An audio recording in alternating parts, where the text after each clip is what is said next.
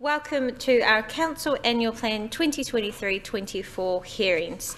I'd like to welcome the members of the public who will be making their formal hearing, their submissions, and also anyone who is tuning in live stream as well.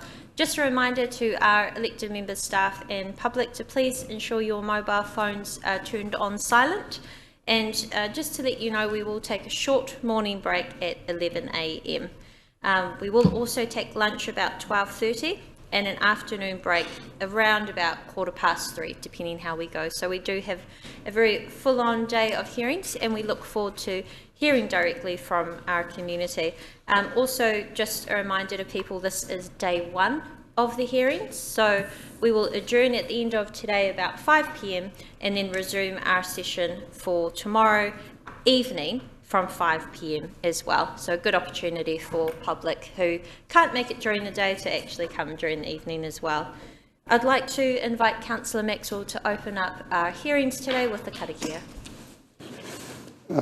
Tuatahi kei te mihi o kia koe te manakura o Rotorua. Fellow councillors, and kia ora, join us for a karakia there, Reynold. He noi tātou.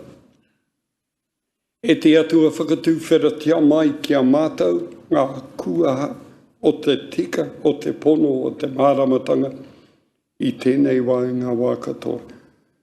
Ko ihu kraiti hoki tō mātou kai whakaora. Amen. May the grace of God and the fellowship of the Holy Spirit be with us now and evermore. Amen. Kia ora koutou. Amen. Kia ora. Thank you, Councillor Maxwell. I ask for any apologies. I do have one apology from Councillor Waru for lateness. Are there any others? May I please have a mover and a seconder to receive that apology? Moved by Councillor Kaifong, seconded by Councillor Barker. All those in favour, please say aye. Aye. Any declarations of interest this morning? Your Worship, just to signal that I am involved with some of the organisations that might be submitting. However, I did declare my conflict in those meetings and have taken no part in putting together their submissions. Thank you very much, Councillor Wang. We'll note that, and there will be no issue with you participating in the hearings. However, when we get to the deliberations, we'll see if there's, and I'm aware that there are other councillors with the many hats that we wear in this community, so thank you very much. Any urgent items not on the agenda? There appear to be none. So we now move to the main event of today, our draft annual plan hearings. I ask for a mover and a seconder to receive the motion, report draft annual plan 23-24 be received. Moved by Councillor Barker, seconded by Councillor Lee. All those in favour to receive this report of the hearings? Any against? Thank you. So I'd like to welcome submitters today. It's fantastic that we have so many people who have submitted not only in writing but also willing to come before us and share their views in person too. So we really appreciate and thank you for your time.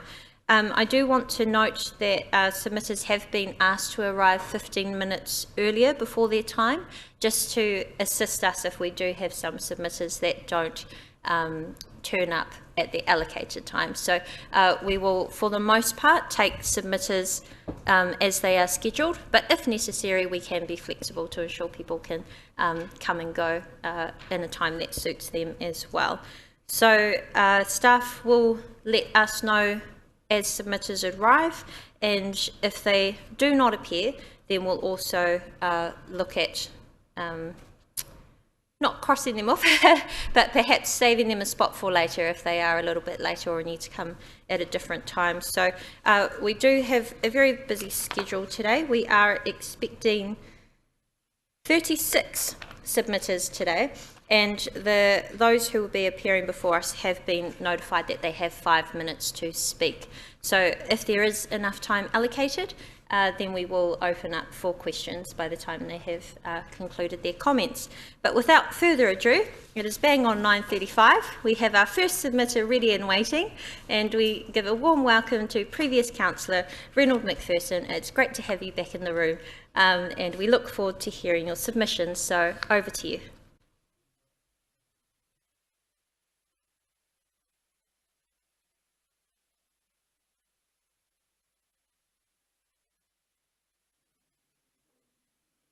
Yes, it's working now. Thank you. Kia ora. Thank you for the welcome, Mayor. Much appreciated. Tēnā koutou katoa. I speak for over 1,000 members, associates and friends of RDRR, so please weigh our views accordingly. We strongly support your decision to modify the original Year 3 plans of the LTP due to significant changes in the internal and external operating environment of Council. The internal operating environment was altered by local elections in October. They shifted priorities towards financial pragmatism, requiring far greater austerity to, quote, stop the spend. The external operating environment has also changed dramatically due to COVID accumulating effects, the government's housing industry impacting our tourism, the high-handed actions from our perspective of its agencies intended to provide more affordable housing, a surge in poverty, especially elder poverty, corrosive inflation, and a still possible recession. But the quality of this draft annual plan is very dependent on the quality of the planning processes used. I want to turn to those first. There were 5 major flaws from our perspective. The use of illegal workshops, no systematic evaluation of the Council's performance against the previous annual plan objectives, no consideration of the Council's strengths, weaknesses, opportunities and threats, and the draft plan was limited to the minimum required in law, and finally, the absence of an OPEX budget. These flaws, in our view, point to a wider imbalance in policy-making powers. Policy-making functions in Council should revert solely to elected members. Policy advisory roles should revert to senior officials, plus interest groups and ratepayers. Policy implementation should stay with officials. Our view is that the 6 DEC should be cut to 1. 4 group managers should be appointed to get greater policy fidelity, public accountability and a learning culture at all levels during implementation. We have no confidence at this stage that these improvements to annual planning processes and related administrative functions will be achieved without an intervention by elected members. Now, regarding the content of this draft annual plan, we strongly recommend that it restart with a statement of values. Those values have internal and external coherence, stress genuine democratic partnerships with all stakeholders and adherence to the law. Currently absent is a research-based model of rates affordability, a debt reduction strategy, contingency plans for a still possible recession and continuing inflation, measurable KPIs for all programs and projects, an OPEX budget that compares proposed commitments to the 2 previous years, because that reveals priorities and trends, and the aims, strategies and costed programs of the 3 CCOs. They must be part of such a package. Hence, the top priorities also need substantial revision.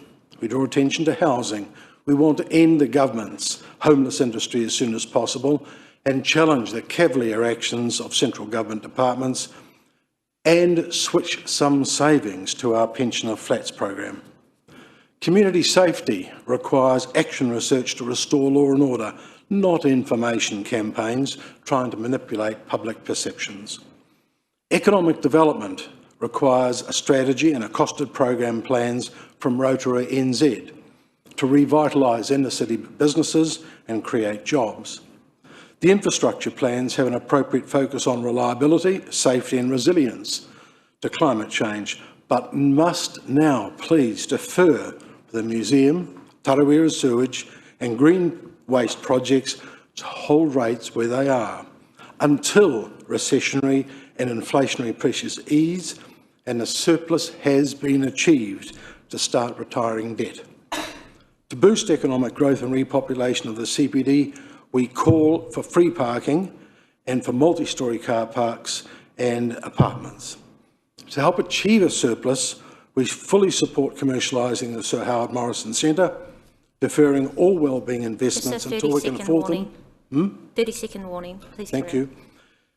And to respond to the revealed budget challenges, we support proposals to increase fees and charges, adopt the stepped refunds, remove the cap on consenting fees, reduce service levels and service quality in certain areas, and pausing all improvement projects.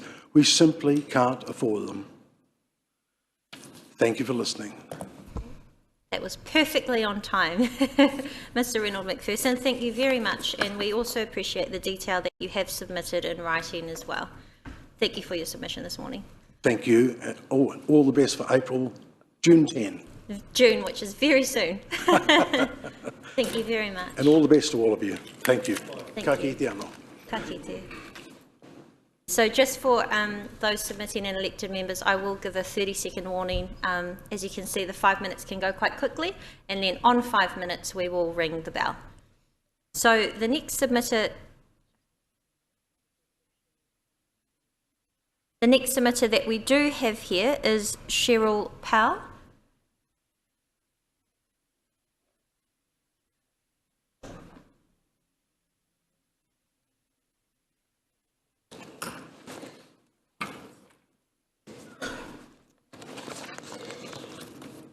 And thank you very much, Cheryl, for coming forward with your submission. We'll give you a moment to get all set up, and then let us know, and we'll let you get started. Do I just press that? It's on now. Oh, okay.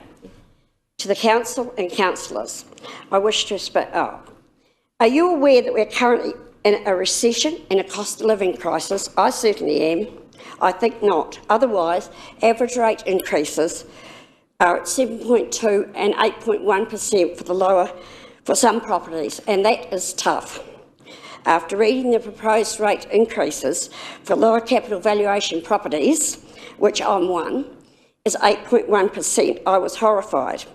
I'm one of these low urban sections with a household in this category, and with a low single income household. Actually, I'm on emergency benefit, which is lower than living alone allowance, because I'm under 65. A Rotorua Lakes Council rate increase of 8.1% would roughly incur an extra $246 a year for me. That means an increase of $61.50 a quarter, including GST. But my income hasn't increased to that. In fact, it's dropped. Over the last 3 years, 2021 to 2023, my rates will have gone up $806 in total, and that is only local council rates. In 2020, our Bay of Plenty and Lakes Regional Council rates were $760 a quarter, ouch, and in 2022, they were $760 without the regional rates. Last year, mine went up by $70 a quarter, which was hard because my income had already dropped by this stage. This puts extreme pressure on some households and will make life difficult for some of them. There's already enough pressure. Through no fault of my own, as I just said, my income has dropped, and this proposed rate increase means that I will require between a sixth and a fifth of my weekly income to be spent on my rates. Kāinga Ora or Housing New Zealand recommend 25% of the total income in rent. I will be forced to pay almost 20% in rates, plus maintenance, plus insurance. This is discriminatory for some of us. I'm sure there are hundreds of households of these households in this town. Investors in the rental market will also find this difficult, and rents will change accordingly. Think what you are doing to some households in your community. Thank you very much, Cheryl. We do have about 2 minutes left if you wanted to take any questions. Yes. Were there any questions for Cheryl this morning? Councillor Patterson. Thank you, Worship, through the Chair.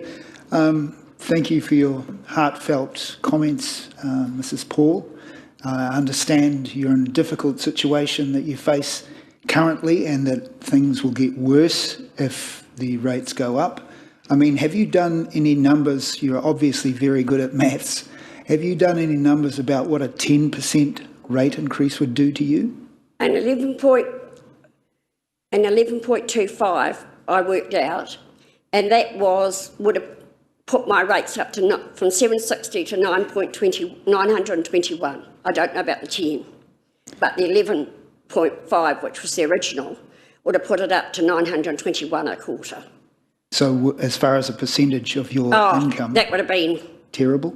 That would have been terrible. It would have been well over 20, well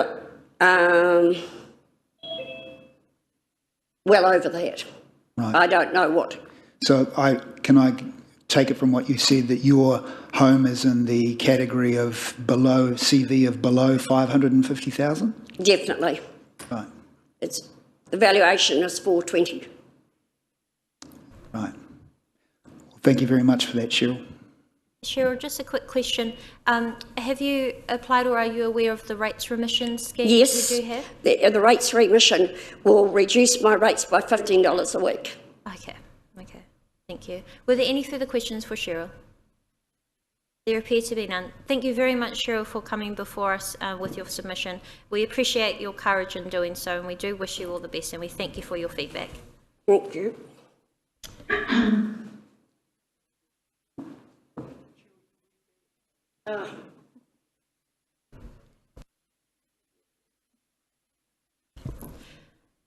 Well, we are now going to go to Zoom land, which we have Helen English joining us by Zoom. Helen, we'll take your submission just slightly earlier if that's okay with you. Yeah, that's cool. Fantastic. Now, you have 5 minutes. If need be, I'll give you a quick warning when you have 30 seconds left, and you will hear a bell if you do go over 5 minutes. Any time that's spare, we can open up for any questions for you, but over to you for your submission. Thank you. Hi, everybody.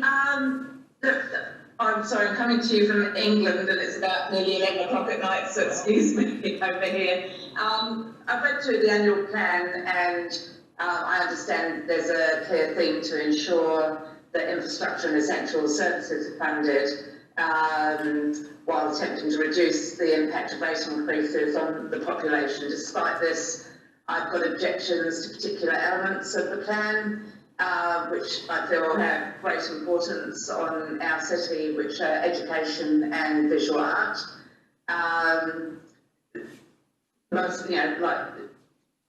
Largely because Rotorua is a major cultural centre, which is known for its heritage and arts. The first part of that's about education, and cutting the arts and cultural education from the budget and expecting the Ministry of Education to do the same job, which appears from what I've read to be without a lengthier period of consultation and a look at the transition to something that could work like that. So that's my main objection to do with that is that if that's going to be done in order to have less impact on the finances in the city, then I think that needs to be done over a longer period of time, of maybe a year. The second area is the arts, which for me feels odd in that new art, be that sculpture, murals or other art, are a visual record of our time, draws people to where it is and is central to the enjoyment of our surroundings. And these things are kind of the draw cards when a visitor decides to either make their journey home after a sports or other event. And in terms of inner city revitalisation, I feel that it's not just about service and safety, it's also about aesthetics. So they're the main points of my discussions. I welcome any questions. I think my overall thought is that I know that each of these things is that are looking to be cut back are a small part of the increase, but even looking at somebody who pays $50 rates per week, which is on the good middle side of people, of the rateable amounts in Rotorua, that's a $2.38 per week difference between the two sets of increases, between 7.2% versus 11.95%. Yeah. So that's the end of my part. Thank you very much, Helen. We do have 2 more minutes if there are any questions. Okay, those are my points, but if anybody has any questions or wants to ask me anything about what I've said. Thank you, Helen. We do have a question from Councillor Robert Lee. Well, good morning, Helen, or is it good evening? good morning. Good evening. What part of England are you in? Just, I've got your submission here, and you talk about the art and culture funding being vital to the heart and soul of a city. Now, you're an artist, are you not? I am. Yeah, this one concerns me a little bit as well. Is this the proposal that concerns Mark Spikerbos, who's an employee in the... Yes. Are you familiar with Mark's work? Mark Spikerbos's work? What could you tell us about that? So sorry. So you want to know what I think about his work? Yeah, if you're familiar with his work in the context of what his position is on the line, I believe, with this proposal. Oh, okay, yeah. So, I mean, Mark obviously has had a massive history with Rotorua, and he actually started doing the power boxes, painting those around the city just off his own back kind of thing, but with permission, obviously, and has made a massive contribution to arts in Rotorua. And in terms of what he's brought to not just involving artists in creating something within our environment, also the way that he interacts with communities in Rotorua wider area. I think that sort of letting him go would actually be a mass loss to this city. I come to you as an artist, so obviously my thoughts are kind of from my side of that, and have been involved in some of the arts within the city, but it sort of goes wider than that for me. Even if I was never going to be involved in the arts again in Rotorua, I think that having somebody who cares so much about the city in general, as well as in terms of Thank you, Helen. Sorry, that is time. So to be fair, we'll stick to time for everybody, but we thank you very much for your submission, and also being open to answering the questions. We appreciate the great work that you have done here locally with your art as well. So thank you for taking the time to zoom in while you're in England to share your feedback. So that is fine. Thank you very much, Helen. Take care. Cheers, Tony. Bye. Bye.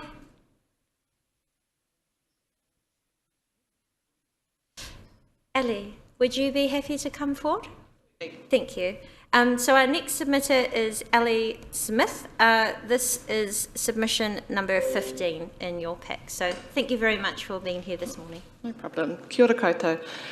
Firstly, thank you for the opportunity to speak on the annual plan. I would like to start by saying that I thoroughly understand Council's chosen mandate to reduce rates as much as possible. We are living through a very tough cost of living crisis, and it is commendable that you are working to reduce that expense for your communities.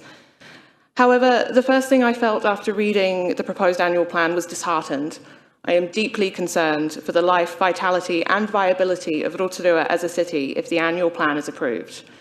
I find the plan and budget will take Rotorua backwards, back to small town New Zealand. It has no ambition and frankly, no joy. It is seen globally that cities thrive both economically and in well-being statistics when arts, culture and creativity are prioritised. The sign of a great city is the strength of its cultural life. In the annual plan, you state that the Rotorua community has invested significantly into the development of the Sir Howard Morrison Centre as a performing arts centre. But the proposed change is to commercialise the centre and have it create an extra $200,000 in revenue. This change of direction came less than 2 months after the opening, hardly giving the centre a chance to develop the performing arts community and audiences which are so rich here in Rotorua. I wonder if Council has thought through the repercussions of the funders and sponsors who generously gave so that Rotorua would have a space for the performing arts. 15% of Rotorua's population has already utilised the Sir Howard Morrison Centre, with 70% of their bookings being for local performing arts, local content made by local creatives. It is unclear in the annual plan where the figure of $200,000 comes from and what exactly you mean by commercialising the centre. Does this mean giving priority to business and private events where you risk alienating local stakeholders and national and international promoters? Furthermore, you are asking an already under-resourced team to deliver more with less. With 9 roles planned to be cut across the arts and culture team who give wider support to the Sir Howard Morrison team, it's hard to fathom how you expect this to happen. Bay Court Theatre in Tauranga has a business plan that gives priority to the performing arts over other events. It is a second home to performing artists in the region, whilst also giving Tauranga audiences the chance to experience spectacular national and international acts. And it has just celebrated its 40th anniversary. Please give the centre and its highly specialised team the chance to show you what an asset a theatre is for a city. Last month, the Tauranga City Council Commissioners agreed to establish a bold new public art framework, which includes establishing a percent for art funding mechanism, a proven global model that has seen great success overseas and in Rotorua. Rotorua was leading the public art charge in Aotearoa, and if this plan goes through, that will no longer be the case. Public art is essential to a thriving community. It increases cultural richness, enhances public spaces, increases well-being, and gives communities a strong sense of connection and identity. An expression of creativity in the public realm, it is a free, accessible gallery for anyone. Public art also contributes to a local economy by hiring local creatives, fabricators, and suppliers, and by contributing to a place's reputation as a tourist destination. I find the plan to stop all new commissions short-sighted, and I would love to see this council embrace the opportunities that public art can bring. The education programme at the museum should also not be put at risk by relying on the Ministry of Education to fund the programme in its entirety. It is currently one of the few ways our community has a tangible opportunity to interact with the museum collection. Ministry of Education funding for museums and galleries is hotly contested throughout the Motu, and it is a testament to your talented, dedicated team at the museum that the programme is even partially funded. Whilst you state in the plan that Council's view is that education should be the responsibility of the Ministry, it is my view that when it comes to having tamariki learning about Rotorua's history, Council should be proud to have their part in that. I do not see how any of what I just mentioned, as well as cutting community grants funding, achieves any of your stated priorities of enabling and attracting smart investment, confidence and a vibrant reputation, world-class tourism destination, revitalise inner city and enhance community well-being for all. The OECD, of which Aotearoa is a member, released a study on the importance of arts and culture in cities and came to the conclusion that culture and creativity transform local economies in various ways. They increase the attractiveness of places as destinations to live, visit, and invest in. Please stop seeing arts and culture and creativity as expendable expenses. They are investments into the well-being of your communities and to a thriving local economy and future. Thank you very much for your time. Thank you very much, Ellie. We've got time for one question if there is one. No, I think you've been very succinct. Thank you very much for taking the time. We really appreciate your feedback.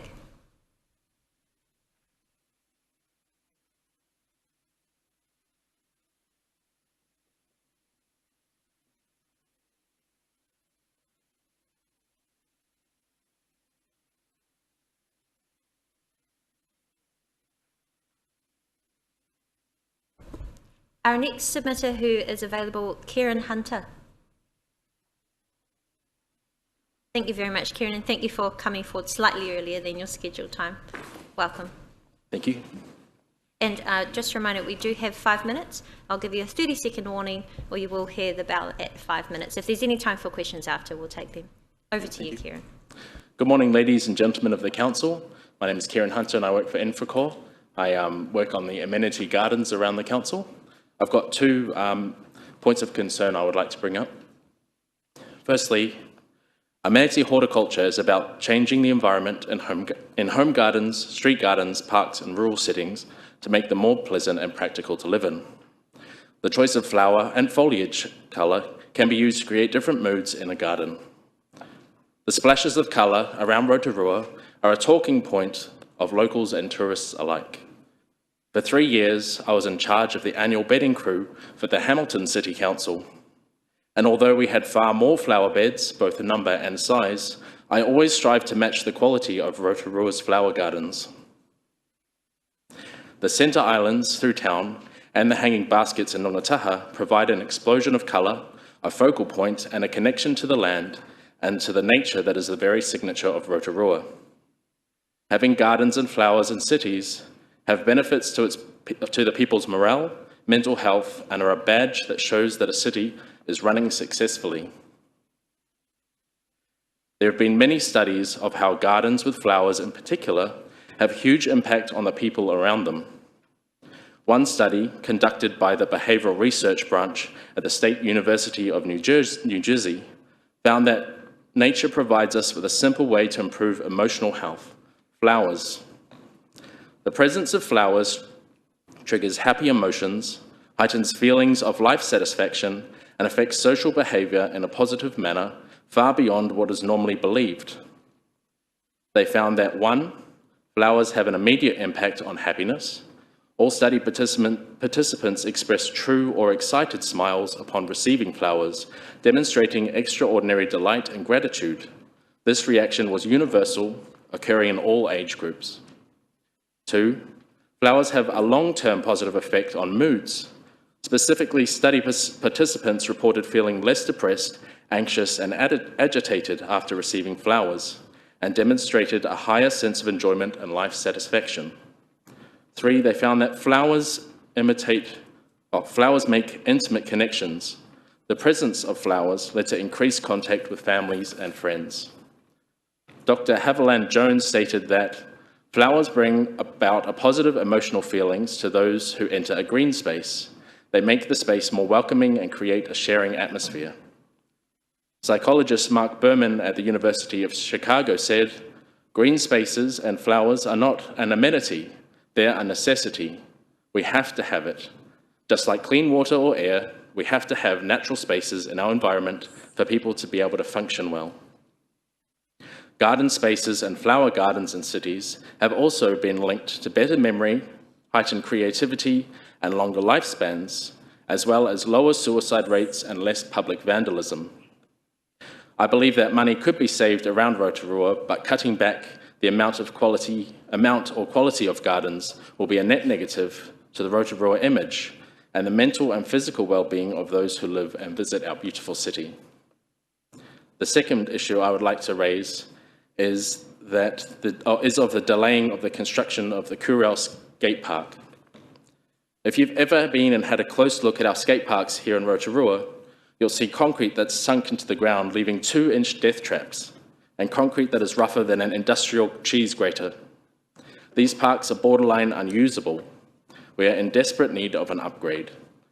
Both the Opotiki and Gisborne Council have installed world-class skate parks in the last 2 years, and I can tell you from experience that these parks are used by hundreds of people, young and old, every week, and get visitors from all over New Zealand.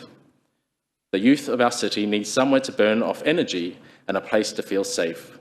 What we have at the moment provides neither. There are some young, amazing skateboarders here in Rotorua, competition-winning kids.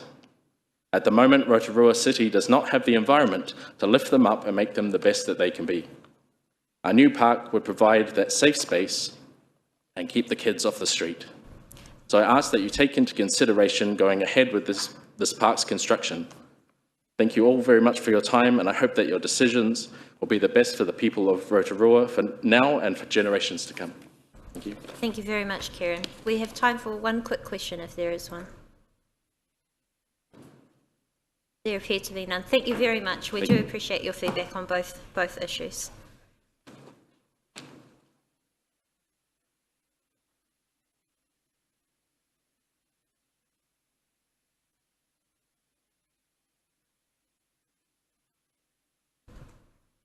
John Pakes.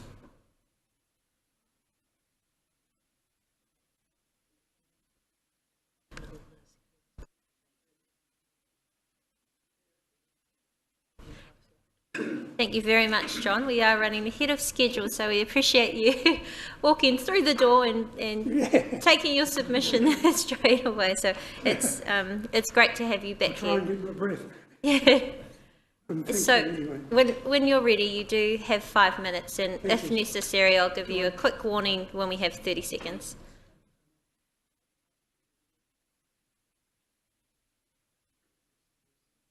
Boom, all the way. Okay, Thank good you, morning, John. councillors. Here we go. Elections are won and lost on issues. Your own elections of this council is no exception. For 6 years, more than one of you endeavoured to destroy the reputation of our city with misleading information such as mountain bikes being about to invade cemetery, the crime that would ensue from the sale of 0.6% of our reserves, and lately something called Stop the Spend. So be it, it worked, and here you are. But only now are the public of this city being able to understand what the latest electioneering slogan, Stop the Spend, really means. Never would your people have imagined that Stop the Spend would mean cuts almost exclusively from what you, this council, calls community well-being. May I remind you that you're not here to run a business. What you are here to do is to look after people. In effect, you are running a social welfare department. You are here to look after the health and mental well-being of your city. A great city exists because of its intellectual, cultural, beauty and artistic environment. Water pipes and roads are only the conduits that help to make those things happen and that allow a city to flourish. Yet some of you do appear to be tied to the words core services. You are about to make cuts that will threaten to turn our vibrant city into an arts, culture and education wasteland. So let's look at some of the cuts. City beautification. Every year you spend millions to look after our city. And to help reduce those millions by the princely sum of $184,000, you have chosen to rip out our beautiful annual gardens and hanging baskets, claiming that, and I quote, these could be removed or replaced with less expensive items.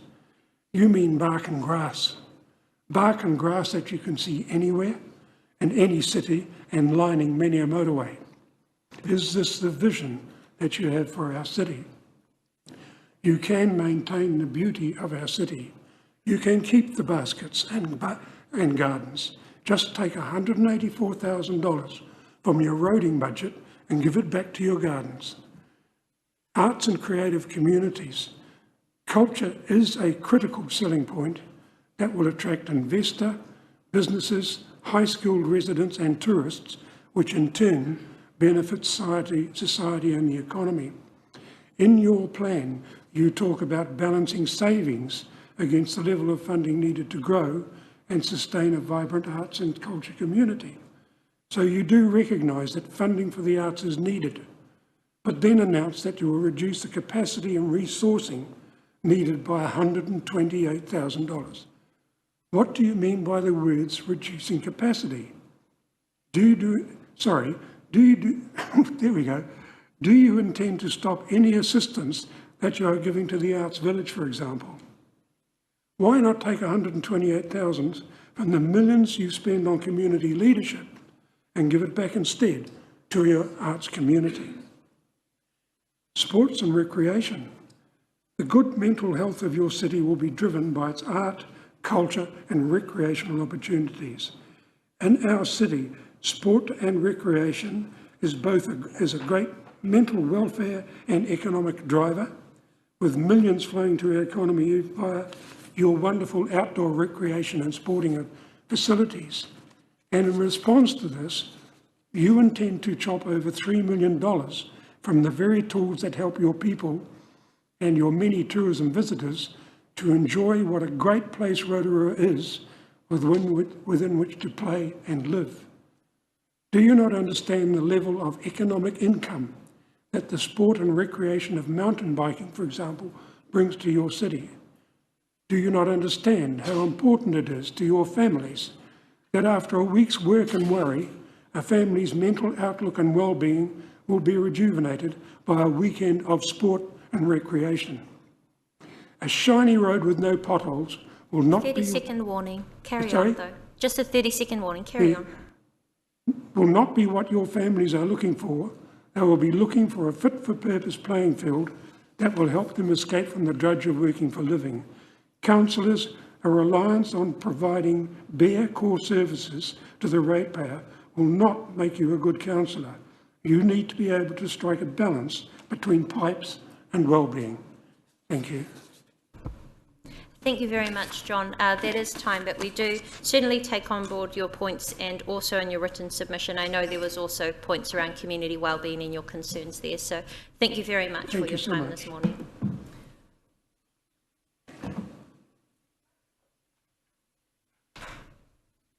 Rod Milne.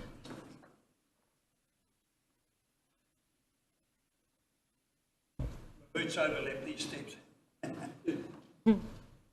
There's steps you've walked down a few times now, so we welcome you back to the table. Good morning, all. Thank you for coming. I'm Rod early. Milne. My name and my father's name have been on the rating list since 57. He had a ballot farm out there, Major Vic Milne, a veteran of casino in Italy, one of Freiburg's top officers. And I've got no time to go through a lot of the other stuff's been going on, obviously, but... Sorry, well, just want to double check your mic's on. Is it looking green? No, only because there are live streams as well. It's okay, we've got to start. Did you say green? Yeah. It's on. Yep. Can you hear me? Yep. Good one. Yep. Go for it. Carry on. Yeah, I don't sit. Yeah, I can't get my knees under it anyway. First of all, I'd like to congratulate Councillor Barker and the Mary Ward guys. 2014, I made submissions at that stupid Te Arawa thing that was going on, and I suggested, or in my submission, 3 Mary wards and 1 rural ward, but we never got it. Ignored. I had the rednecks on one side of me and the Te Arawa people on the other. Lucky I'm big enough to look after myself. And I've got a grandson, he's a Ngaitahu from South Island. He's in Auckland now, got a degree. Yeah. So, and I know the area here. I've tramped it over 30 years. Every inch of the district. All the old Maori parasites, been there, done that. In the bush, had a look at everything. And now I walk, I don't drive now, I gave up my life, couldn't be bothered with it. I'm 83, and I've got a lot of information up here. I'm not a know-all, but I know things, and anyone wants to ring me and ask me about something, they can. You're going to have problems with the rubbish dump out there. It's on a fault line, the Hora fault line. You've got a huge problem down at the lakefront. I was submitted against that, and so did Peter Bentley. And it's a ridiculous, you've got that water table coming up now. It's going to come right through there, slowly. It's going to be problems, I tell you. There's a girl down there with this thing picking up rubbish all the time now. I had a yarn to her one day. In the weeds and all that. It used to be a digger in there, get it out, you know, but no one's got any common sense nowadays. And I also managed a big company development project in Taupo years ago, an Auckland businessman, a big farm in the late 60s. Yeah, big deal, you know. So I know what I'm saying, but I see things. I was a farmer and I contracted for the council for 10 years with all your fire control work with my tractors. I started the business here. We also had 2 cafes in town, my late wife and my late daughter. Successful ones in the 90s, you know. I wouldn't open one now. Councillor Brown's got some good ones. But, yeah, but it's these CCOs I spoke out of, they're not working. They're not working in Auckland. I've got 2 daughters in Auckland, expensive houses, their rates are way up here. And these CCOs are bad news here, you don't need them. And everyone's ducking and diving in this trucks here and this trucks there, but they're not coordinating together. Believe you me, I know what I'm talking about. And it's the reason we bought in Linmore, by the way, was that was in the county. No one wanted to come into the city here. And then John Kenny I was involved in getting him elected as the mayor. And I was in the National Party, but then out there, but we never used that. I was on the fence and Federated Farmers, that is, and we used to be sort of, you know how they were. You're well respected by them too. And yeah, I'm not involved in any of that now. I'm not political. I wouldn't know who. I never knew who John Kenny voted for. I never knew who Graham voted for. I never knew who Kevin voted for. And I was involved with the first two. Now I know what the last two are, and it's wrong. We don't want that. We don't want that ignored. There was a little agenda going on. What the hell is that thing? Just a 30-second warning. Carry on. So, I mean, I'm not giving you a rev up, but I've been around, and these hands, I've hardly ever sat in an office. The only tie I've ever worn was holding my trousers up, so. But, a lot of my mates are dead now, but it's a good district, and I'm glad that this, by the way, I'll just hold this up. That is the map, it's overlaid on the Electricity Trust one.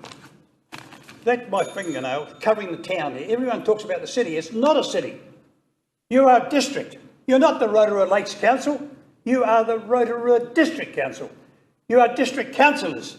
John Keeney, when they put the two together, he promised us that that would not happen. 100 people were in a meeting out at Linmore. God, you should have heard it. Thank you very much. We appreciate your submission. We certainly take on board your points. Get these things out to let people know where you are. Put a map up. I've often said that. Okay, got maps here, everything. We appreciate your consistency with the district. Oh, by the way, my grandmother's brother was H.R. Butcher. He owned all the land at Rotorua from 1880 to 1938. The government bought it. That's where all those farms are now, out there. He donated the pool to the district. Butcher Pool. And my father Thank you very much, Rod. We have to respect the 5-minute time. You never give us enough time. No, but you certainly that's the made history your of the point. district in a thumbnail, But, Thank you very much, Rod. I'm available. Anyone wants to ring me? And I'll show them. Come out for a walk with me in the Waka Forest. I still walk, still tramp. Not quite as good as I was, but okay. Thank you. Thank you.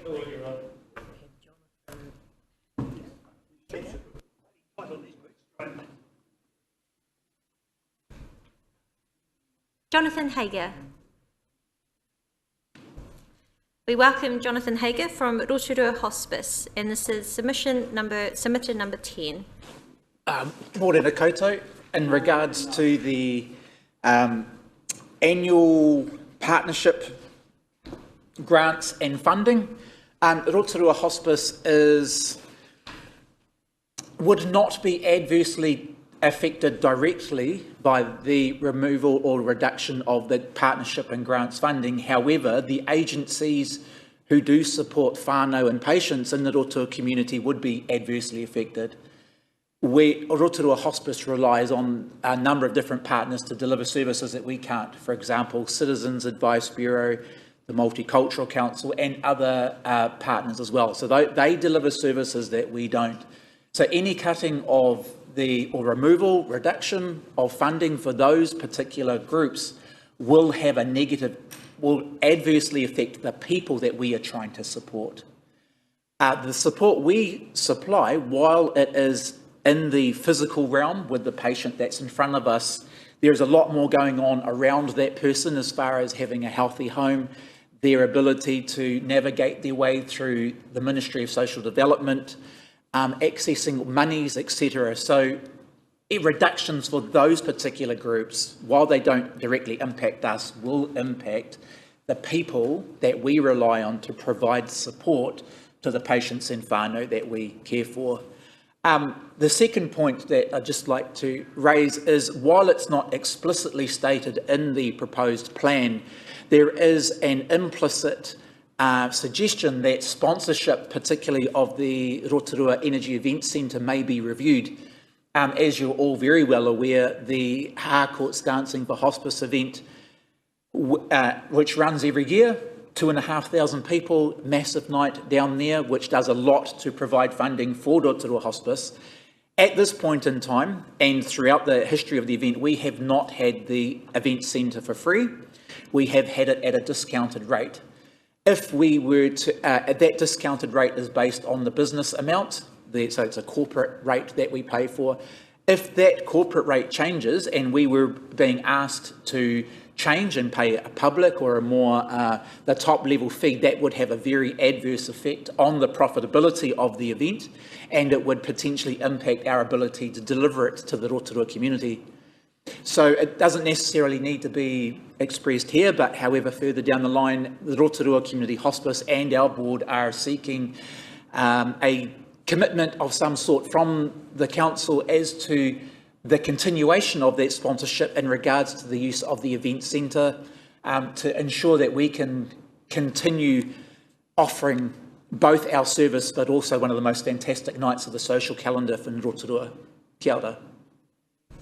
Kia ora, and it certainly is, isn't it? We do have time for any questions, if there are any. Yes, Councillor Patterson. Thank you, Your Worship. Thank you, Jonathan. Just drilling down on your comment about the Rotorua Energy Event Centre and the potential concern you have with possible price increases. Would you see it would be of benefit to have criteria that determine whether an event is community-minded or community-focused versus corporate, business, conference type of events? Yes, I think that would be a very good framework to put in place. Thank you. Thank you. Councillor Wang. Thank you, Your Worship. Thank you, Jonathan. With your previous point around the community funding, do you believe that having the local TLA, like the local council support, contributes to you being able to go out to other funders and having, I guess, the council backing, or not just to you, but to many other organisations within our community? I think it is very important, particularly for the other groups that we do work with. So the actual dollar amount that Rotorua Hospice has been receiving from the council as far as a partnership dollar, we appreciate every dollar that comes in. However, for us, it's not crucial if we were to lose that. However, for our other partners that we work with, for them, it does make a huge difference, particularly, and for them with their ability to communicate and demonstrate that they have the support of the community. So having the council's support when they're making grant funding applications is hugely important.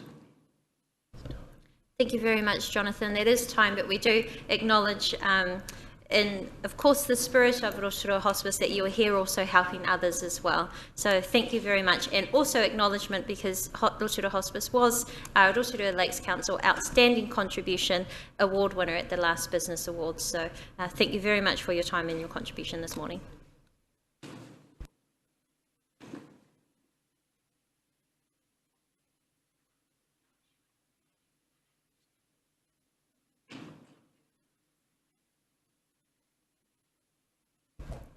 I'd like to welcome Chris Staines to the table, please.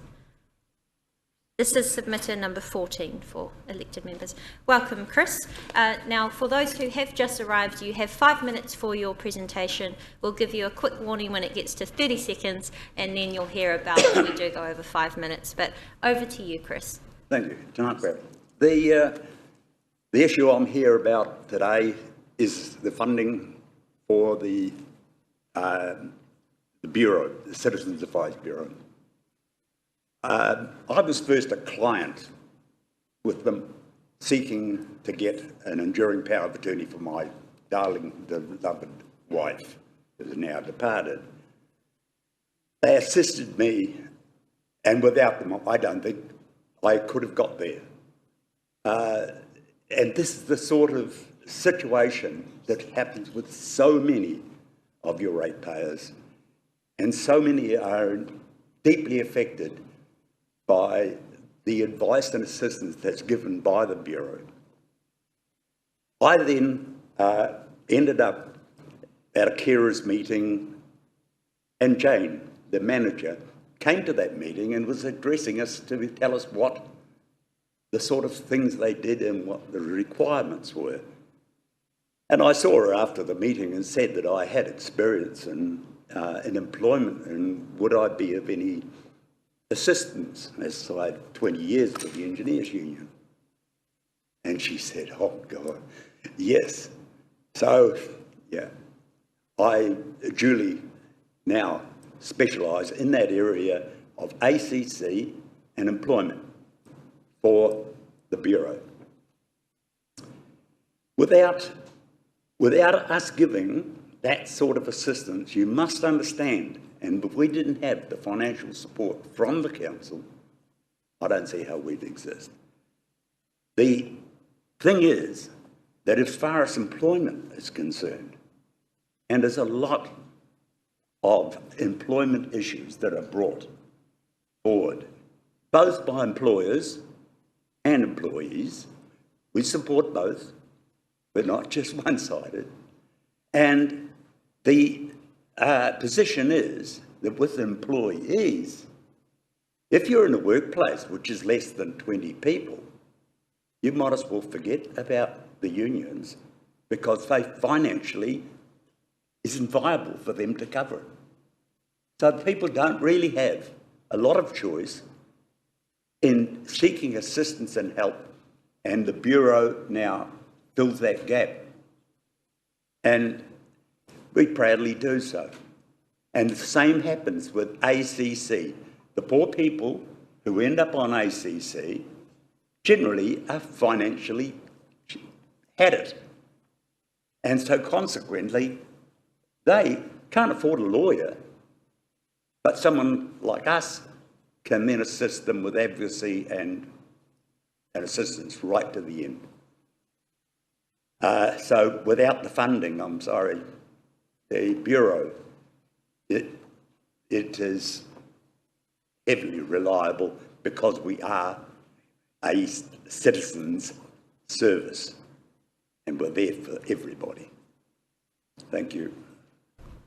Thank you very much, Chris. We do have time for quick questions if there are any. I do note in your submission that you specifically mentioned the operational costs of COB. Is the council funding in particular important to that? Because I appreciate that other funders perhaps don't fund operational costs, such as rent and power. Yes, most definitely, but I believe there's other people making submissions and they're from now on the management committee, which I used to be on, but I'm not now. And I would prefer them to answer the financial sort of situation. Yes, thank you. Are there any further questions? Perhaps one final question from Councillor Lee.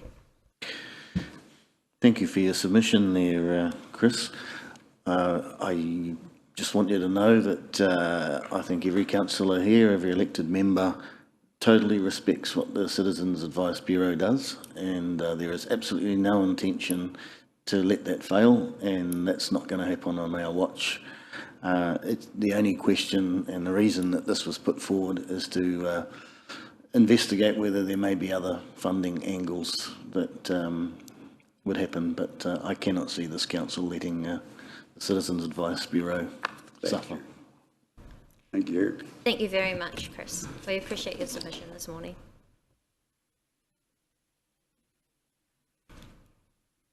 I'd like to now welcome Nikki Erie. And this is submission number 11 for elected members.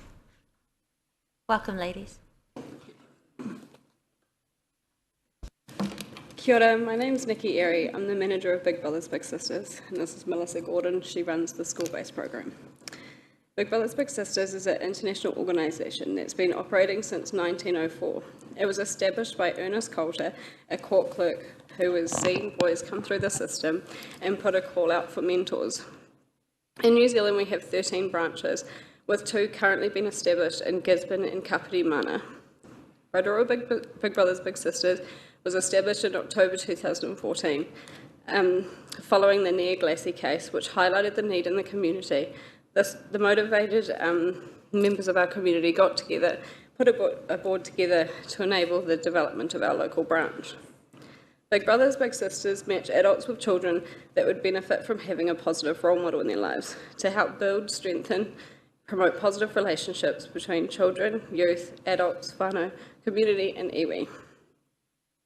Child psychologists have confirmed that 18 months of mentoring a child can have a positive impact on that person's life. We have numerous examples of children that have been mentored for years here in Rotorua, making a positive impact on the child and forming strong relationships. Former Children's Commissioner Judge Bearcroft recently highlighted that the group most impacted by New Zealand current poverty statistics are children aged between 0 and 17. This ongoing duress leads to compounding negative social behaviours and the intensifying of family harm and offending. Rotorua Lakes Council has supported us from the very beginning, providing funding and allowing Rotorua Lakes Council staff to mentor during work hours in both of our school and community-based programs. We signed an MOU with Council in 2019, and a number of these relationships are still ongoing to this day. The cuts to community funding means a lot of our council mentors can potentially lose their jobs or change jobs, which also means the matches may come to an end unless the next job they go to allows mentoring. Our school-based program is present in 12 schools in the Rotorua area. These schools have a MOU with Big Brothers Big Sisters as well and allow mentors to visit tamariki in schools. Cutting funding will have a detrimental effect on tamariki in our community. The last 2 months we've been turned down from 3 of our usual funders, so losing this as well is a huge loss for us. We're not government or iwi funded. We rely solely on in-kind donations, community funding and gaming trusts. We currently employ 3 full-time staff that are responsible for recruiting, training, matching, supervising and supporting whānau and working alongside wraparound services. We work within the Rotorua Police Station and have a good partnership with them. This helps us support our vulnerable whānau. Since we've been operating, we've served close to 200 matches in Rotorua, many of which are still operating. Our goal this year is to have 105 current operating matches. The Rotorua Lakes Council Sustainable Living Strategy talks about the need for tamariki living in deprivation to have access to activities, services and experiences that enhance health and wellbeing and can have life-changing implications into adulthood. This is what Big Brothers Big Sisters can and does provide. A positive pathway forward to help form strong positive relationships that express care, promote health and expand possibilities. A lot of the tamariki we mentor come from deprived background where a father or mother may be in prison, come from a broken home, live with grandparents or simply just don't see much of an adult role model at all. It's topical at the moment that the number of youth that fall into the youth criminal justice system. A lot of these youth don't have good mentors in their lives, which results in them making bad choices. The impact to a youth to go through the justice system can result in lost schooling, social and personal impact, loss of earnings to parents, and the cost of the victims of the crime. Further offending can result in an eventual prison term, the financial cost of which is $150,000 to house a prisoner per year. The Boston Consulting Group found in 2013 that every $1 invested into Big Brothers Big Sisters mentoring has an $18 social return on investment, or $23 for families in financial hardship, which many of our families are. Just 30-second warning, carry on. We have young people on our program who are the first in their whānau to not end up in the youth justice system, or first in their whānau to want to be a police officer instead of a gang prospect. We had a little boy recently whose dad's high up in a gang locally. His son was matched with a police mentor. His dad didn't want him to live a life of crime like his brothers and the rest of the whānau. Mentored boys are 2 times less likely to fight, bully, lie, cheat and steal. There's evidence every day that Big Brothers Big Sisters makes a direct, measurable, lasting difference to the tamariki on the program. Funding from Rotorua Lakes Council will assist in alleviating those costs, as well as the social costs to the Rotorua community. The wellbeing aims... Maybe just wrap up. Okay, there's just 2 more bits. The wellbeing aims Rotorua Lakes Council subscribe to include social, economic, environmental and cultural wellbeings for the community. With regard to the cultural wellbeing, we mentor approximately 70% Māori children. Mentors chosen ideally from a similar ethnic background or have the ability to enhance and promote the tamariki's culture.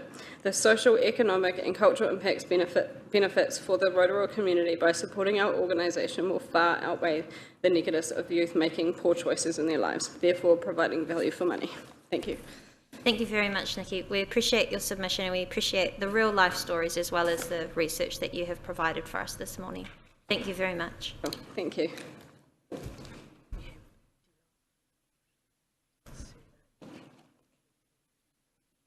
Our next submitter is Delight Gartley.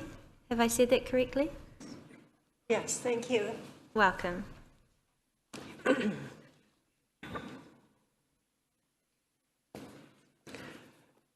Kia ora koutou.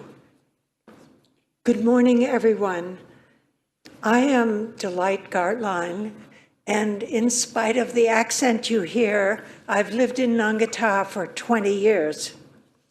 I appreciate your efforts to keep our rates from climbing out of reach, but I strongly disagree with some of your proposals. My concern this morning is how to make Rotorua the most beautiful and livable city in New Zealand. We must keep our incredibly amazing flower beds along the streets, in the medians, and the flower boxes along the footpaths, and the hanging baskets in Ngātaha. We need to be a world-class destination. The gardeners and designers at Infracore are world-class. They create and care for inspired combinations of flowers and bulbs and shrubs throughout the year. The gardens are a joy for us who live here, and obviously for all the tourists that photograph them. The flowers make it a pleasure to walk around in the CBD, something colorful and fragrant on almost every block. Please do not cut the budget for the Infracore Nursery and Gardens. Many talented gardeners and designers would be laid off and might very well go elsewhere. All the flower beds with soil that has been carefully nurtured and composted over the years should not be planted with shrubs or sedges. That's fine along Tanai Road and Lake Road when almost everyone is driving. But it's a different experience when you're walking around in the CBD and have time to appreciate the plantings. Once the flower beds are planted with shrubs, we will never get them back for flowers. Rotorua won the Most Beautiful City Award 6 times between 1999 and 2010. But since then, as far as I know, no one has made an application to the Keep New Zealand Beautiful organization. I urge you to rejoin this organization for a small sum of $690 a year. Why not take advantage of the publicity this organization offers and acknowledge our incredible gardeners? In 2021, it was Whakatane that won the Supreme Award, and awards also went to Taupo and Hastings. Our flower beds have always been more attractive than anything I've seen in those towns. And the same goes for the hanging baskets in Ngātaha, baskets which are owned by the village, but beautifully planted by Infracore. The baskets make Ngātaha a destination, and that is especially important these days when a 300-house development is planned for Ngātaha. Ngātaha is a gateway to the city. Further, you must not reduce the frequency of mowing our parks, reserves, and medians. To be a tourist destination, our whole area needs to look clean, be tidy, and well looked after. It's not only flowers that make Rotorua an attractive place to live, but incredibly important services like the Citizens Advice Bureau, where friends of mine work and where my late husband volunteered. I have heard many stories of the kinds of questions clients ask and the sorts of people who need help and have no other place to turn for informed, reliable, and unbiased help. Just a 30-second Please do warning. not cut any funding to the CAB now or in the future. It is an essential service. Thank you for your attention. Thank you very much, Delight. That's bang on time, so we won't have any time for questions, but we really appreciate your submission on those key points. Thank you. Thank you.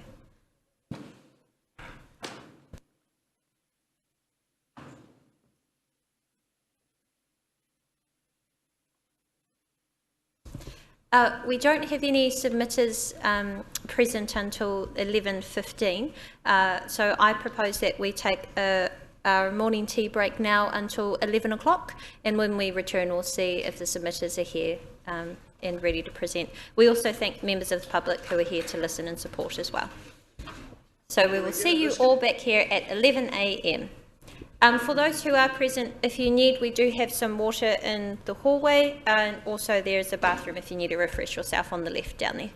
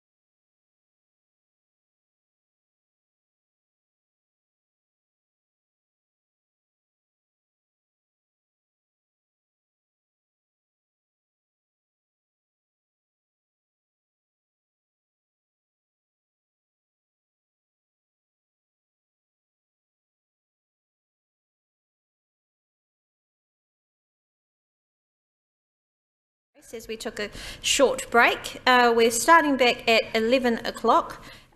We have our submitters here waiting to submit, and we will take Kenny Brake, Jeremy, Ingrid Sinman, and then Yvonne Timmer. So now I'd like to welcome Kenny Brake to the table, please. And just a reminder for all of the submitters that we do give you 5 minutes. If you have 30 seconds left, I'll give you a polite warning so you can wrap up, and then you will hear the bell at 5 minutes. If there's any time left over, thank you, then we'll open up for any questions. But over to you, Kenny. Thank you.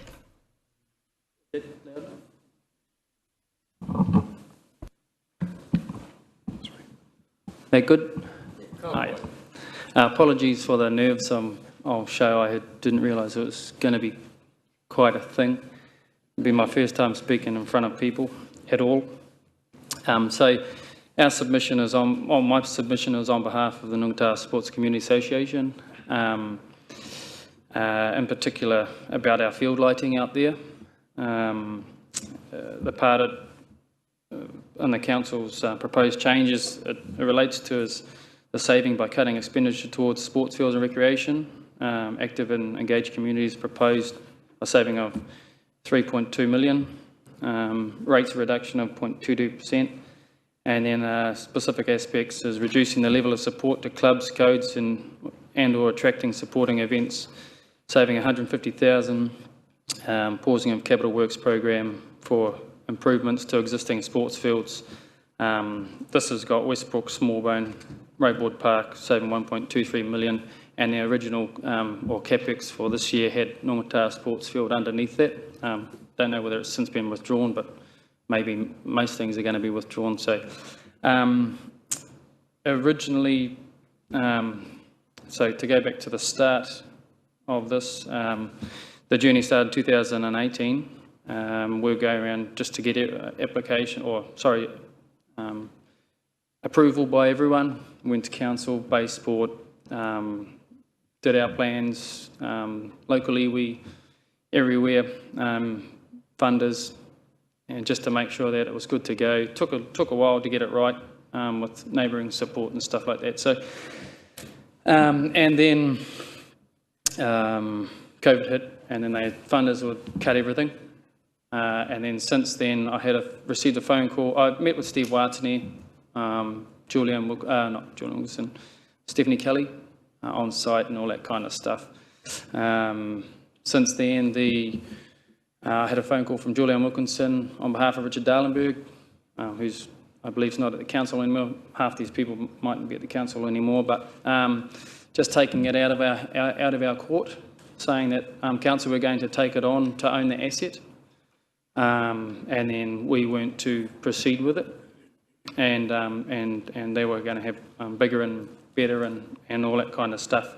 Definitely not at the end of 2022, but at the end of 2023 season to be erected and going for 2024 start of play. And just when this came out, we kind of thought, well, that's possibly us in that, which makes sense because we're a club and that's what it's all about. How and which it all goes about, I've got everything written, and I don't think we could attach it to our submission, but I've got it all here about the process. But yeah, whether it's still on the table, how and which it, whether it's still on the table, there's three options. Council still carry on with it, which would be amazing to us, but if that's not the kaupapa, well then option 2 would be the other one there was a promise of $40,000 contribution, and then we pick up the rest, go to funders. Or the third one is let us have a crack ourselves, and we'll do it, and then all of them have a MOU for a buyback later by council should they want to own the asset. It just means that we can get all of our netballers, basketballers, I know it's a rugby field, but they all wish to do aerobic running, and our rugby field has sufficient lights, as where our lights are the poorest in the town, effectively. So yeah, it's been a long journey, and it kind of got taken from us, which was cool. But yeah, we just don't know where we lie at the moment, how it works, and yeah, we're kind of in the court Yeah, up to you guys.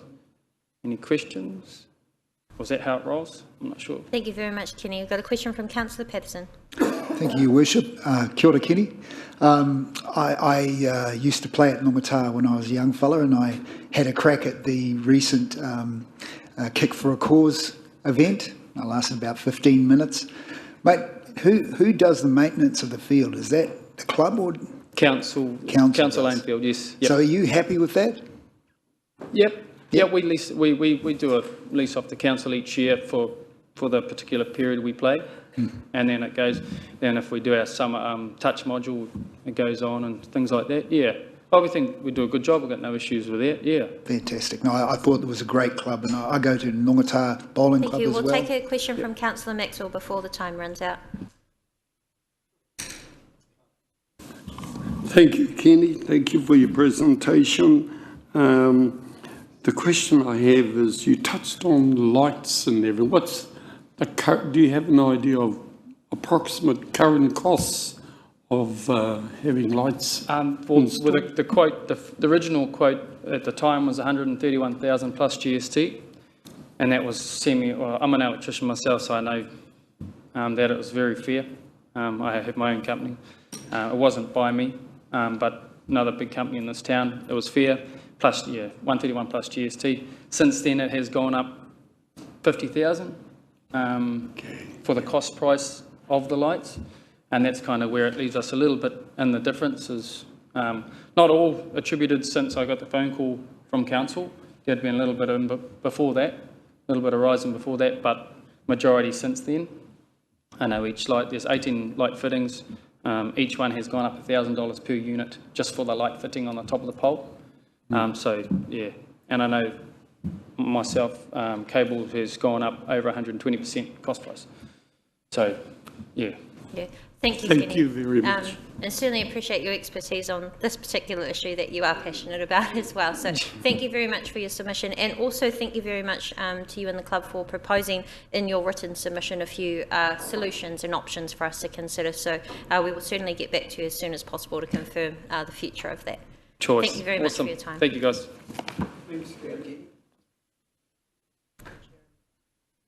Our next submitter is Jeremy.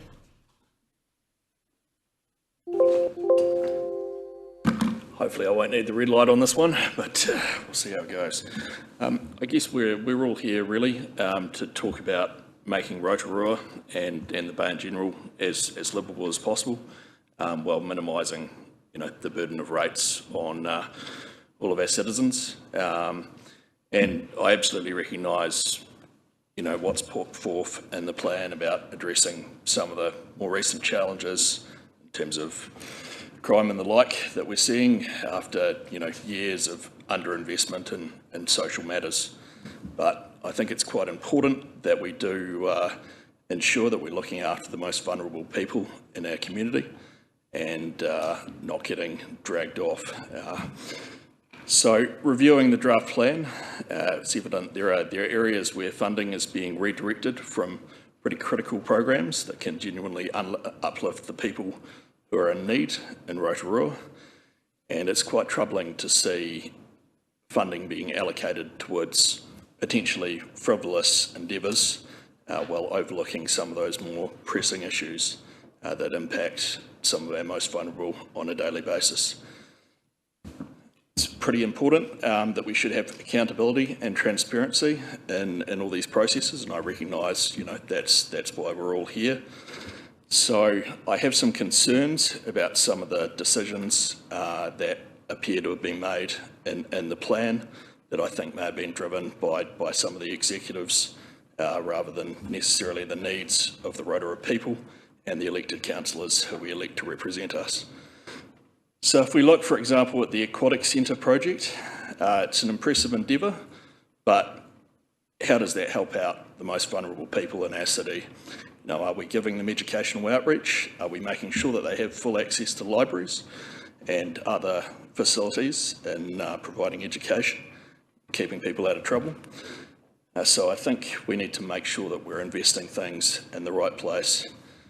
So I've personally seen a lot of cases where Some decisions seem to have been made without proper consultation with residents affected by those projects. So in my particular case, Corral Street, which I regularly walk to work down, was closed off with supposedly temporary gates, which is limited access for both local people who live around me and visitors coming from around Rotorua and around the country and the world, to some of the most, to the extent that anything's completely natural, some of the nicest, most natural places in Corral Park. So this decision seems to have been made without much public input before the closure, and there's been no real opportunity to provide any feedback after the closure. So I'm quite interested to know when that may happen. There's been tens of thousands of dollars spent on putting up gates with seemingly no actual benefit. All it's done is meant that some of the antisocial driving that did occur down that road has been redirected onto more highly populated residential streets, which is pretty troubling. I was nearly run over just the other day, which I didn't really appreciate, walking down a road adjacent to Corral Street. So I think in terms of where things are being proposed, the elected councillors need to make sure that they're providing sufficient oversight and ensuring that people's needs are taken into account. So at a time that we're cutting back on social programs, it's also being proposed that speed limits should be arbitrarily reduced across Rotorua without a scientific basis to this. I looked at that speed limit reduction proposal. Things like the walkability distances being used were out of line with what I've seen in international town planning estimates, much larger, justifying a reduction of speed limits across the way. 30-second warning, carry on. Fantastic. And also some of the estimates that were proposed around the extent to which travel times would be extended were seemingly not well based in fact, so they didn't take increased time through intersections, for example, into account. I think we have issues to deal with, but we should make sure that we're not wasting money on unimportant changes that only benefit contractors rather than most vulnerable people. Cheers. Thank you very much, Jeremy. We appreciate your well-balanced submission on what we're not doing so right, but also what we could do better. Thank you very much for your time this morning. Our next submitter is Ingrid Simon. Apologies, I have a little typo. Welcome, Ingrid Simon.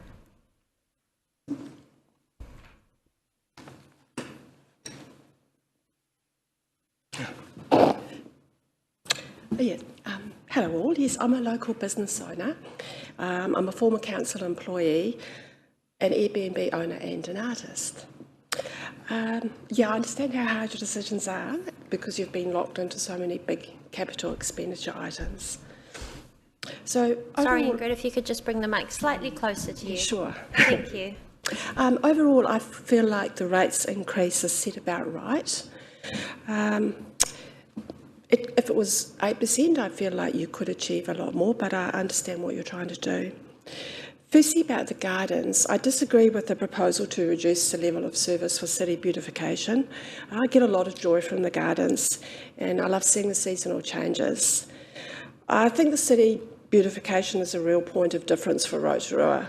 New Zealanders know that we are a low-income city and we've got a high proportion of socially deprived areas.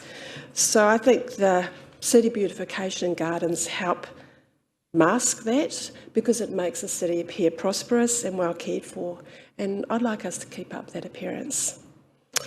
And I think it's really important to keep up the standards for weeding.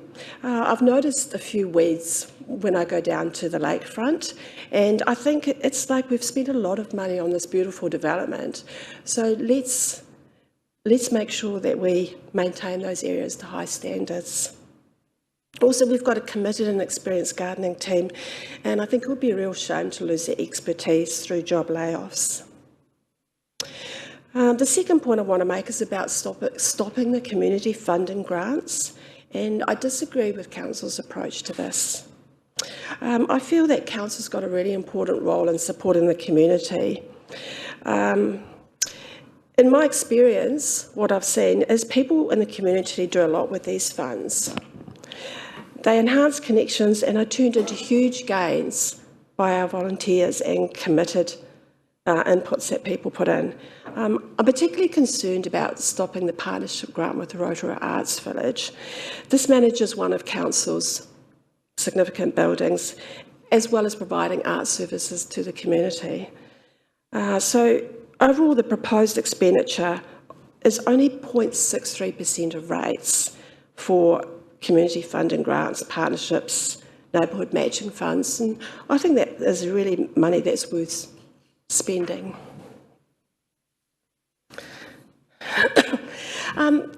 In terms of organisational efficiencies, I see that Council is looking at a rates reduction of 0.39% by making some organisational changes.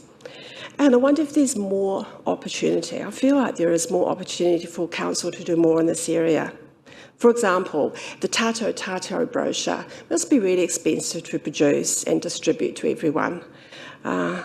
What could be saved by doing away with this and using other means of communication? The report shows Council's going to spend $1 million on replacing PeopleStream. So I looked that up and I thought, oh, that's an HR software package. I don't know how many people you employ, but I'm guessing, say, around 500. So that's like $2,000 a person. And, with software, I mean, we all know how frustrating it can be if it's not perfect. But if you replace it, are you actually going to get something that's better? Your new software might be just as bad. And Council proposes to spend money on developing a Rotorua community safety strategy and neighbourhood safety plans. And I feel this is an area where you can save money. I just don't really see the point of more plans and education of people about safety when you don't have the funds to implement practical solutions. That's what I'm hearing from the plan. Obviously, I think the arts is a great way to bring people together, and I just think it's a real shame that Council wants to reduce expenditure on arts and community funding. Is it possible for Council to get more revenue? I see you've looked at a few things, and as I've said, I am an owner of an Airbnb. A search on Airbnb showed there are over 450 standalone homes in Rotorua that are being Airbnb'd. And I wonder whether you could explore options such as rating Airbnb standalone properties at commercial rates. 30 seconds, carry on. If this results in some owners putting their properties back on the market, then maybe that would be a good thing, back on the rental market. And finally, my point is about engineering expenditure. Can the Council reduce the proposed expenditure on engineering? They've allocated $2.2 million for minor safety improvements. So recently Council did some minor safety improvements outside our property. They ripped up a piece of paving that looked perfectly fine to me and replaced it. And I said, what are you doing? What's wrong with, why are you doing this? So, yeah, I feel there's opportunities there to save and to just tweak things around a bit. Thank you very much, Ingrid. That is time, but we really appreciate the solutions you've brought to the table as well. And of course, we do have your written submission, which we thank for the detail provided in there too. Thank you very much. We now have Yvonne. Welcome, Yvonne Timmer. Thank you. Lower this too. You can also adjust the mic if you want to. Can you hear me well? Yes. Well, with the current District Council funding blowout, is it a prudent use of public funds to allocate $472,000 to the Baxendale Esplanade Capital Works Programme? The Council proposed Baxendale Esplanade development, which includes a bridge over the Utahina River, a shared path, playground and picnic area is almost unanimously not wanted. This has been clearly demonstrated by a petition with over 200 signatures, objections through submissions, and a public meeting at the Rotorua Stadium in May 2022, attended by over 50 concerned residents. These confirm that the vast majority of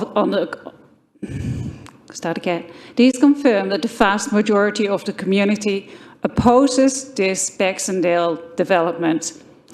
We ask you to preserve the existing character of the Upper Utahina neighborhoods. We do not want to replicate the existing path network at Melfroy, which has forced homeowners to build high fences due to loss of privacy and safety risk. Washed out paths, weeds, rubbish, vandalism, noise, a crime corridor causing an increase in unruly motocross bike behaviours observed by the Rotorua Police. This proposal is disrespectful to properties directly adjacent to the stream. The properties on Brook Place, Gillam Crescent, built in the late 1980s. At that time, the adjacent areas were not included in the reserve plan.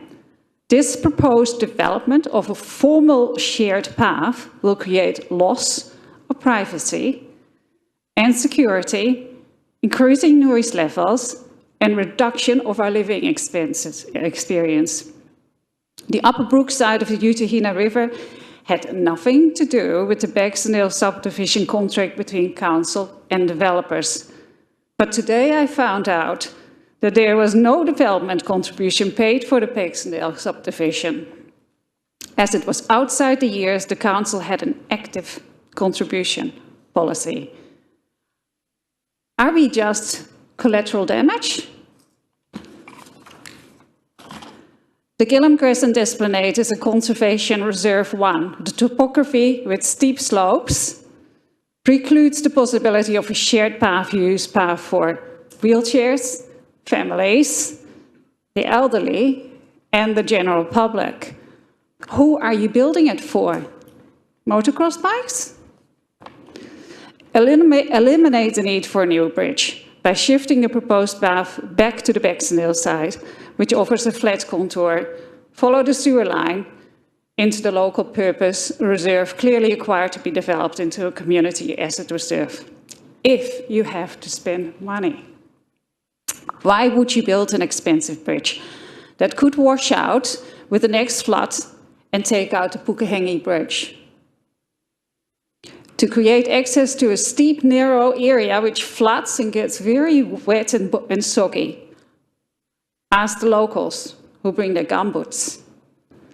The Gillam Crescent already can be accessed by foot and already works fine for dog walkers. Increased traffic to access the Gillam Crescent Esplanade and Brook Place reserves creates a parking problem and encourages the public to park on the Upper Brook Place private road. Upstream of the Pukehengi Road Bridge, EA, the proposed reserve area, is a significant closed spawning area.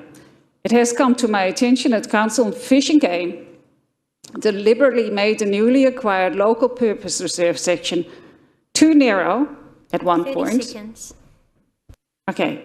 Why build a bridge and form a path that goes nowhere? A playground and a picnic area that almost no one in the community wants in a time when council aims to reduce spending. Listen to our community voice. We want you to utilize the money elsewhere. The newly elected council promised a platform of financial prudence. Please remove Baxendale Reserve development from the annual and long-term plans. This development is not essential. The proposed path is not a key link of the urban shared path that needs completing. The path is a circular route. It doesn't go anywhere. Can I finish, please? 5 seconds. Quickly wrap up, please. Okay. So who's it for?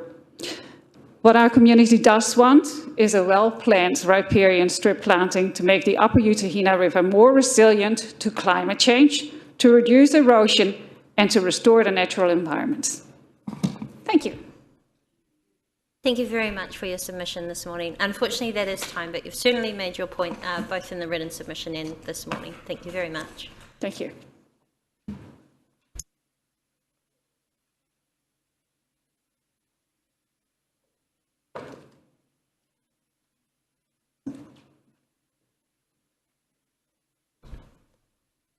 Te rangi kaheke.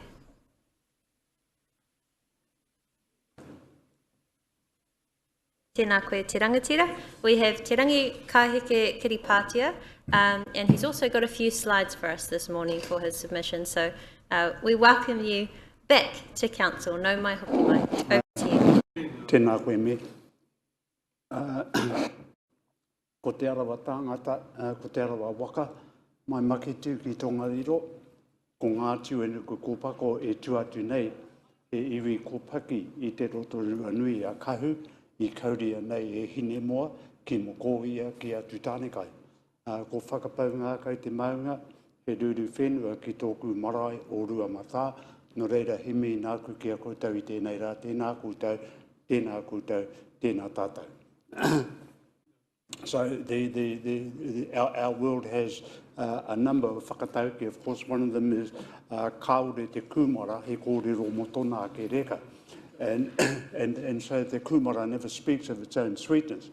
But these slides will speak to that today, as well as the submission that I want to make to Council. So if we could have the next slide. And what I'm going to do is I'm going to let the slide speak partly to this, mostly to this submission. So I'll just run through them. I'll give you a bit of a background at the end, what I've termed my elevator pitch, if you like, and I can do that at the end. So I am the projects manager. My name is Te Rangi Kaheke.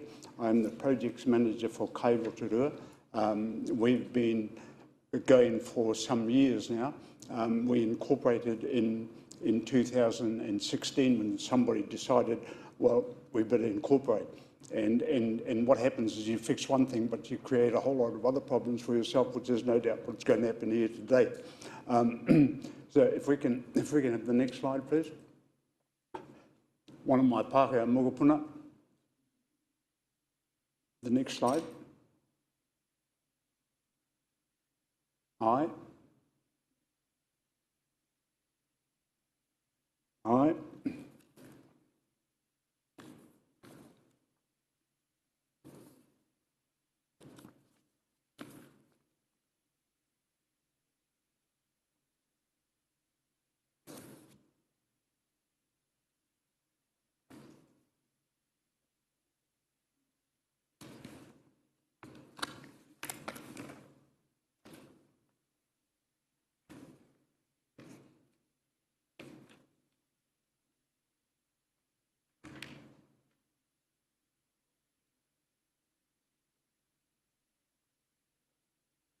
And if we can hold it on that slide there, please. So these are the tamariki, the rangatahi, the taiohi that we work with, and we've been working with for a long, long time now, teaching them to reconnect to papatuanuku, teaching them to grow kumara and a variety of other vegetables. And in fact, we're just being called out by the Māori Women's Welfare League to Murupara in Kaingaroa to work with them in the coming months. But I want to give you my elevator pitch, and this is to do with the retention of the staff at the museum education service there. And these are the people that we work with a lot here in Rotorua. In fact, just across the way here at the Government Gardens is where we've got our Mata Kumara over there, which we have Mokopuna, Rangatahi and Taiohi come and work with us. all the time. I invite you to think of our mokopuna, our tamariki, our rangatahi, and our taiohi, having the opportunity to reconnect with Papatuanuku and Te Taiao, our environment, and to continue learning about sustainable food practices and develop a lifelong passion for healthy living.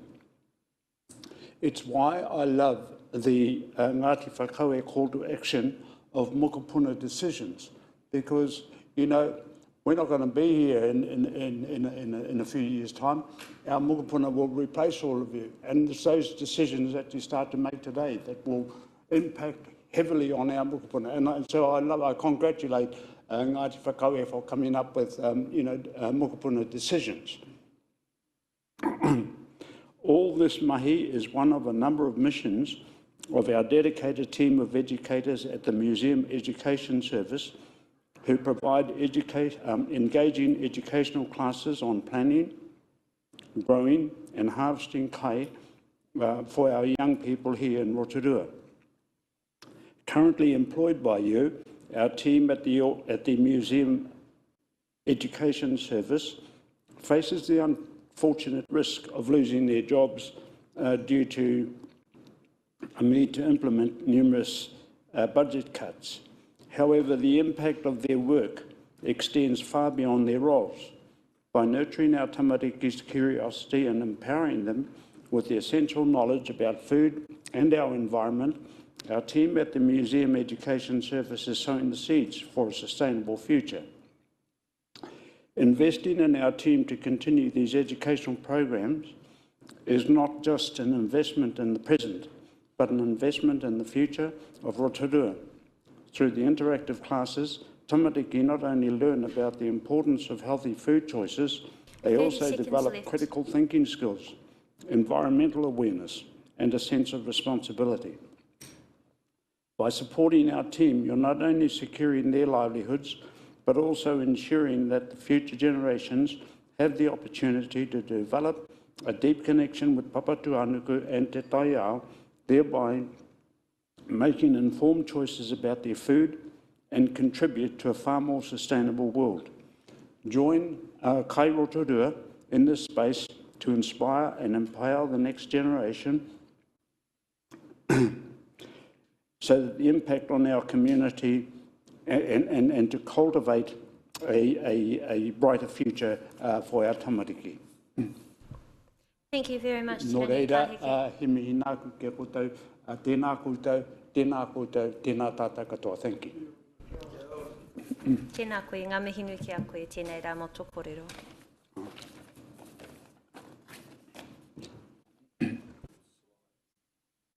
Thank you.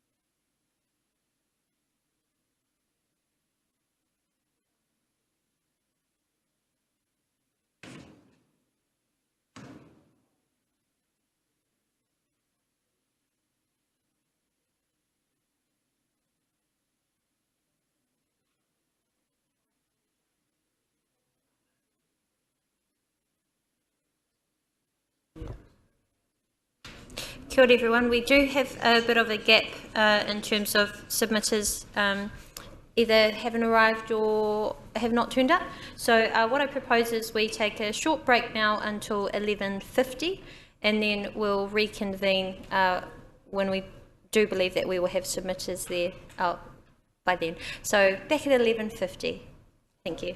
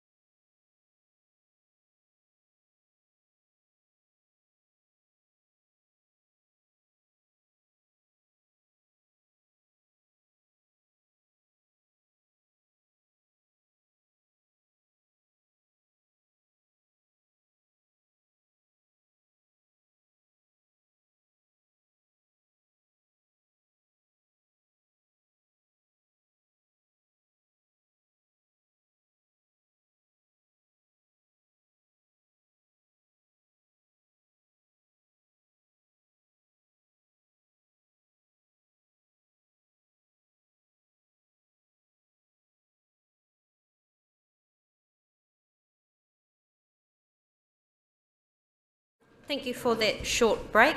We now have some submitters back in the room, which is fantastic. So we will get started again. Just a reminder for those who will be submitting that you have 5 minutes. I'll give you a 30-second warning just to let you know when to wrap up. If there is enough time before that 5 minutes, we'll open to questions, or you will hear the bell when the time is up. So I'd like to now welcome our CAB representatives, Robin Uncles and Alison Perrin, to the table for their submission.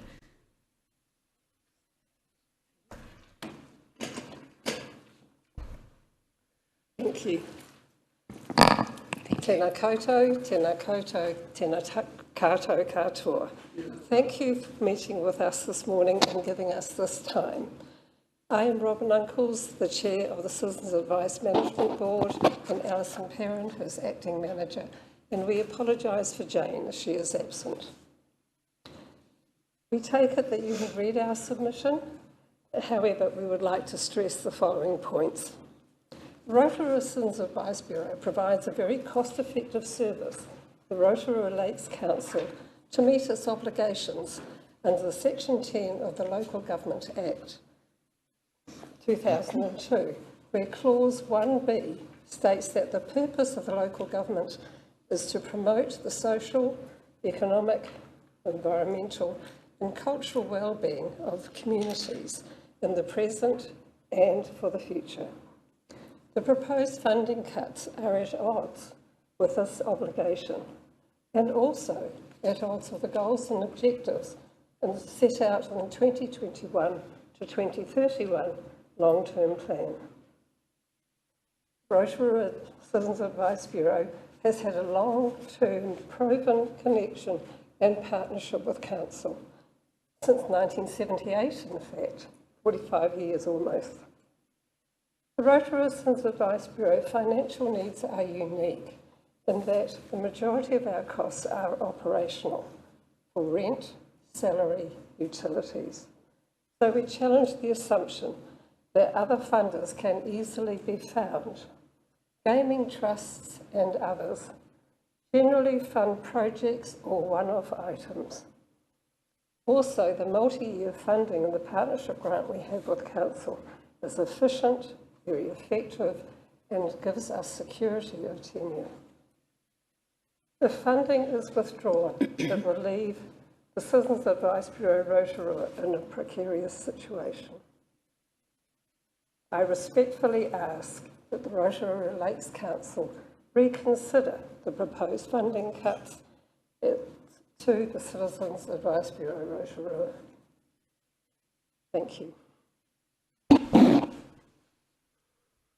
Thank you very much. Are there any questions this morning? Councillor Lee. Thank you, Your Worship, and thank you very much for the submission. Yes, I have read it, and it's a top-shelf submission, and you go straight to the heart of the problem, quoting Section 10 of the Local Government Act. My colleagues will tell you that's an argument that resonates with me. I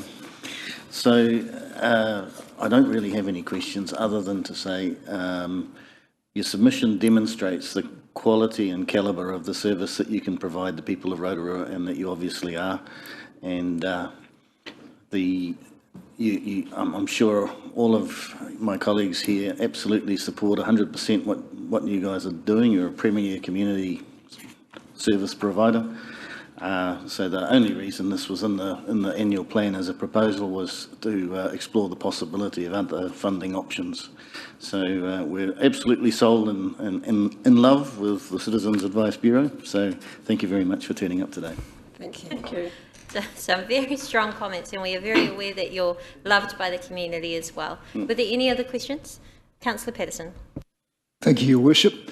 Thank you for your presentation, and yes, as Councillor Lee said, great submission. One thing I might have missed, what percentage does our support make of your entire funding? Around about between 40 and 50%. Between 40 and 50, so a significant portion. Very significant. Thank you. Yes, thank you. And just regarding the operational costs, you expressed that that's quite difficult to have covered by other funders. Have you approached any other funders in the past to try and get this, or is it just no one within the not-for-profit sector. Over the years, we've applied to gaming trusts, many of which don't support the operating costs. And we have traditionally not had much luck with Bay Trust because we run our accounts where we have more than 6 months funding in hand in case of an emergency. They've held that is too much money, but we have spoken with them and there is a possibility that we might get one-off funding from them. But operating costs are just impossible to get. They're very, very difficult. The funders like projects and events and things that they can measure carefully, but they don't like the operating costs so much. We do get funding from the Rotorua Trust, from COGS, and also through Cabins, our national body based in Wellington. So we don't, they help us out with our IT needs, our amazing database that we've got. Yeah. And the lotteries, we do get lotteries as well, but the lotteries works nationally, so it works from the national lotteries to the national CAB, and we get the same as everybody else, in spite of being probably the busiest bureau in the country for many years. And we have broached that with them, that we would probably do a lot better if we could just apply to lotteries here on our own, but because it's a group funding that comes to the national body, we can't do that. So National is very aware of that, and we're also aware that for a little bureau who doesn't have support like this, and other options to go to like the Rotorua Trust, that 5,000 that they get is gold. It just keeps them going. So it's a hard argument, but we are, working on that with our national body. Thank you very much. We are a little bit over time, so we'll conclude the submission there. But thank you very much for both your written submission and coming here in person as well to share your concerns. We appreciate it. Thank you. Thank you very much. Thank you. I'd now like to invite Bernice Nell to make her presentations, and I understand you have some slides provided as well.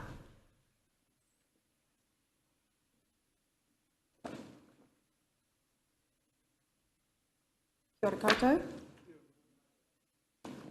Thanks very much for having me speak today. I suppose I won't go through the submission, hoping that it's obviously been read, but I suppose I just wanted to sort of highlight some examples of what we refer to in our submission with regards to the state of some of the public toilets and facilities around Rotorua. I guess in relation to community wellbeing and safety, it sort of sends the wrong message of our community. And I suppose just we understand that when it comes to sort of needing to look at budgets and things, often graffiti vandalism management is one of the areas that gets kind of cut, reduced. And obviously there have been major priorities this financial year around what the weather's been doing to facilities, etc. And so that would have impacted on being able to maintain these. But I suppose the key point is that we believe that vandalism like this, you can scroll through these, the different examples. So it shows 3 key sort of facilities that we've sort of restored. And we believe that graffiti vandalism, the poorly maintained facilities, cleanliness of the facilities, it all sort of goes hand in hand and all sort of, I suppose it attributes to that sense of well-being and allowing crime. So we believe that there are cost-effective ways to be able to start managing this, to start reducing this over time, and I guess clean up our town and make it beautiful and what everybody believes that it is. So, yeah, over to you. Thank you very much, and thank you for your submission. For those who are unaware, this is Graffiti Busters Limited, who have worked alongside Infracore as well. I do just have a quick question. I note, like you've showed Hamidana as well. Are we finding that there is graffiti across the district, bearing in mind, you know, we have like 75% of our district is rural, or is it particularly a problem in the city? It's right across. So the inner city, as well as these sort of reserve type areas. And it's, I suppose with that one there in particular, it's quite sad because those facilities are particularly run down. And you can see by the number of camper vans and things that are parked there, it's pretty popular. So like that patch painting with white paint over the other colour just invites more tagging. Generally that's what it does, it's that broken windows theory. So yeah, it is an issue across the board as far as we've been able to see. Thank you, Bernice. Were there any other questions? We'll do Councillor Waru and then Councillor Lee, so please keep them succinct. Tēnā koe te manukura, Morena, thank you for your kōrero. Just a quick question around, you know, the beautification of Rotorua and getting rid of this graffiti look stuff. Are there any other solutions you're exploring rather than just cleaning it up? Things to deter people from doing it again, or actually providing a space to have this as an art form? Something like that. Yeah, no, absolutely. Thank you for that. There are certainly different options that we've explored with some of the other councils that we work with around the Bay of Plenty. Some of those are a dedicated space. Those are particularly useful around the skate parks because I suppose skating and graffiti, it kind of goes together. It's kind of like part of the culture. It can look amazing. It can look really good when executed well. So we have seen that providing that space does help. Also things like how the facilities are or how it's removed will also determine how much, what frequency it's re-tagged. So when there's a patch put onto the wall, it will generally be tagged on there. But if we actually professionally colour match and stick with sort of standardised colours across the facilities, it makes it more cost effective to manage and becomes a little bit of a deterrent. And I guess there could be education in schools type programs and getting, if it's kids that are vandalising, getting them out with us, as long as it meets the health and safety criteria, to actually come and remove some of the tagging so that they actually understand. Councillor Lee. Thank you, Your Worship. Quick question, does artwork murals tend to act as a disincentive for graffiti? It can, by and large.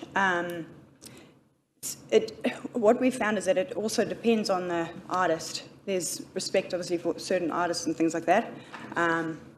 So it certainly does deter, purely out of respect, I think. There may be tagging around it still, but the actual mural itself, they generally stay pretty well intact. But again, there's ways to protect those as well with anti-graffiti coatings and smarter ways to look after it. Thank you very much. Sure. Well, thank you very much, Bernice. That is time. We appreciate your submission, and also we appreciate in your written submission how you've asked us to consider some cost-effective initiatives as well. So thank you for the solutions that you've also provided us to consider. Pleasure. Thank you. Thank you. Thank you very much.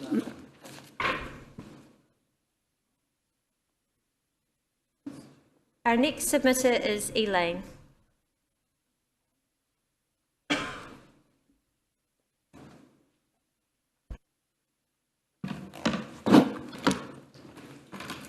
Good afternoon, Mayor, councillors.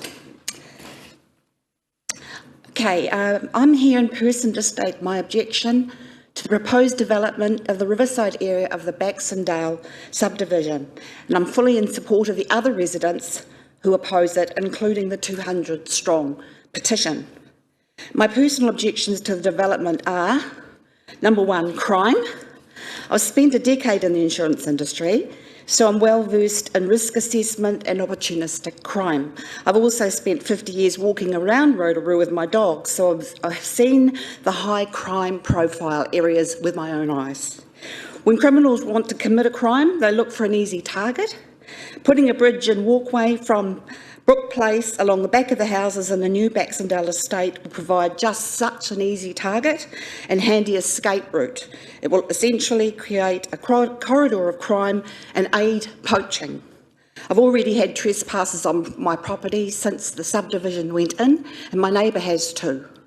This exact scenario was created in Martin Street a few years ago, if you care to cast your mind back, where a bridge was put in and the burglaries just went through the roof.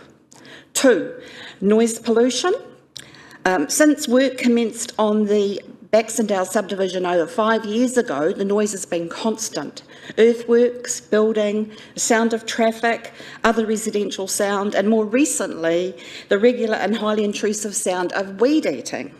The weed eating, which takes place all over the subdivision, occurs because the council is not fulfilling its obligations to keep the area mowed. So the Baxendale residents get out there with their weed eaters.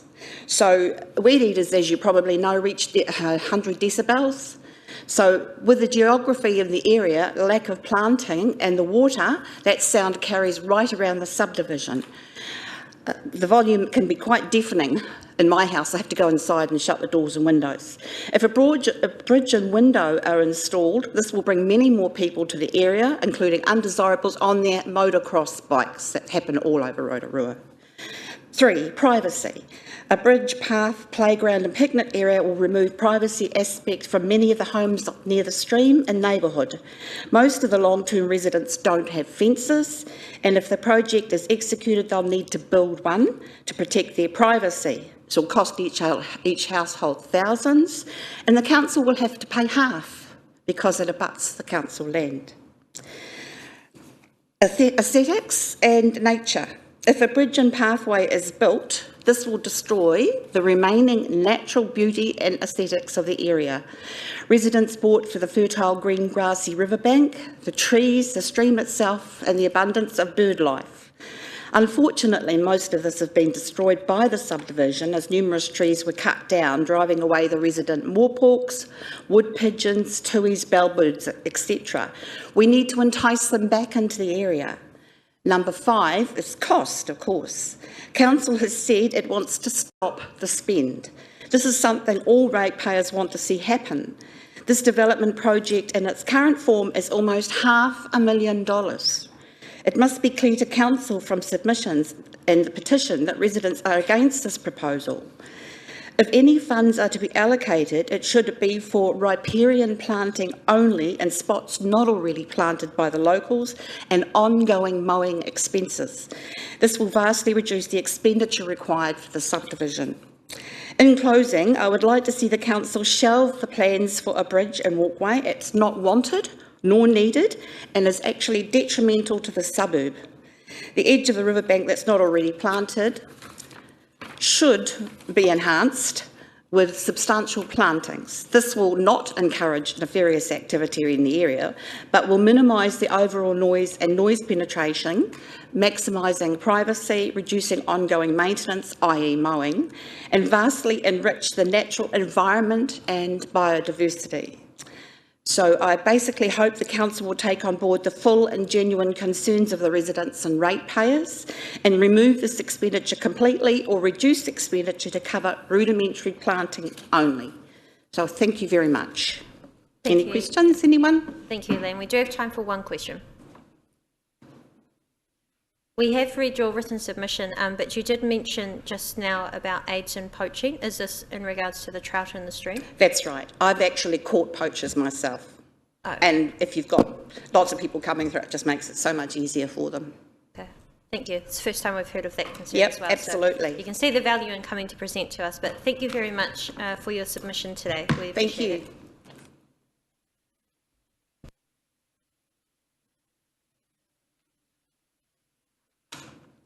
Our next submitter is Jeremy Christmas.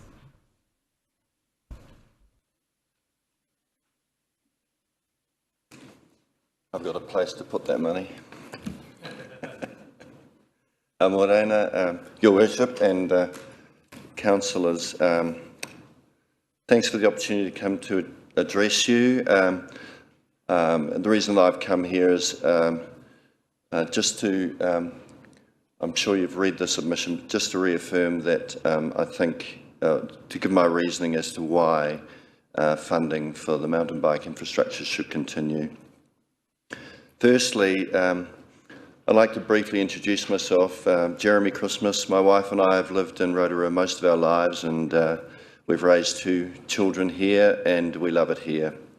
I'm also a keen cyclist and have seen the growth of mountain biking and its positive effects on the city.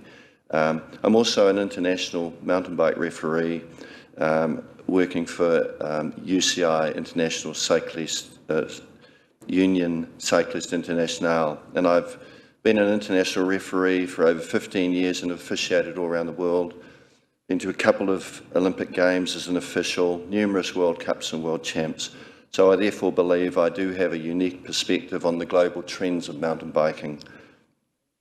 I started riding in a mountain bike at the birth of the sport about 30 years ago on the rough tracks cut through the then state forest, Whakareroa. In 2006, as I'm sure you're all aware, we staged a World Mountain Bike Championships with the support of the Council and of central government. And this put Rotorua on the mountain bike world stage and people started visiting. In 2019, Rotorua's mountain bike trail network specifically of Whakareroa was recognised by the International Mountain Bike Association, IMBA, as one of the 6 best trail networks in the world. And in 2018, as I'm sure you're all aware, there was an economic impact report done that revealed that people who ride in Rotorua's Waka Forest contribute between $30 to $50 million, which was spent annually in our local economy. In a report commissioned just last year by Rotorua New Zealand, which it was estimated this figure had increased substantially despite the effects of COVID, to a spending of around about $140 million, with over 150,000 people visiting, which is a pretty good dividend for Rotorua ratepayers, I would think. So in my opinion, it's truly a golden goose for Rotorua, and we need to continue to feed it. I think you're all aware of how successful Crankworks has been in Rotorua, and it's reinforced Rotorua on the world stage. Last week, I was fortunate to be the Chief Commissaire in the Cairns Crankworks event, which was highly successful, huge crowds, live TV, and supported heavily by Tourism Queensland. During a rare break, I got an opportunity to talk to Darren Kennard, who's the Managing Director of Crankworks, and I talked to him about our dilemma in Rotorua and asked him what his opinion was, and he stressed that I mentioned to you that what brings Crankworks back to Rotorua is the standard and the high maintenance of the trails. A month ago, I was Chief Commissaire at a couple of World Series events in Tasmania for UCI. They were held at Derby and Medina. Both of these are small towns. Derby was a tiny mining town, a tin mining town that was dying, and the government of Tasmania recognised the opportunity to develop mountain biking in that town, and it now brands itself as the home of Australian mountain biking. It now boasts over 125 kilometres of purpose-built mountain bike track. 30 seconds, but please continue. Thank you. With options for all. My message is a simple one. Mountain bike is good for our city. It's the jewel of Rotorua's crown. We cannot take its continued success for granted. as there is competition for our tourism dollar. I'd finish by saying, as we all know, Rotorua is very dependent on the tourist dollar. Mountain biking brings a lot of revenue to our city, and we should continue to invest it. Please be an enabler for mountain biking. Thank you.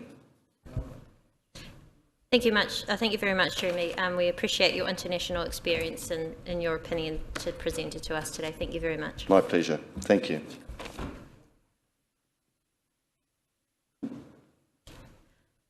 Our next submitter is Mark Smith. Welcome. Thank you. Thanks for your time today, everybody. First of all, I'd just like to introduce myself. My name's Mark Smith. I've been living here my entire life. I've got 3 kids and a wife who's also born and bred. Last year, I attended a meeting at the Rotorua International Stadium. There was a discussion about development of Baxendale Reserve. The only reason I found out about this meeting is one of the local residents told us about it at the supermarket. What had happened when I attended the meeting, I found out what happened to our letters, and there was a big stack of envelopes that were unopened sitting on a desk. They hadn't sent them out to the local residents. We didn't have a letterbox because we didn't have a house. There was a bunch of empty sections, so we don't know why they didn't get sent out. The ironic thing is we actually received our rates bills. So at the meeting, the representatives discussed about building a bridge, shared pathways and a playground sort of picnic area in the Baxendale Reserve. There was an overwhelming support of it not happening at the meeting. The bit that really sort of surprised me was that at the end of the meeting, the council staff member said that we're going to now seek further feedback from the wider community. And that didn't really sit well with me. Basically, it's you don't ask the people of Limor what we should do in Rangataha. We found out later on through various sources that it wasn't going to happen. And then, to our surprise, it showed up in the draft annual plan. We're not 100% sure on what it entails, but we're just a little bit unsure about what's going on. There was a petition organised, and I did a hell of a lot of door knocking in the Baxendale side of the area, the Udana. There's approximately 90 households. I got 100 signatures. Of those 100 signatures, there was 3 people that wouldn't sign it for conflict of interest, and only 3 that supported it. So basically 95% of people don't want to see a playground, bridge or footpath. So I would really just like to see a hold put on it until we actually get clarification of where the funding's come from. We've seen various emails. We've been told it's a developer's contribution, and then someone's asked how much, council staff member, we've asked how much the developers contributed, and we've been told it's nothing. So we don't know where the funds are coming from, and I'd just really like to see the local residents heard. And one other thing is also which I'd like to cover, because I'm talking so fast, is the sports facilities. I know there's talks about reducing the mowing services of the sports facilities. I think that would be one of the worst things you could possibly do. I think there should be actually further investment into sport. I don't know if you've got family members or kids or anything yourselves that play sport, but kids involved in sport get into less trouble. And I think we need to actually make the buy-in to sport actually a lot easier. I don't know if anyone's done the numbers, but I'd be interested to know how much voluntary time is done within the community of people spending hours and hours. I do coaching myself, so does my wife. I think my wife coaches about 6 different sports teams. And there's different people doing amazing work within the community, and there's a barrier of trying to make the books balance for sports clubs. And I think for the Rotorua community, having a more investment to make their buy-in to sport would be hugely beneficial. I've talked to teachers about the benefits of kids involved in sport, and yeah, it's a bit of a no-brainer to make it so it's more accessible, not less accessible. Thank you. Any questions? Thank you. We've got time for one question if there are any. Councillor Lee. Thank you, Your Worship. What was the wording on the petition? The petition was to stop the development of a shared footpath, cycleway, playground, picnic area and bridge crossing.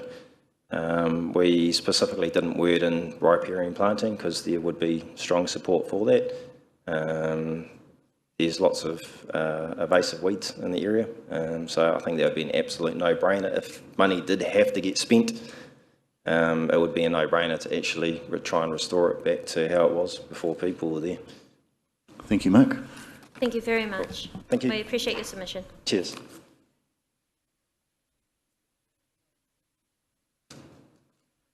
Our next submitter is Lynn Benfell.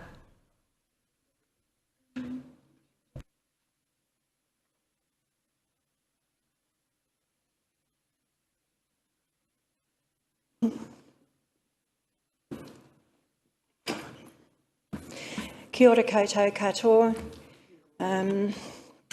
and Your Worship and councillors. I have gone over and over. You would have seen my submission, bits here and bits there, because that's my energy for this whole thing has just been overwhelming. I found it quite difficult to even stay in one space. I want to support anything community within the community, so I have a community heart. Today I'm here as Lynn Benfell, but I am co-chair for Progress Ngātaha, and it would seem that community is sort of running through my veins. So we as in Rotorua have a big problem which requires even a bigger solution or solutions, not a focus on small changes, not a focus on further undermining our community heart te manawa. This whole annual plan has really got right into the heart of me.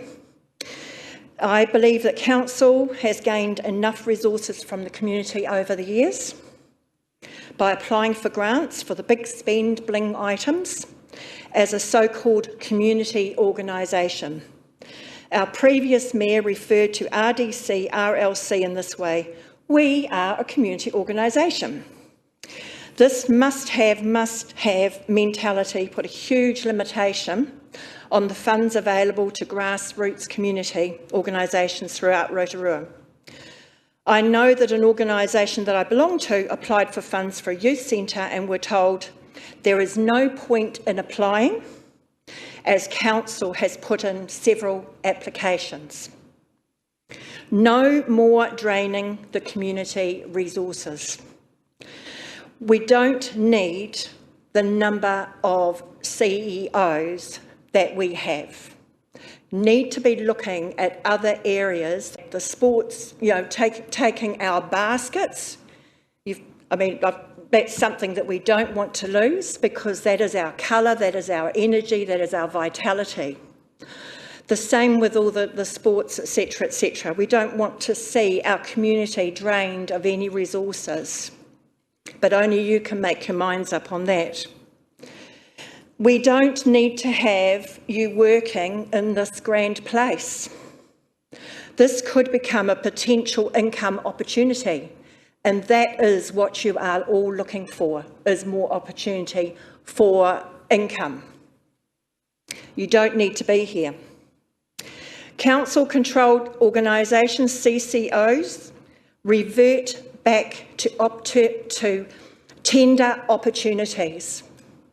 Tender opportunities mean that councillors can speak on the behalf of us ratepayers, and you can minimise the waste of money. You can actually make decisions based on, is this a good investment? Is this a good business? Is this a good business? This is what we'll do.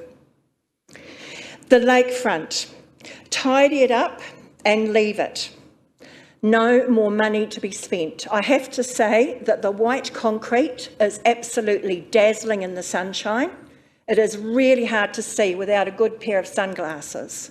And I'm just sick of seeing all these concrete pathways going in. However, if we're going to lose anything to do with arts and creativity, maybe we could do some chalking on those pathways. So that is a possibility because it doesn't cost so much to buy a big, large box of chalks.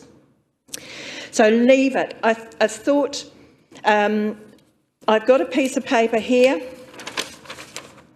Stop the spend.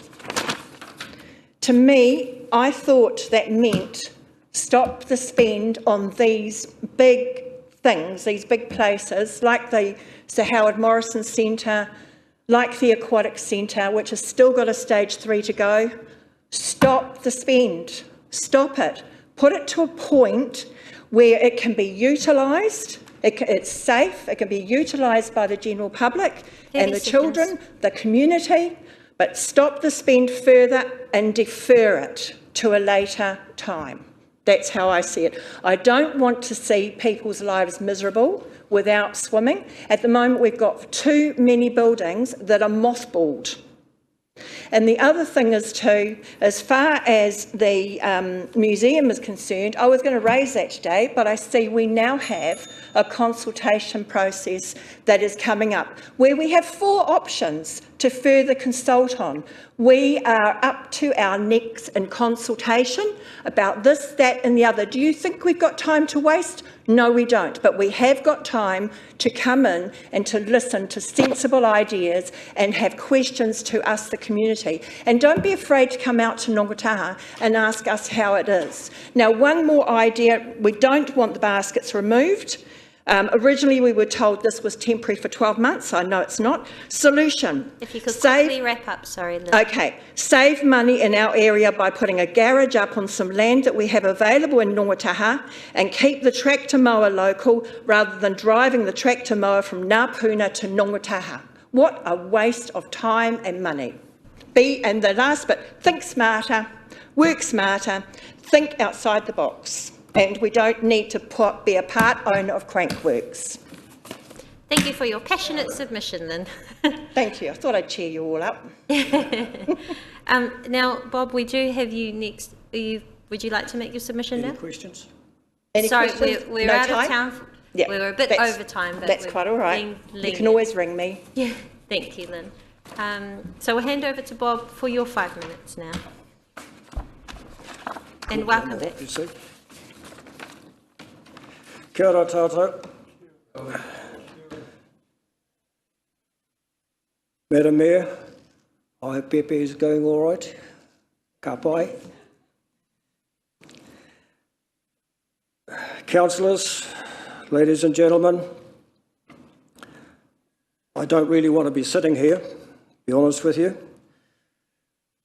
but I got very frustrated with the situation of looking at this beautiful building. When it was built, it was Keeney's Castle. What is worrying me now is that in the last 3 or 4 years within council, there's been a lot of spending on assets that I don't believe that the ratepayer should be fully paying for. I'm going to put a suggestion on the table. You mightn't like it, but I think it's something that you really need to go away and think about. This building has become too expensive to be a council building. It's a beautiful building, but it's too expensive to sit around like we're doing today talking. I would like to see this building put up for sale. You have got a magnificent Howard Morrison building right beside us, and I think this building would be an absolute marvellous hotel. The reason why is that if you're going to bring people into the district to listen to whatever's happening on that stage next door, you don't want them walking or busing or taxiing from way out the district. You want them living right next door to where their venue is. this is what's got to happen to this building. Some people have said to me, but Ngāti Whakauē own all the land in Rotorua. Where do we get some buildings to be planted on freehold land? You own the buildings, and two of the buildings that I'm going to mention are virtually sitting there being redundant at the moment. One is the stadium. We're a B team at the moment, and the way rugby is going, we'll be lucky if we get any senior games, and I'm referring to senior games league as well, in Rotorua, because they need huge populations to go through the turnstiles to keep that running. The second one that I helped to build is the airport building. Unfortunately, we got the planes in. Qantas didn't tell us at that particular time that they would possibly be bought out and Jetstar would turn up, and Air New Zealand sat back and laughed at us. It had hurt, but we lost well over $2 million there. That building at the airport could be the council building. I sat in it the other day and watched a small plane fly out to Christchurch with 35 people on board. The rest of the building is empty. So what I'm actually saying to you is put your thinking caps on, have a look at this building and say, can we sell it to an entrepreneur or a chain of hotel owners? Can we then go and shift out to the airport or to the stadium and set up there? You'll need 1 or 2 satellite small shops, or whatever you want to call them. Out at Nongataha, we have the post shop. The post shop would welcome the council's money coming across their tables to pay for the rates. I think they do it already for regional council now. The other one, of course, is that this council would be out at the airport. We probably need another one out towards the western side as well, just to collect the rates. Think about it. Do some feasibility studies. Doesn't have to be in pen. Do a pencil job. And then come back and really start talking. Because I'll tell you why. It might sound dumb to you what I'm going to say, but my little property houses 100 sheep. 100 sheep are worth $1,000. This year, my rates on that property will be $1,000. That's 40 sheep gone. I've got 60 left. What's going to happen next year? And so forth and so on. And that's how people actually count their money. Right. How much money have I got left in my bank? Yep. I hear the little bell ring, but I'm going to say something about Paradise Valley Road. Very quickly. I'm absolutely horrified to look out my window every morning and see this brown, burnt, bloody piece of mess that goes past my gateway. That was my paradise. How dare you spray that road and kill the grass? Because if you stop and think about the actual need for the grass on the side of the road, it's your pollution mat. Grass on top, etc., runs the water off. When you spray the grass, you've got pollution. Because all the grass has died, so all the petrols and diesel that spills off the trucks and cars that go around Paradise Valley windy roads all run into that little swamp, which is called the Tauranga Moimoi, which runs into the Nongataha, which runs into the lake, which goes down the Kaituna. So we've lost our filter system. Don't spray that road again unless you want to come and talk to us and use the right sprays. The spray that you used was a grass-killing spray, not a virgin, not a gorse or ragwort spray. Thank you, Bob. We'll have to conclude there in fairness. Can I of all have the one more, others. please? No, I'm If you very would, sorry. please. We are well over time, and we do need to be I'm fair to all going to say it though, submitters. don't take the baskets out. They're our emblems for our 3 people who are now dead, Andy Burnett, Kingsley Matthews and Des Craig. That's their honour on top of our roofs out there. That's what we think. Thank you. Thank you very much. We appreciate your submission. And Charles Sturt as well. Yes, and Charles. I think you got them in here. Well, Thank you, Madam Chairman. thank you very much, everyone. councillors. We appreciate the submitters that have presented this morning. We are now on our lunch break, and we will be returning with submitters, what time? At 1:30. So we'll see you all again at 1:30.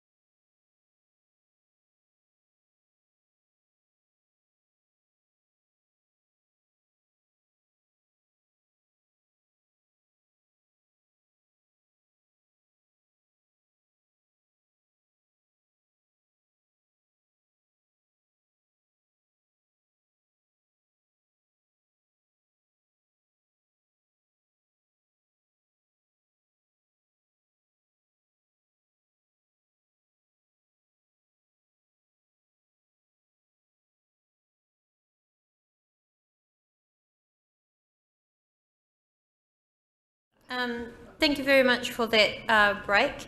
I think what I will propose is we will, as we are waiting for our 1:30 to 1:40 submitters, but perhaps we could start a little bit earlier with Sandra Goodwin coming forward earlier, if you're okay with that, Sandra. Excellent, thank you very much. So we have 29 submitters for this afternoon. We are also having the written. We also have the written submissions for all of our submitted. 36. For all of our submitters, please just note that you do have 5 minutes. At 30 seconds left, I'll give you a polite warning, and then at 5 minutes, we'll ring the bell. If there is any spare time left over, we will take ask any questions if you're okay with it. But it's a pleasure to welcome you back into the building, Sandra, and we'll hand over to you for your... Thank you so much, Your Worship, Madam Chair, and to councillors. I'm disappointed Jeff Williams isn't here, but the rest of the staff as well. Tēnā koutou katoa. Thank you for the opportunity to speak to my submission to the annual plan. My name is Sandra Goodwin. I live at Lake Okaraka.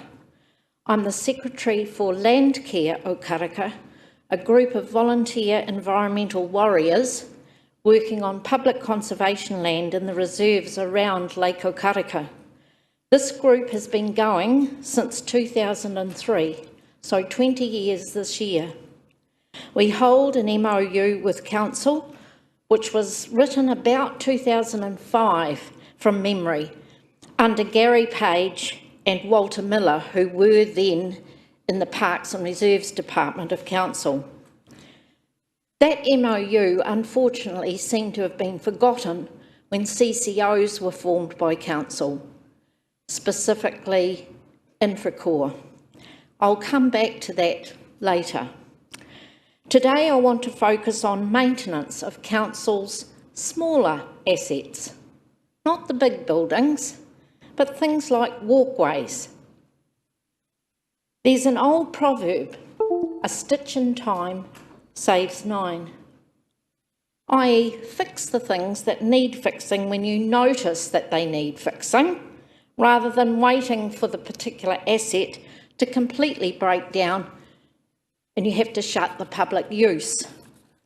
And the example that I wish to use is the Lake Okaraka walkway and boardwalk, constructed by RDC in about 2001. It's one of the busiest walkways that exists within this district and in the rural and lakeside communities. While the whole walkway actually requires maintenance now, I wish to focus on the boardwalk, which was supposed to have been replaced in 2015. Landcare Okaraka volunteers keep a very close eye on the walkway. It's where we first started working, getting rid of weeds and planting lots and lots of plants. And we report health and safety issues, such as broken boards on the walkway, to the Council through, we know how to use the RFS system. In recent years, several boards have had to be replaced. Now, one of our Landcare Okaraka volunteers, and he's a ratepayer and a resident of Lake Okaraka, was so concerned about the state of the boardwalk, he offered to Council all of the materials required to replace that boardwalk. That was back in 2019 from my memory, with a material that would last at least 100 years, i.e. a recycled plastic material. The donor was treated incredibly rudely by Council staff when he made the offer at a meeting between Landcare Okaraka Steering Committee members and RLC staff. His offer was turned down flat. It never went any further than those people at that meeting. I don't believe it went to Rob Pitkethly, who's the manager of Parks, or even to the Council or the CEO at that time. for consideration. It's highly unlikely now that the offer will ever be made again because he was treated so badly. Looking a gift horse in the mouth is not a good look for council. I'm sorry. It wouldn't have cost you anything, and that was probably $200,000 worth of materials. We can see the boardwalk disintegrating in the weather that we've had in the last 18 months. Is this boardwalk to be replaced, and when? Or will it be closed when it's unsafe to walk on? There will be people at Akarika that will not be very happy about that, and I would suggest people from town as well. The second place at Lake Okarika not being maintained in a timely fashion is Boys Beach Reserve off Miller Road. The car park area is in a shocking state with deep muddy puddles, and you're expecting camper vans and people visiting to park there. There's much more that I would like to say, and I'm more than happy for any of you to contact me. My details are on my submission. Yes, as I say, there's lots more, but thank you very much for the opportunity. Thank you very much, Sandra, and we do have your written submission as well, so we note your other points around mowing of parks and reserves. Thank you. Thank you. Our next submitter is Lynn Smith.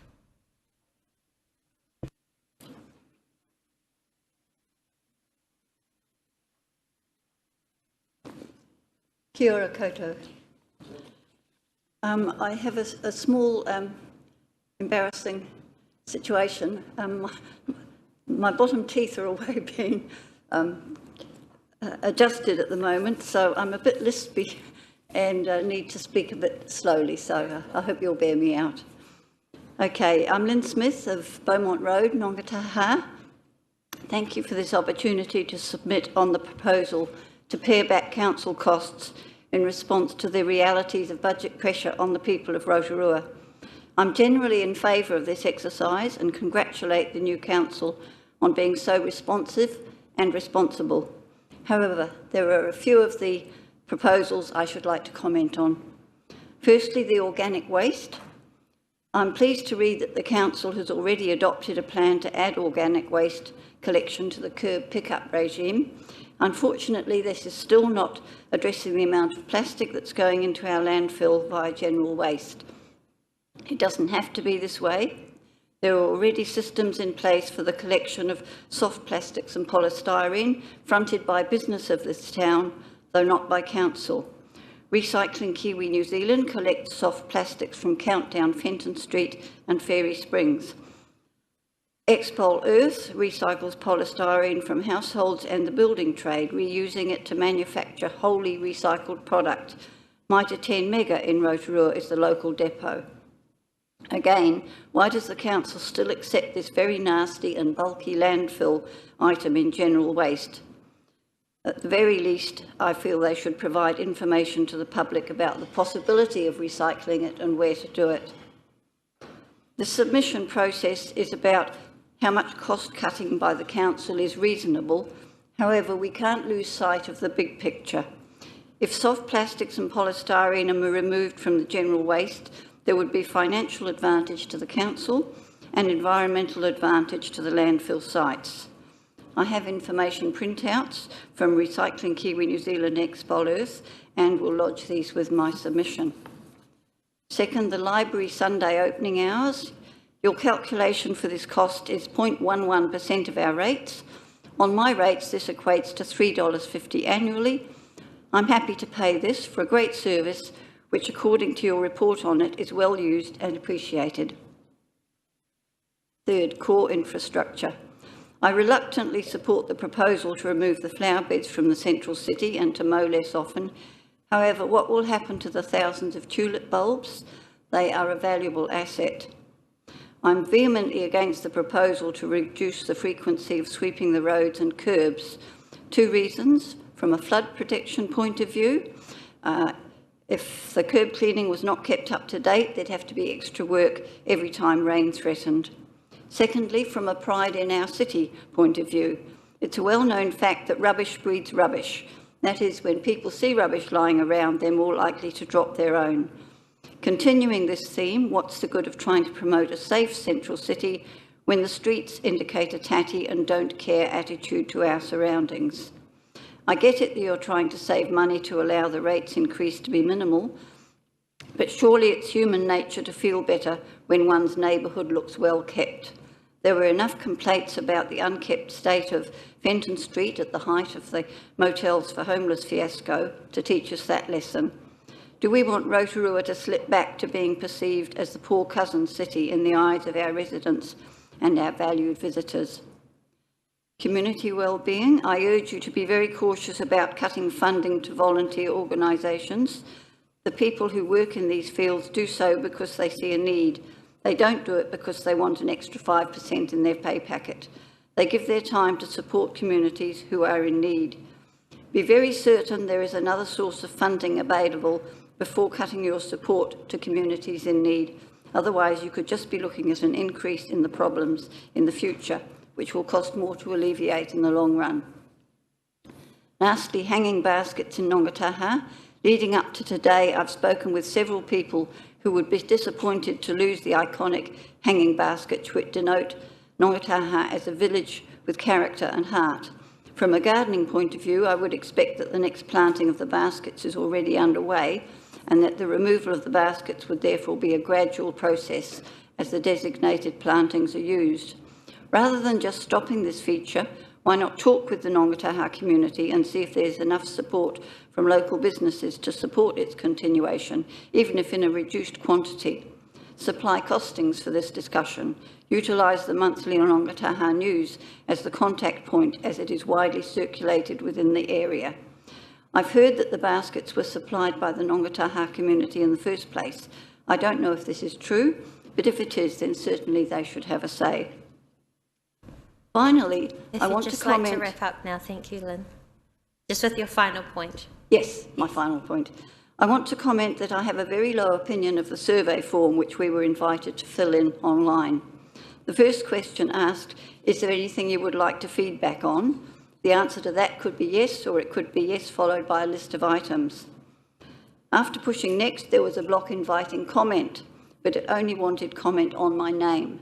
The next block invited comment again, this time on my email, and that was the end. It dawned on me that all feedback on all topics had to be given in the one and only block on page 1. This led to my concern that any extrapolation of comments on various items was going to be a laborious process with a high likelihood of many comments being missed or applied to the wrong topic. It's the worst and least workable example of a questionnaire I've ever seen. Is it an example of cost-cutting or just a very poor choice of vehicle which was not checked over before it went public? This has extended on my written submission, so I'd like to leave my papers with you. Thank you. If you will accept those. Greg behind you will collect the papers for you and we'll have that distributed. And that is time, so thank you very much for your submission. Thank you. I'd like to welcome Richard Bird to make his submission.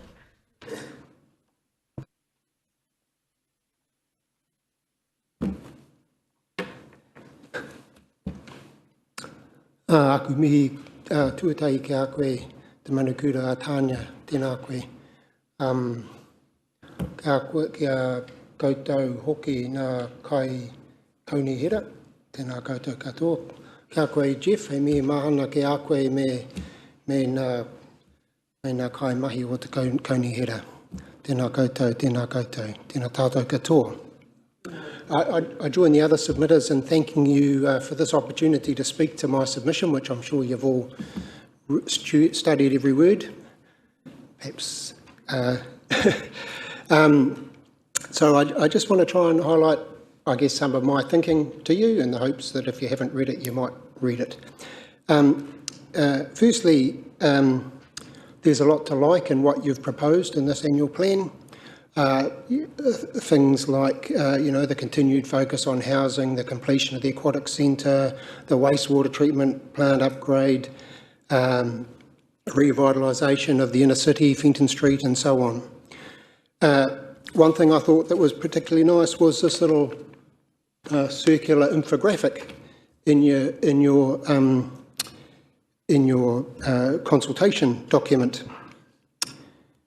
But I guess for me, what you're proposing in this draft annual plan falls a little bit short. I guess I should have explained that, I'm a long-time Rotorua resident, lived here since 1981, raised my own family and now supporting some of my children and raising their children here. I'm a retired, officially an old person with a gold card to prove it. So coming back to this infographic, it has some really nice words in it. Words like visioning, placemaking, enhanced community wellbeing, world-class tourism destination. My difficulty is I find that rather empty rhetoric when I look at what you're actually planning to do and cutting capital expenditure, cutting operational expenditure. So I can only infer from that in terms of what vision as a council you have for the future, it's a somewhat dim and diminished vision of what I've thought this council was trying to achieve for this community. It includes continued substandard sports fields. Now, I'm aware that the council 4 or 5 years ago surveyed a report that showed our sports standards were substandard then and they continue to be so. Scruffy gardens, parks and reserves. We've already heard one submitter talking in detail about Okaraka as one example. And now I hear council is going to reduce its investment in those areas, or proposing to. Deteriorating rural roads, little public investment in community art and creativity. How does that fit with this notion of telling our stories and placemaking and celebrating our culture and our history? We're going to end up with a shadow of what we currently have. Run-down mountain biking and walking paths in the forests. The jewel in our crown, and you're going to allow it to deteriorate. That saddens me. Reduced access to te aka Māori. Cutting community investment in the voluntary community non-profit sector. Somehow your submission suggests there's a pool of money floating out there that can just be tapped into to replace what council does. I think you've got your head in the clouds if that's what you believe. So I'm concerned that the vision implicit in your draft annual plan is just going to take Rotorua backwards. I think your focus, you're targeting a limit of 181% debt to income ratio for capital expenditure is unnecessarily conservative.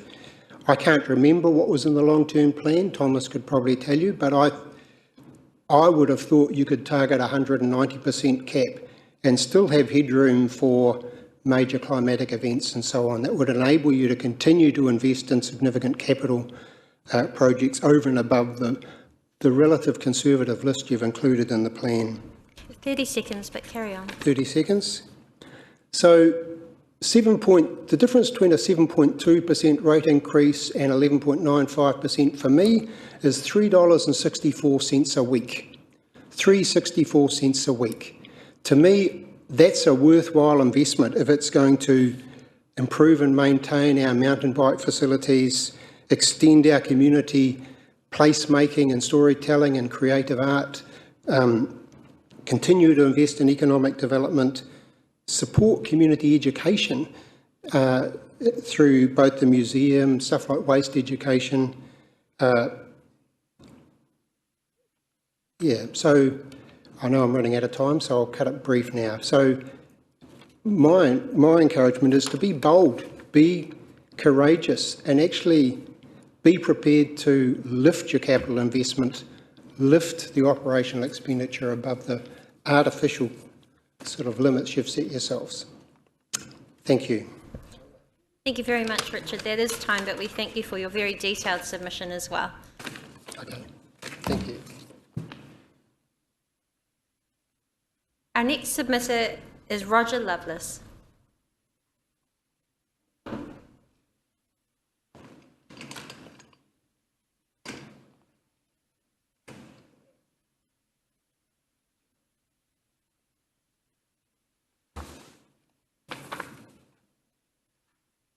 Kia ora. Ko Roger Lovelace aho, no England oku tipuna, kei tēnā hou au ki Linmore, nō rā, tēnā koutou, tēnā koutou, tēnā koutou katoa. Before I start, can I be assured that I'm speaking to my written submission, which was sent on an email on the 10th of May, because I noticed on the website yesterday, the only one that appeared to come from me was a copy of a form that I put in, which I was hoping to put the document on the end. So has everybody got that submission with, which has the Hamilton City disability policy on the back end of it? You have, you've seen that. Good, okay. But before I start, I'm a bit concerned about the whole submission process. You'll notice on item 3 of that submission that I see a report to council elected members that was stated that council are compelled through Local Government Act 2003 to prepare a long-term plan every 3 years. I would have thought compulsion is not really conducive to effective consultation, but that's just a comment I made at the moment, so I hope their submissions will be considered. We've got new people around the table at the moment, and I hope we're going to have a new direction, because I'm going to refer to another submission made some time ago, which seems to be as relevant today as when I wrote this one. In fact, I needn't have bothered to write this submission. All I could have done was just repeat the submission that was made to Council for the 2015-2025 long-term plan under submission 387, which came from CCS Disability Action. Since I've only got 5 minutes, I'm going to just go straight to recommendation 4 of that one. They were stating, could we have a crossing across Fenton Street between, I think it's Seddon Street and one of the roads along there. Anyway, I bring this up because this was a barrier for people with disabilities, and those sort of things are seen as that. Nothing has been done about it. Fast forward to 12th of April last year, a gentleman was crossing that road and he was struck by a car and he was killed. That's in the news. How many near misses have there been? How many disabled people have not been able to cross that road? I find that terrible to see that have happened. In my submission, there's a graph from the asset management plan, a 30-year asset management plan from 2018-2048. In 4 of the set sites of road that are designated by Wakikatahi, compared with our peers, the accident rates on those roads are worse than all our peer group. Is that something to do with a lack of funding into that area? I noticed back to, again, to the 2015-2025 LTP submission, which reflects very closely on what we've got here. Recommendation 5 resulted in reinstating minor improvement fund. Nothing has been spent there. I have other concerns about the asset management of our street lighting assets and our street assets and those sort of things. But really, what I think needs to happen in this council, we need to start listening to the voice of the disabled community around the country. And I have asked several times that we consider developing a disability policy, which I understand we have not got. I've also asked that the Rotorua Access Group be given formal recognition. I had a note this morning saying the meeting that's supposed to happen next week has been cancelled. It doesn't meet enough, it's not effective, and it's not getting anything messaged through to you. One of the things I found when I was working in Hamilton, we had a person with a lived experience who was appointed to council as a disability liaison person. She has made a tremendous difference in Hamilton. You will see their disability policy, which is attached to my submission, is now at revision 5. It's been there since 2012. So I would respectfully suggest that we need to open up that discussion with meaningful discussions with the disability community and move ahead, because it is long overdue that Rotorua had a disability policy of its own. Thank you very much, Roger. That is time, but we do appreciate your submission today, but also your consistency to advocate for our disability community here in Rotorua. Thank you very much.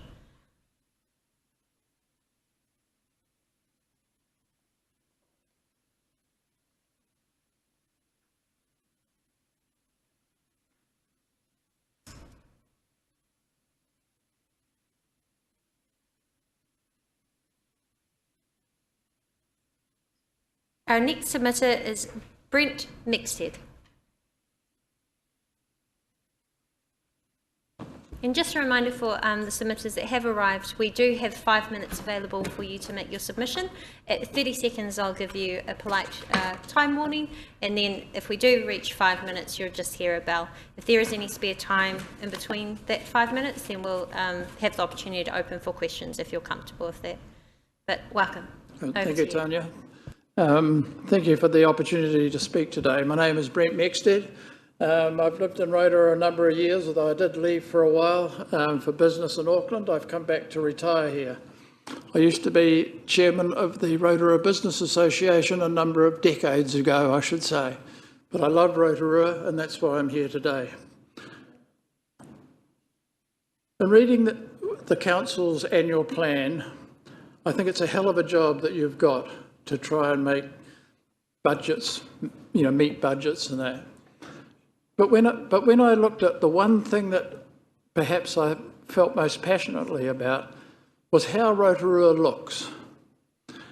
And when we look at the submissions about, stopping the flower beds within the city, the cutting of the parks. When you see kids out at Limmore kicking a ball around, the grass is so long that they gave up and walked away. That's not Rotorua. We're a tourist town. We need to look fantastic.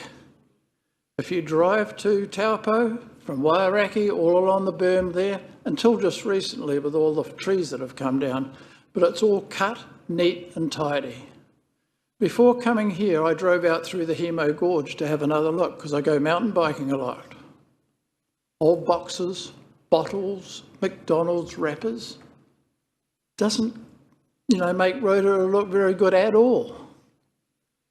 We can't afford to cut back on how Rotorua looks. We should be improving it. Because once we start cutting back more, the next budget will cut back more and we'll end up looking like a hovel. And some areas of Rotorua do look like a hovel. Unfortunately, I would close off Sulphur Point. It's disgusting down there. Tourists, we've got tourists coming here. They take photos. Now we can send, photos around the world like that. The lakefront, $35 million odd being spent. Have any of you been down there lately and had a look?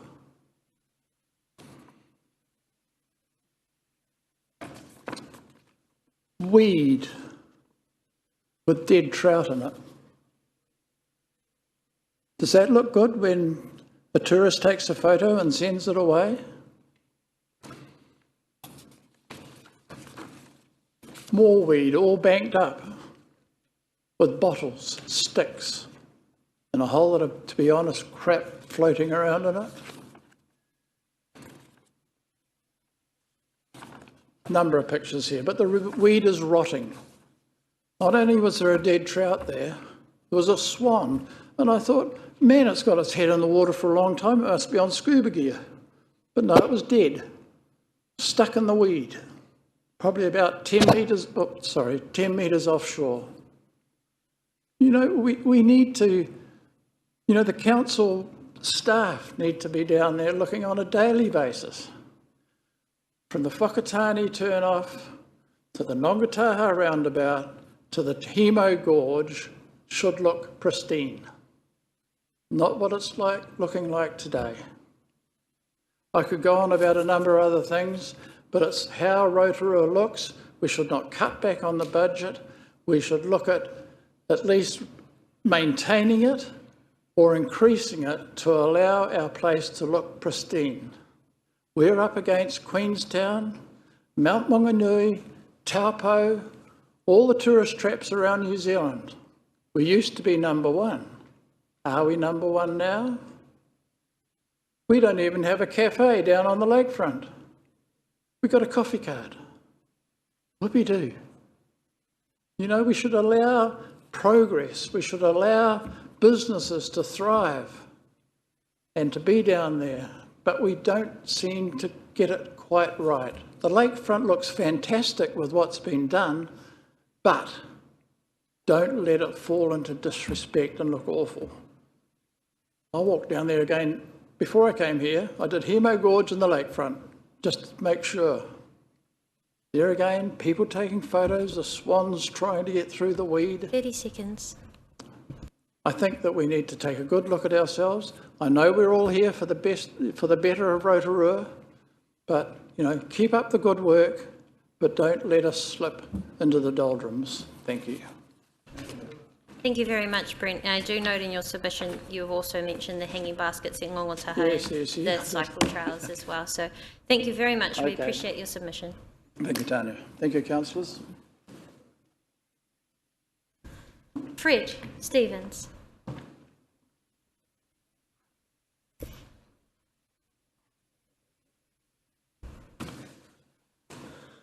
Kia ora koutou.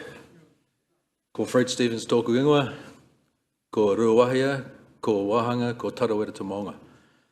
I appear today as president of the Lake Tarawera Community Group Incorporated, and I'm making two submissions, so I can try and compress those into 5 minutes, in relation to the Tarawera Surge Reticulation Scheme. Our group represents the majority of the property owners at Tarawera, and we also represent those people at Timu. Our first submission is to ask council to increase their $1,500 per property subsidy to $5,000 per property. The $1,500 subsidy is the same as was paid to Lake Karaka property owners way back in 2006. To be fair, this amount needs to be adjusted not to the present day value, but to future value at 2026, when it is likely that the targeted rate for the sewage scheme will be payable on completion and commissioning of the scheme. That suggested increase from $1,500 to $5,000 is based on a 4% per annum increase since 2006 by the gross cost escalation trend from 2006 to 2022 as presented by Stavros to the council meeting on the 28th of August last year. So that takes it from 1,500 up to 4,000, but what we're saying is since August last year, inflation is now 7% per annum, and it's likely to continue for the next few years. So what we're saying, by the time we are given that lump sum targeted rate, we're saying that subsidy should really be around the $5,000 mark. And I think it's only fair and reasonable to ask for that because, you know, as Stavros has said, the costs of providing the sewage has gone up by that amount, so I think the subsidy should go up accordingly.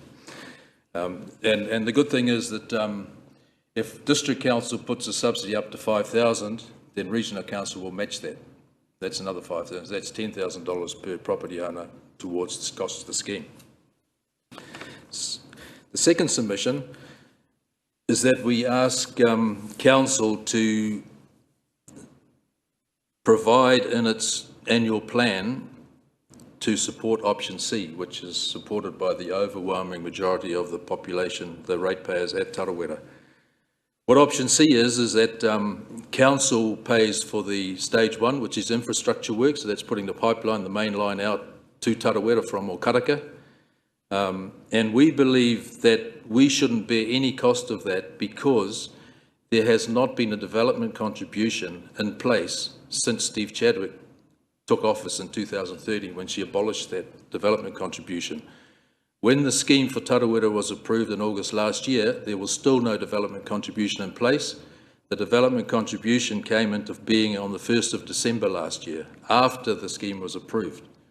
So we don't see any justification at all for us having to pay a development contribution towards that main trunk line. The other part of option C is that we don't want council to come onto our private properties to install the low pressure grinder pumps and the sewage pipes and the electrical control gear. We are quite happy as private owners of private properties to do that work ourselves. So there's no need to invoke Section 181 of the Local Government Act, which is effectively a Public Works Act type provision. When we can do the work ourselves and retain our private property rights and retain ownership of those assets on our private property. And the bonus is council doesn't need to bother about doing stage 2 because we'll do it ourselves, just like people in town put their own sewer pipes and then connect at the gate to the public sewer line that runs down the main street.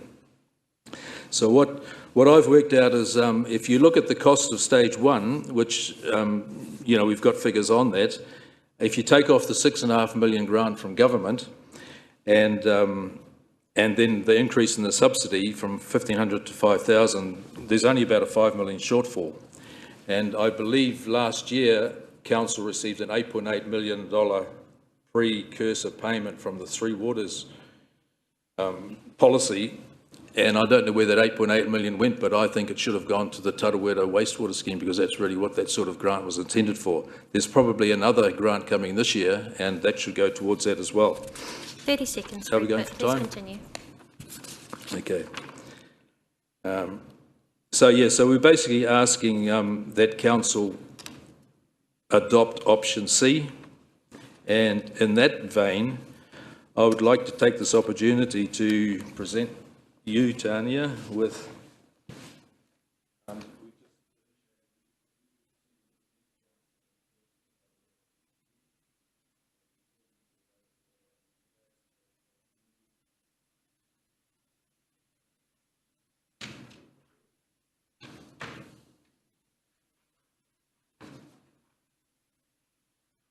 thank you.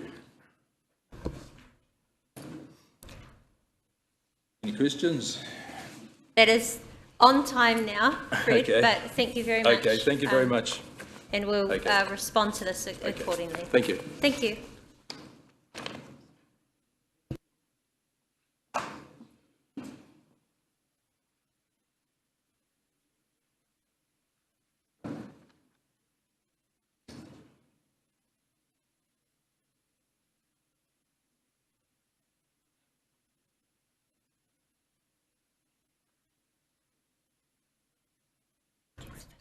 I'd now like to welcome Karina Ngata. Kia ora.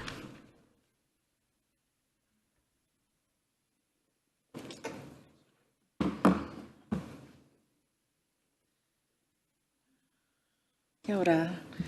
Nei rā, ku mihi ki ngā mana o te whenua nei, ko te arawa iwi, ko te arawa mana, ko te arawa waka, tēnā rā koutou katoa.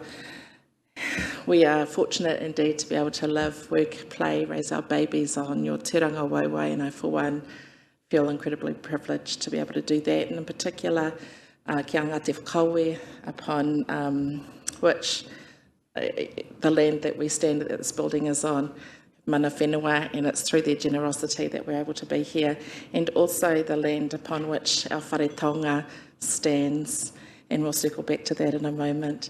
Engari, tēnā koutou. Ki te hoa, kia ora, ki tō mātou mea me te hunga mahi o te kaunihera rohe o Rotorua nui a kahumata momoi. Tēnā rā koutou katoa, kia ora. And I want to just thank you very much for the opportunity to speak today on behalf of the NZHTA, that's the New Zealand History Teachers Association, and the Aotearoa Social Studies Educators Network. And I will, just before I pop that hat firmly on my head, say that I have been living in Rotorua for 22 years nearly and teaching for 13 years at a local high school. And I am a subject specialist in social sciences, particularly history, with an undergraduate degree in Māori and Pacific Development, a Masters in Contemporary Education.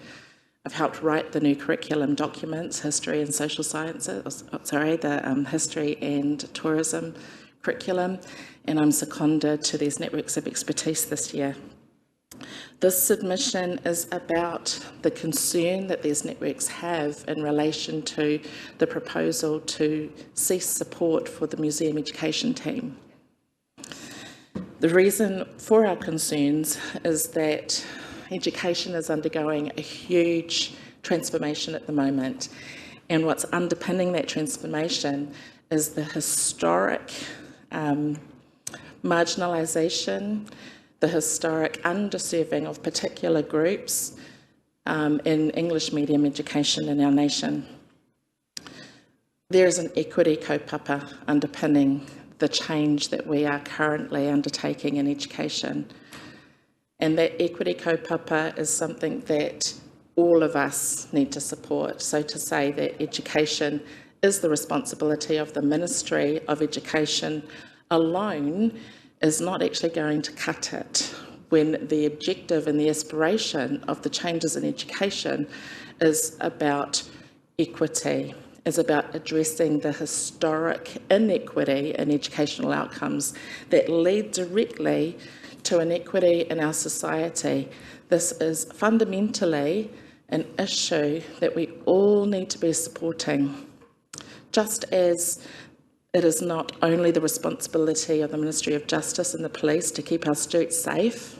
That is something that we all take responsibility for. Same as developing and fostering a secure sense of cultural identity, a sense of belonging, and opportunities to be able to receive an education that is authentic and relevant and empowering for you. Those things are the responsibility of us all. The museum education team holds in its midst 35 years, possibly a little bit more, of experience, of expertise, of capability and capacity building, of relationship building, so that they're able to deliver a very rich educational experience around our taonga tuku iho of our region.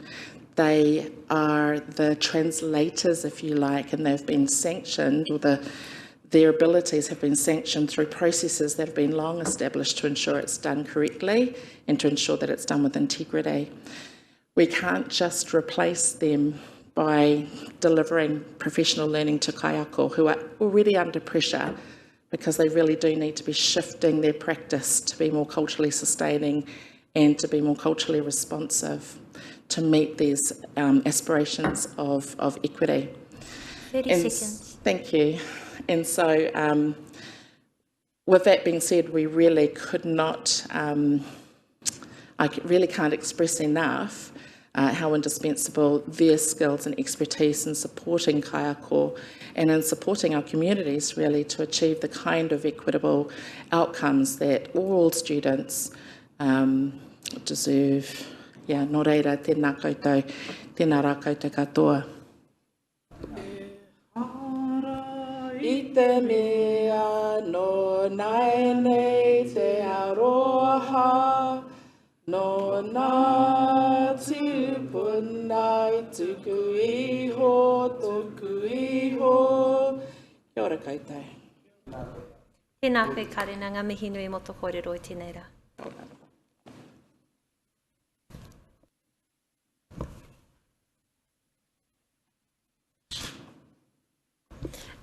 Dr. Marguerite, would you be happy to? Yes. Thank you very much. Very happy. We now have Dr. Marguerite Theron, ONZM. Great to have you here. Good afternoon, and thank you for this opportunity. I will assume that you are all extremely diligent lake councillors and that you have read our submission so that you have an idea of the contribution that the Rotorua Multicultural Council makes to our community. It's also true that very many of you attend our events, so you do have first-hand experience of some of the projects that we offer. I have been thinking about what can I add to my written submission in which I've outlined what we do. And I thought I would just mention two very recent examples of how we collaborate instead of to compete. and how important I think it is that the huge number of social services agencies in the Rotorua need to communicate and collaborate more. And we have to give a gold star to Tipuria Trust, because they recently ran for the first time in a long time, as far as I know, a meeting of networking the social services agencies. So that was a really good thing to do, because there are, in my view, just too many of these agencies, and we overlap instead of seeing how can we collaborate. So two recent examples of what we do is that the Rotorua Festival of Gardens is coming up in November. And we want to make that different and better than other festivals of gardens. So in working with Pam McGrath, we are pulling together performers to perform in these gardens from ethnic groups, from Cambodia and India and South Africa and Sri Lanka are some of the names that I already have. So that's an example of, without any cost to us, except a little koha to the performers, we collaborate with other organizations. And then when we recently signed last week the Welcoming Communities memorandum with the Immigration New Zealand, I met Jude from Te Tato o Te Arawa, and we have met and we have come up with ways in which we will be collaborating with them, because they have funding, more than we have funding, for our specific objective of building relationships between migrants and Maori, which is quite a difficult thing to do, but with funding from the police and funding from Te Tato, we are planning some additional events, places where migrants and Maori can come together and get to know one another. So with the difficult job you've got ahead of you, I think some of your options are to keep funding all the social services in the way that you are doing, and that's probably not possible because you have to cut the budget. You can either reduce the funding by a percentage, half what we all get, or you can stop funding these social services altogether and say that's not the job of Rotorua Lakes Council. And you can also consider passing the funding process over to another organisation. In the past, Rotorua Lakes Council has given some of the funding to the Geyser Community Foundation. And when you look at the, for example, your partnership funding of $210,000, you also have to think, what does it cost to disseminate that money? And what does it cost to check every accountability report? Because there's a lot of administration involved, and a possibility is that you pass that responsibility with the associated cost over to another organisation. Some of the value, even if we should get reduced funding from Rotorua Lakes Council, that funding is very important to us because it comes with the one string attached, it must meet our kaupapa. And once you have approved that what we do is a good thing for this community, then you give us the money and you do not check receipt by receipt how have we spent the money. You trust us. And that kind of funding, you must not underestimate how valuable that is. The other aspect of the funding that we get from Rotorua Lakes Council 30 seconds, but please continue. Is that it means that we are trusted by other funders. And so that image building by getting funding from Rotorua Lakes Council is so important to us. Are they allowed to ask questions or not? We are bang on time. However, you have provided an incredibly good submission, and I do want to note that in there you've also mentioned there's an estimated 15,000 migrants in Rotorua, so we do appreciate the work that you do with Multicultural Council, and we appreciate the very detailed submission you've also given us in writing. So thank you very much, Dr. Margaret. Who's your scribe? Because I've got my oral submission written down. If you'd like to hand it to Greg behind you, and we'll make sure that that's distributed. Thank you very much. Thank you.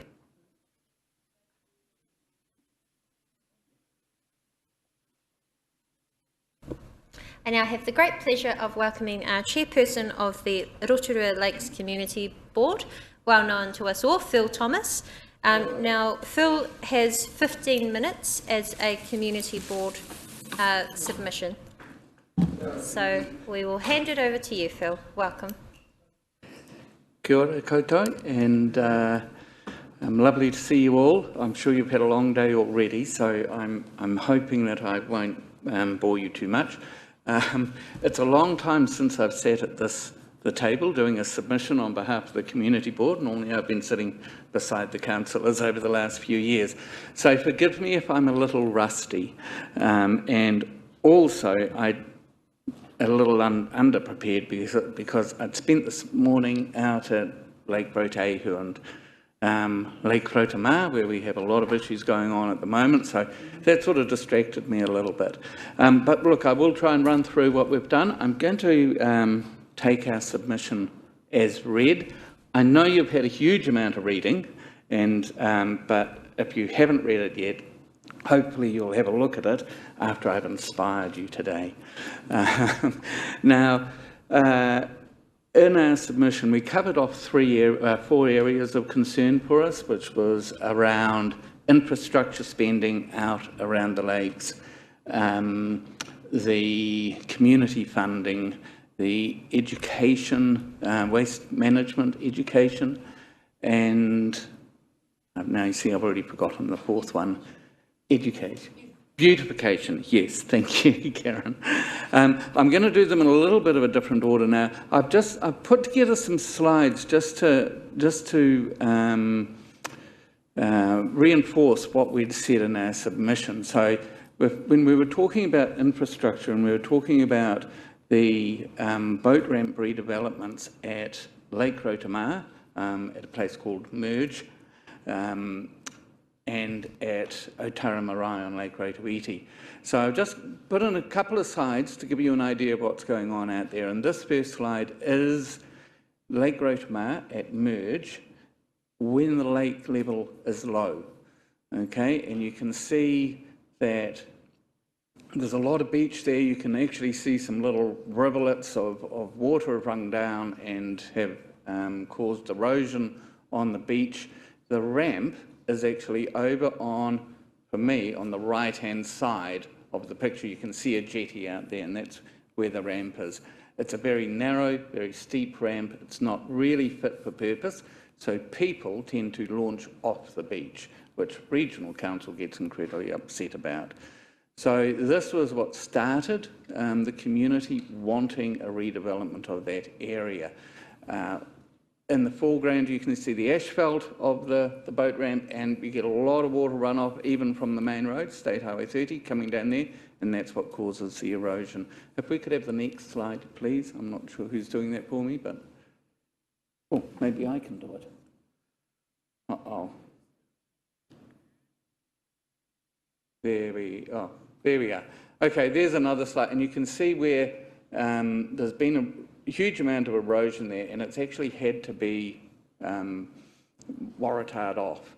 And you can't actually see it, but it's actually a drop of about 5 feet, you know, so over a metre deep, that channel.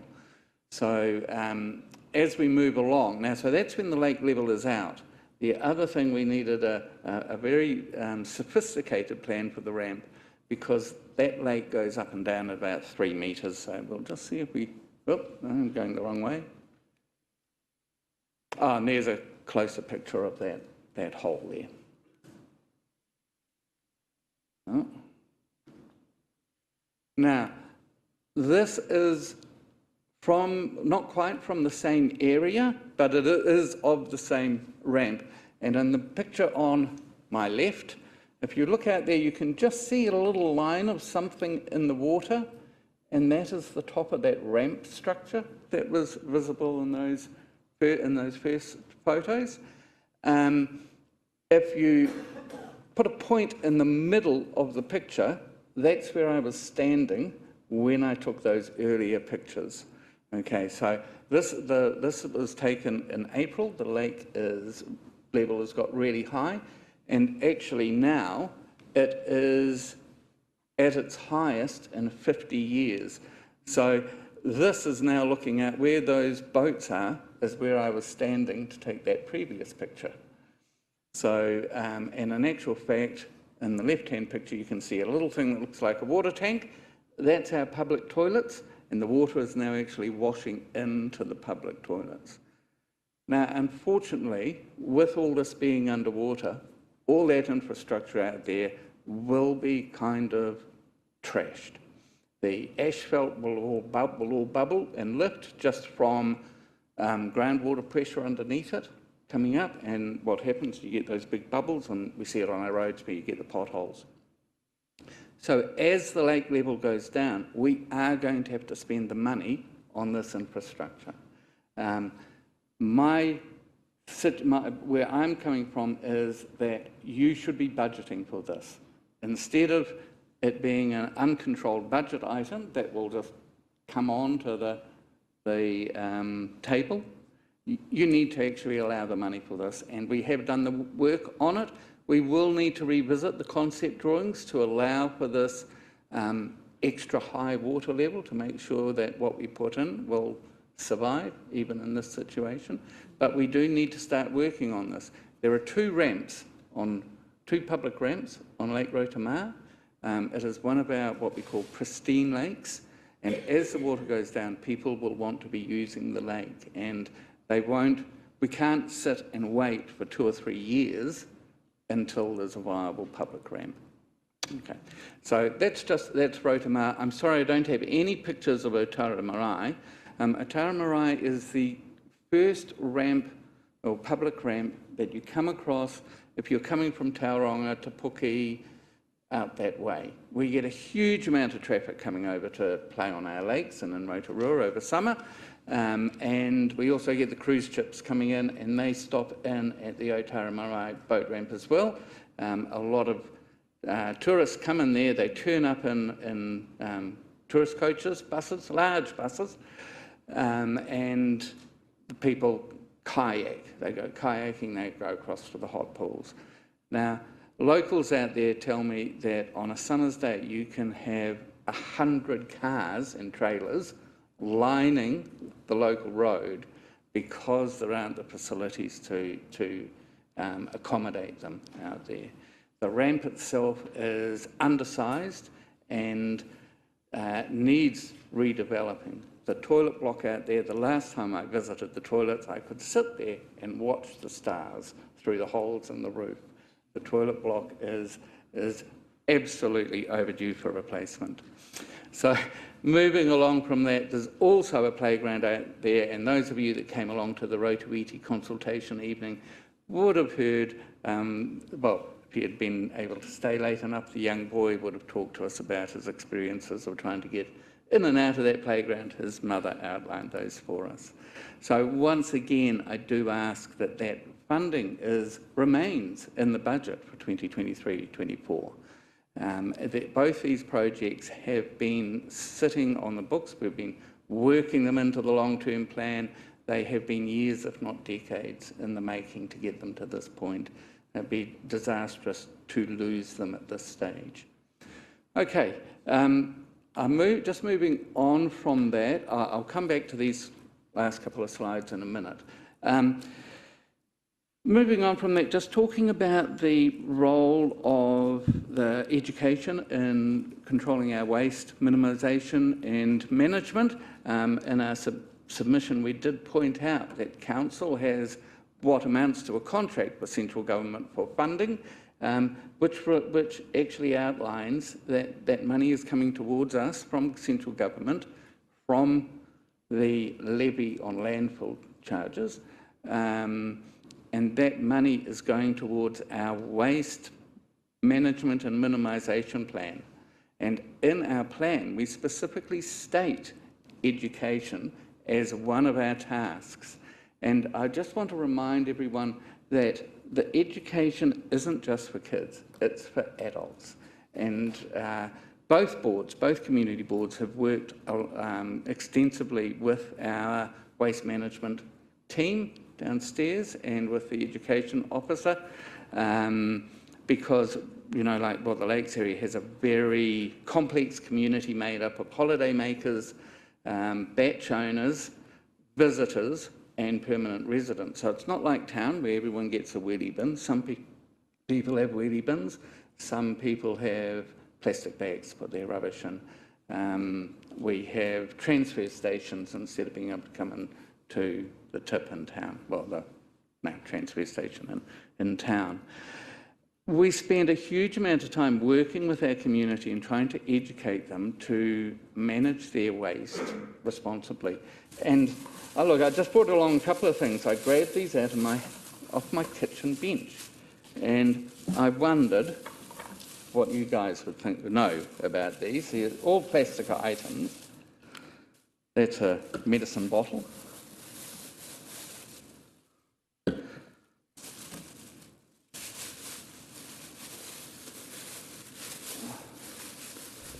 Are you putting us to the test, are you, Phil? I am putting you to the test. So I wonder if anyone's brave enough to tell me which one of those are recyclable.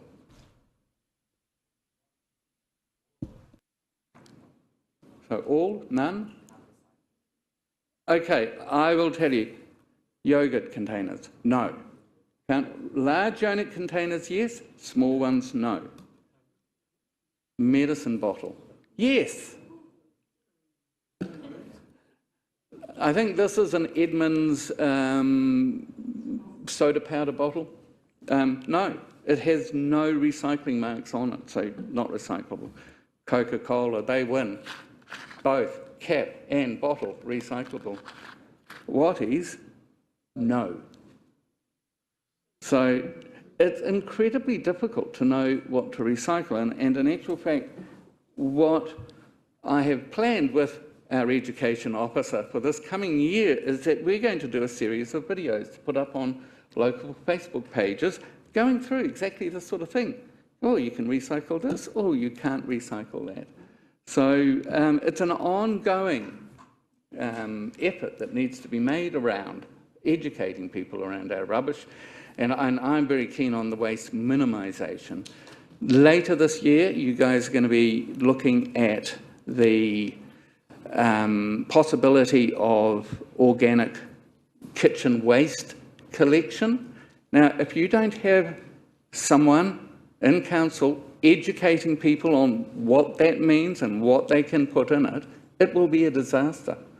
You'll get chicken bones, you'll get bits of old chop, you'll get all sorts of stuff that shouldn't be in there. 2 minutes? Thank you. So I really hope that you retain that role. The amount of money you would save in wages, I think, would be paid back in a matter of months in the extra money that is saved if we have proper waste management. Look, I'm going to leave my submission stuff there just because I just wanted to mention what is happening out at Rotorua and Rotorua. You saw the pictures of the flooding at Rotorua. This is Lake Rotorua. This is Otatu Bay.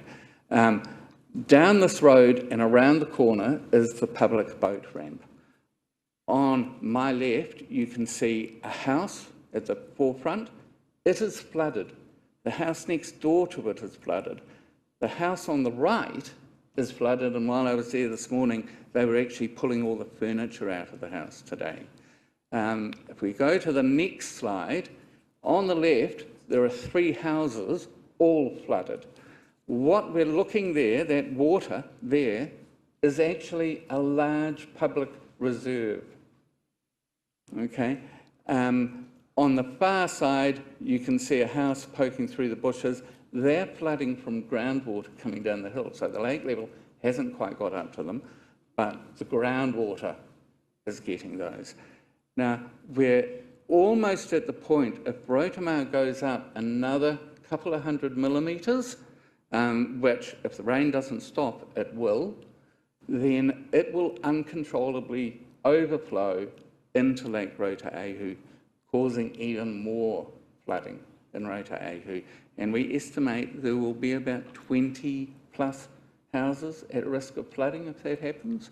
And the Mayor and I were out there end of March, and we're watching the water lapping on the ranch slide over a house. They have now had house removers come in and temporarily lift that house up 1.5 metres on stilts to keep it out of the water. So this is an urgent matter. Community Board is working with those communities out there to try and we had our meeting yesterday, and thank you to the Deputy Mayor and to Conan for coming along. It was great to have you there. As we're telling people out there, we don't have any solutions, but we do know we need to help them. And I do hope the Community Board will have the support of all of you and all of Council in trying to address the issues that these communities are facing. I know it's a little bit out of annual plan stuff, but I couldn't pass up the opportunity. Thank you so much, everyone. Enjoy the rest of your afternoon. Thank you very much, Phil. That was bang on time, and we appreciate the little pop quiz as well. Yeah. Councillors, my name's Paul Larkin. I was born in Rotorua and came back about 2 years ago after a long time away with my wife and family, who's a psychologist here in town. And I just want to acknowledge that we've had some really good chances at public forums to ask some questions. And the context is pretty hard. Councillor Brown put it at one that it's a no-win budget, and I agreed with him. But I've spent the last couple of weeks thinking about it, and I don't know if that's right. And I don't disagree with Greg lightly. I think we don't know that. From the discussions that I've had and the meetings that I've been to, the strategic view of the cuts is missing. We had the chance to ask some of the executive staff questions about how did the cuts come about. And this council's shown fortitude to make some really hard decisions, like these are going to be hard and they're going to hurt people, which is a really good start. But without that strategic view about what are we trying to achieve, then we don't know what we're going to get, except for balancing a budget. I worked with professional athletes for a long time, and lots of them would panic and try and lose weight before a race, and it doesn't work ever. That's kind of my read on some of this. There will be things that have to be cut, but if they get in the way of us achieving that strategic goal, which I'm not sure has been articulated longer term for Rotorua and for its citizens, aside from just stopping the spend, then we've got a real problem. Rotorua can't do everything, but if we know what Council has set as a target about where we want to go, how we want to attract, what we want to do, then some of these cuts can be put into context. The return on the investment of them can be put into context. The other funders can be put into context maybe. My concern is that those questions haven't been asked and they haven't been linked through. My understanding is that councillors were shown a list of activities, given some understanding of what they are, and then asked what they'd like to see less of. If that can't be linked to what they're driving towards, what they're getting, then we've got a real problem. I've got 5 minutes, but I'm happy to share some of it with anyone who's got questions or points on council as well, because the submission should be, I'd like a dialogue. There's data missing. I think that it sounds like lots of data has been accessed through it, whether it's you've gathered it yourselves or you've accessed it through other people. It came out really strongly at one place I was of just how many people live in Rotorua because of the amenity, and that's not being picked up. Doctors at the hospital. So many of them ride bikes. If they can't do that, they'll go somewhere else. Victoria's actively poaching over the radio early childhood education people right now, and spending hundreds of $millions on opening up forests and things like that. We won't get those people back if they leave. If the strategy can be identified and the data can be gathered, and I realise it's real late, you've got a new council, it's really hard, then these decisions can be made a bit differently. We know some of the things that are being proposed to be cut have really significant return on investment. In my submission, I just picked on a few of them. Social programs and the library, I think, is really critical.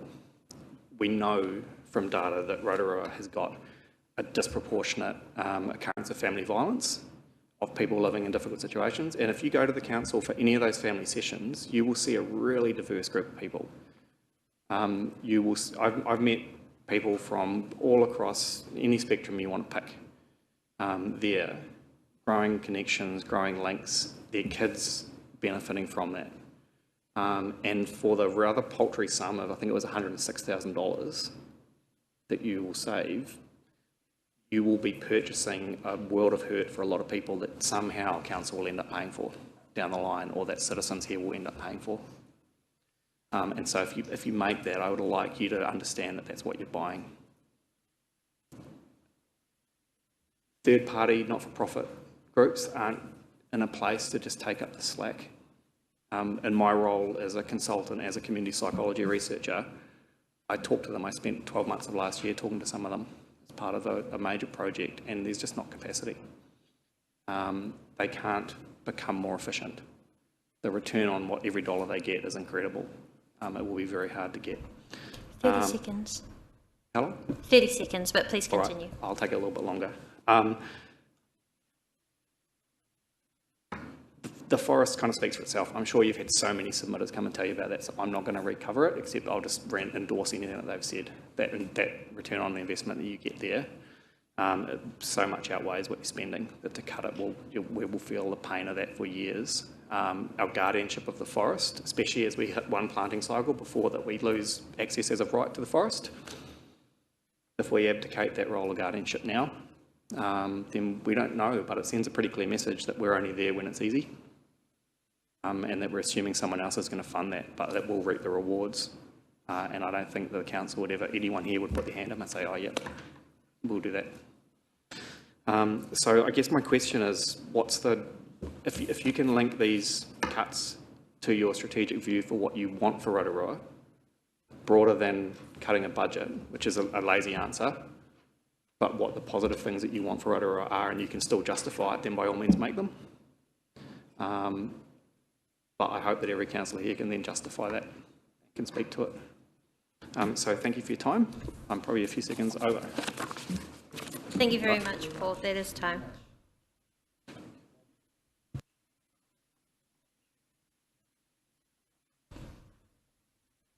Now I'd like to welcome the Lake Tarawera Ratepayers Association.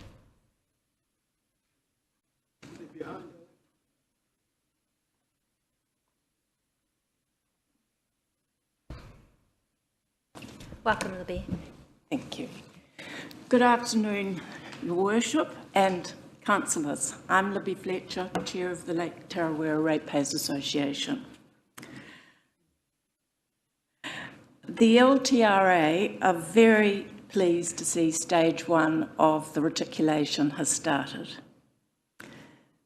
It's fair to say that the vast majority of the Tarawera ratepayers want reticulation. However, the elephant in the room is the cost. We're seeking, and the LTRA membership is well over 50%, and many of our members own more than one property.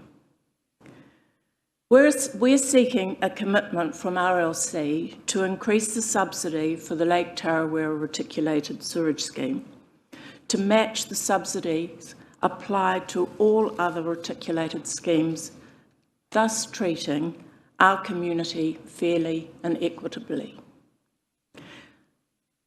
The LTRA does not support the injunction to stop stage two. All that will do is delay the scheme and further increase the cost. It's never going to be cheaper to put in a scheme than now.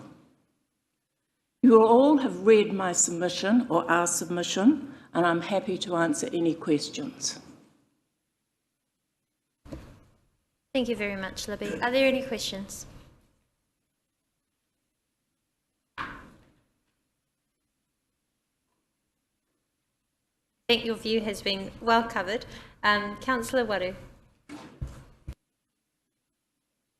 Can you hear me, can't you? I can. Thank you.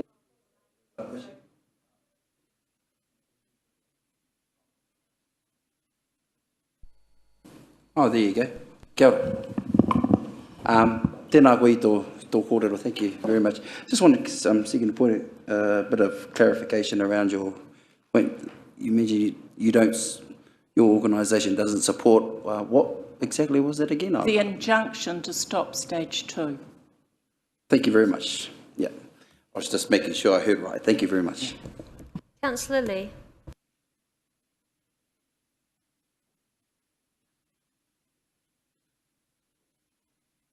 I think it's it. Oh, there we go. Thank you, Your Worship. Hi, Libby. You're asking, you're saying it's, you'd like to be treated similarly financially, the Tarawera residents, to other reticulation systems around the place? Yeah. Did you have a number in mind, or did I miss that? Well, all of the reticulation schemes that have gone into Rotorua so far have had a minimum of 50%. Some have had more, some have just been 50%. So that is what we're after. And what have you got so far? We are paying, as the ratepayers of Tarawera, we currently, if the cost remains 32 million, we will be paying 71% of that cost. Thank you.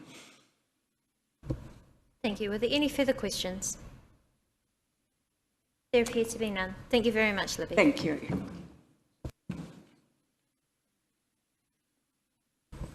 Our next submitter is Robert Ockel.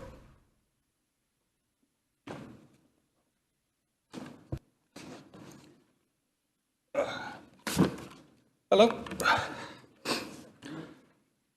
So, you've all got the annual plan in front of you, hopefully, or the proposed annual plan.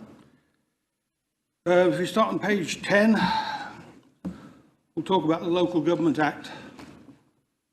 Local Government Act section 82A says that the format is to be suitable for the public, not for politicians and bureaucrats. So, page 11, it says you have prudent financial management and stewardships of assets. Flip to page 12. Schedule 10, Part 2, Section 18 of the Local Government Act requires forecast financial statements for the proposed year. And Section 95, Subsection 5, it must contain the proposed annual budget. Where's the budget? This document talks of percentages, it talks of nothing that is financial. We'll continue on because we've got a whole bunch of percentages wandering around here. Go down to roads, sewage, stormwater and drainage and water supplies. All of those have huge depreciations. The shortest life for any of the infrastructure things is a tar-sealed footpath, which has a shelf life of 7 years. On a straight line depreciation, that would be 14%.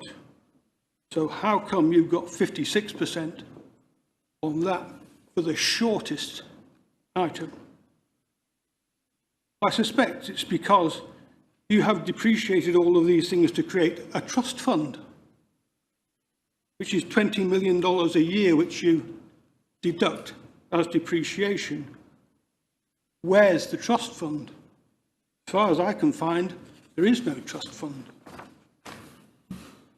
Page 14, where's the budget? So, we have a bunch of pie charts with percentages, no numbers. Could be anything. Operational subsidies, it says 4%. I go to the LTP, it says we've got $198 million, of which $50 million is coming from subsidies. You tell me how that can be 4%.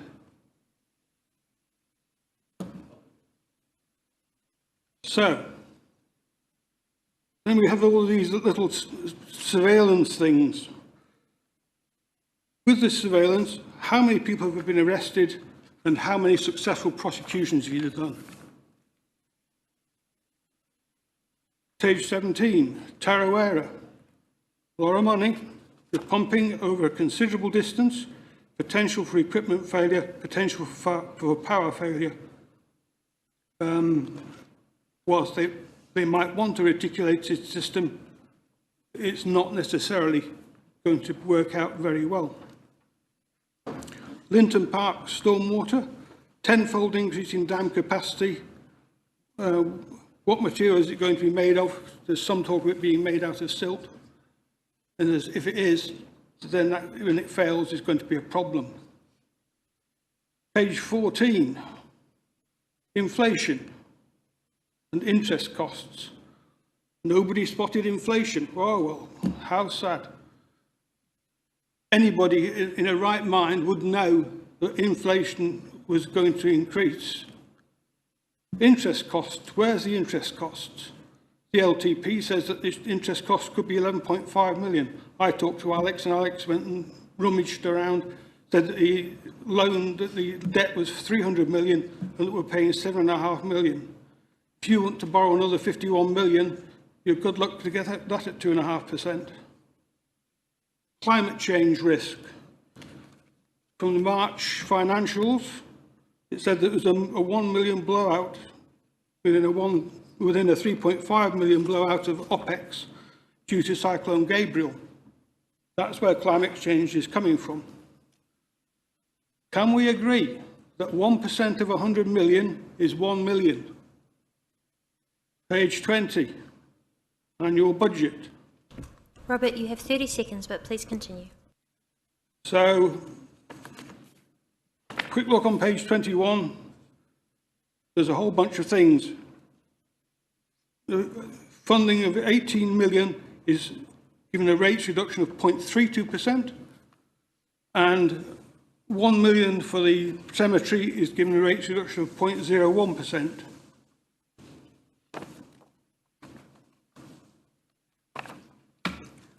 On page 24, the amount of $435,000 is for the year 24-25, not for the year 23-24. So why is it there? And on the last page, I'll ignore all the other stuff on capital works for the moment. A $51 million increase in debt cannot, in any financial way, result in a trending line going down. Robert, we have reached time now, but I wish to thank you for your presentation in person, but also in the written submission. You've given a lot of detail as well, so thank you for the time and consideration that you've put into providing your feedback. We certainly take it on board. Thank you very much. There's no questions allowed, is there? Yeah. Apologies, we just have 5 minutes. Only questions if there's enough time. Thank you, Robert. I just need to do a quick procedural process, as we have gone over the 6 hours. So may I please ask that we have a resolution to extend the meeting duration past 6 hours. That's moved by Councillor Waru, seconded by Councillor O'Brien. And this is just to advise, this is under one of our standing orders 4.2, that the hearing normally doesn't go over 6 hours. Unless there is a resolution to continue. But we have much work to do, so we've had a mover and a second. I put that to the vote. All those in favour, please say aye. Aye. Thank you very much. We do have a few submitters, and then we'll take just a very brief 10-minute afternoon break before we continue. So we've got our next submitter, Michelle Daly.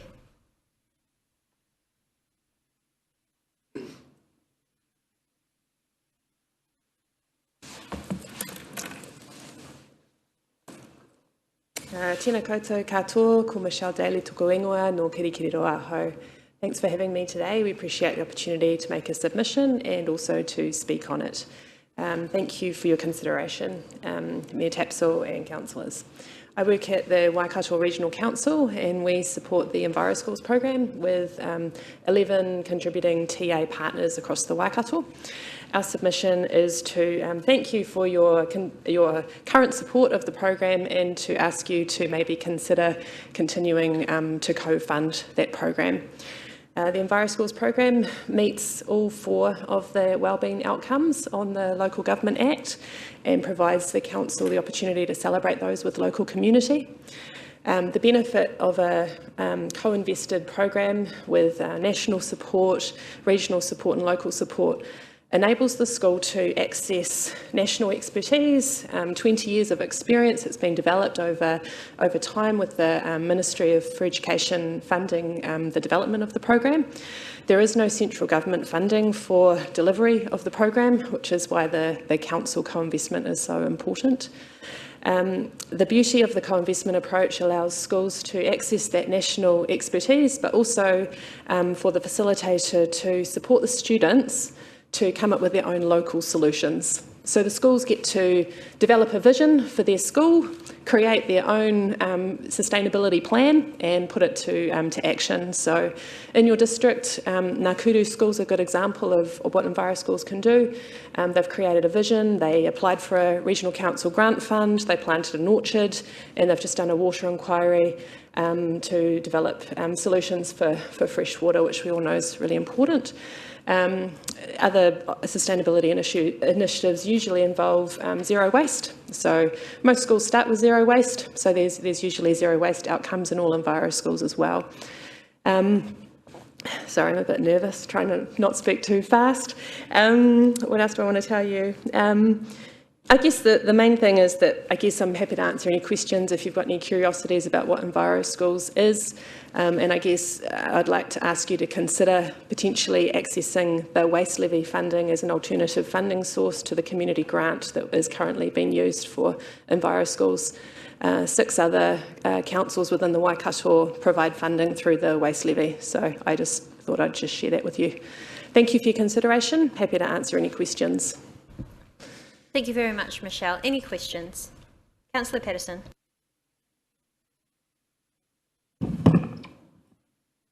Kia ora. I'm going to have 2 men stereo.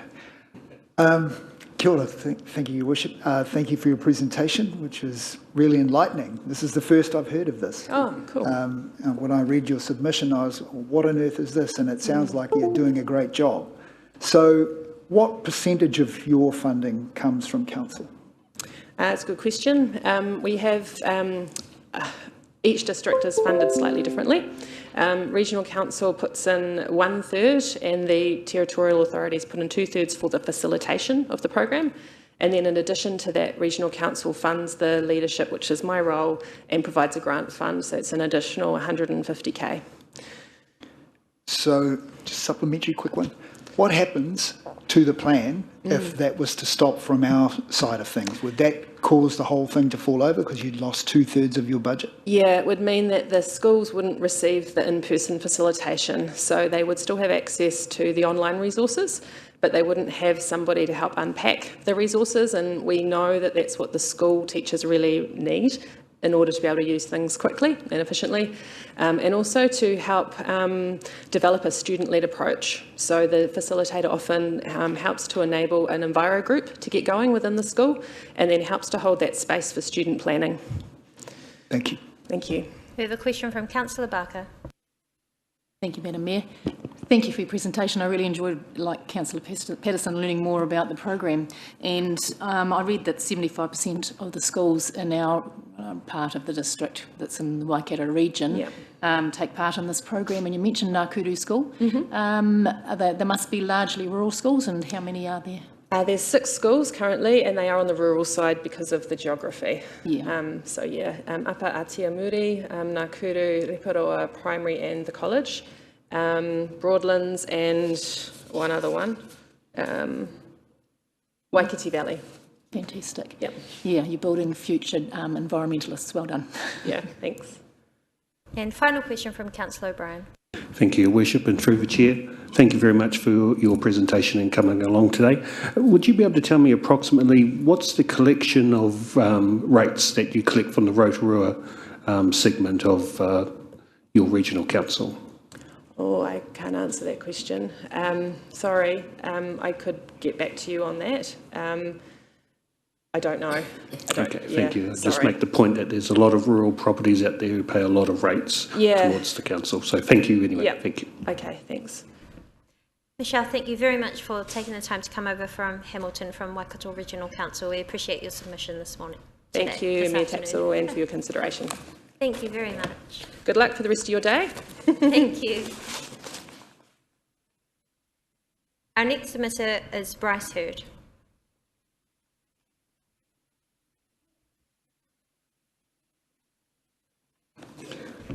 Welcome, Bryce, and welcome, Glenn. Thank you, Your Worship. Kia ora tātou. We were told we had 15 minutes, but I see it says 5 up there, so which is it? 5, right, we'll go fast. We want to talk to you at a reasonably high level about policy type issues.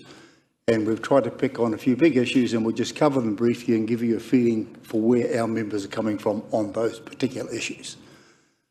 The first one is capital investment versus expenses.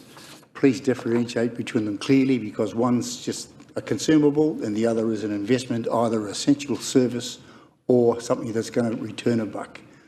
And as a council, please, you make the policy around that. Let your executive decide which ones go through and which ones don't.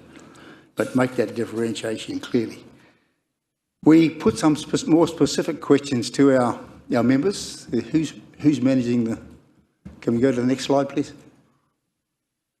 Thank you. An external benchmarking of the council costs, given that 37% of our costs are salaries. It's a big hunk. We think it's probably time we had another look at it just to see how efficient we are compared to best practices and others doing similar work elsewhere. We're not saying we're fat, we don't know, but we just think it's time we had a look. Put minds to rest. Question 3 was around rating opportunities, and we looked at a couple of things here. Airbnb was one. Pretty resounding support for having another look at that and seeing if we can bring in commercial rates on Airbnb properties. Another one we looked at was vacant sections, where we got quite a mixed result. You can see the result on the board there. I don't need to talk about it. And then we said to our members, what other rating opportunities might be flying under the radar? And they came up with that list in front of you. I'll let you read it yourselves. And I'm sure you've talked about many of them.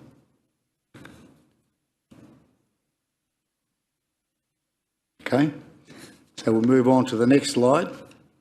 The Rotorua brand. This is something that Rotorua as a tourist town feels very strongly about, and things to do with city beautification, city care, parks, gardens, etc. There's a lot of very, very strong feeling out there that says, please don't damage our brand. Please don't cut these, because these are crucial to Rotorua appearing to tourists that it is the town we say it is. It's a tourist diamond city. It's not getting run down with all the negative publicity, and it's doubly important because of that negative publicity that we show us a good face to the world. Question 7 is a little bit similar. It's around events. We believe that events are the lifeblood feeder, one of the many, or one of the few, I should say, big ones that feed our economy. Glenn runs hotels. He's our president. Sorry, I should have said that at the start. You all know him. And people like Glenn know that events feed hotels, they feed the accommodation and hospitality industries, and we need them, and we need your support to continue feeding them into Rotorua, please. We talked about sewage. I think the question itself was probably poorly worded, and the response was mixed, so we won't even go there. But we come to, at the end of our presentation here, the key issue for the town. This is a Rotorua Pulse survey result. I mean, it's come up as the #1 issue confronting us. The CBD is of most concern ahead of everything else to the business community of Rotorua. Having that CBD looking in fine fettle, which it hasn't been for many, many years. And it's not a coincidence that we've made a lot of noise about this over the years. On the final slide, you'll see that the CBD recovery is in fact the #1 issue on our board's mind. This is the thing we would like to really get stuck into together with Council, Mana Whenua, and Rotorua NZ and others, and let's make this happen. We've talked about it for 30 years, so let's do it. That's us. Questions? Thank you very much. We have 1 minute for questions, if there are any. That's very short, sorry. Yeah, no, that's fine, and thank you very much for the work that you put in to ensure that your members of the Rotorua Chamber of Commerce were able to contribute and provide some excellent feedback. We've certainly appreciated that. Thank you. Given the fact we thought we had 15 minutes, we'd planned a much fuller presentation than that. That included introducing Glenn, among other things. But anyway, thank you. We appreciate your time. Thank you very much. Thank you very much, Bryce, and thank you very much, Glenn. We have now the Lake Rotorua Community Association. And I just want to note as well that after the submission, we will take a 15-minute break before we hand over to our Rural Community Board as well. So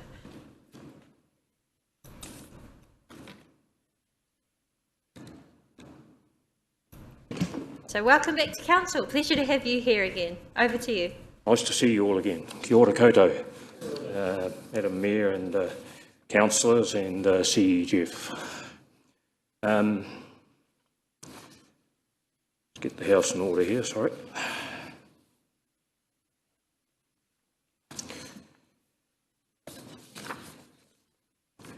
So we feel sure that most of our submission is self-explanatory, but we value the further opportunity to come and emphasise the matters raised in there. And I guess it's fairly straightforward for us. The crux of the matter is that we'd like to see you review your capital expenditure further, as opposed to cutbacks onto small community projects and core services, which we see as far more valuable to the community going forward. And so just to expand on those, we certainly concur with the primary intent to reduce rates down to somewhere near the level of inflation. However, whilst the plan contains much detail, in tracking the path that Council has taken to achieve that target, we detected several anomalies to assessing the proposed solution and ability to make informed comment, which we've noted in the submission. In essence, you're asking our ratepayers to endorse the proposals put forward or offer alternative direction, but from a starting position that, on the evidence available, appears to differ markedly from that projected in the long-term plan for 23-24. The chief example of that is where you point to reducing CapEx from 162 to 141 million and borrowings from 77 to 51 million, whereas in the long-term plan for the year 23-24, CapEx is 105 million and borrowings are 21 million. To compound that puzzle, these figures actually change when you go to the long-term plan consultation document. They reduce for CapEx, and when you go to the year 2 consultation document, they increase significantly. So we understand that expenditure is a moving target, and it can change quite rapidly, especially in this economic environment we have at the moment. But that represents a pretty large difference, so we'll just have a look at that a little further later on. Part of the narrative in your minute of the 22nd of March also creates some confusion to those of us on the outside looking in. It states that if Council was to continue to deliver as proposed in year 3 of the long-term plan, a requirement of around 90% rates increases would need to be realised. So, whilst accepting the impacts of inflation and increased construction costs, we are still left to wonder how that extrapolated from 5.98% in the LTP for that year. The minute goes on to detail a number of assumptions that would reduce the amount to 11.95, and then following which a host of further proposals were developed, with most adopted, to bring the rate down to 7.2%. Great. The point we wish to make is that community watchdogs like ourselves seek to utilise clear comparative data and information to provide objective and meaningful feedback, and these perceived variables limit our ability to do so. So whilst acknowledging the extent of the efficiencies you've gained, it has been difficult to reconcile the apparent increase in capital expenditure from that proposed in the LTP due to what seems to be an absence of clarification or explanation. Nonetheless, we've done a subsequent line-by-line comparison of proposed CapEx in the consultation document against that forecast in the LTP, and that reveals some major budget increases. 8 million for the museum enhancements, 12.7 million for the aquatic centre, 11 million for sewerage scheme enhancements, and 2 million for the Wharanui estate. So that does provide some context, admittedly. We acknowledge the latter two changes, but this does prompt us to suggest potential alternative budget reductions. It is apparent that you are about to consult separately with the community to confirm the direction for the museum. not least in the light of an additional 25 million or so cost to fully restore and open. So whilst it has been a long journey, and most of us probably would wish to see a complete restoration, given the ongoing escalation in costs, Council could perhaps pause major expenditure for this year pending review as to the best course of action for the future.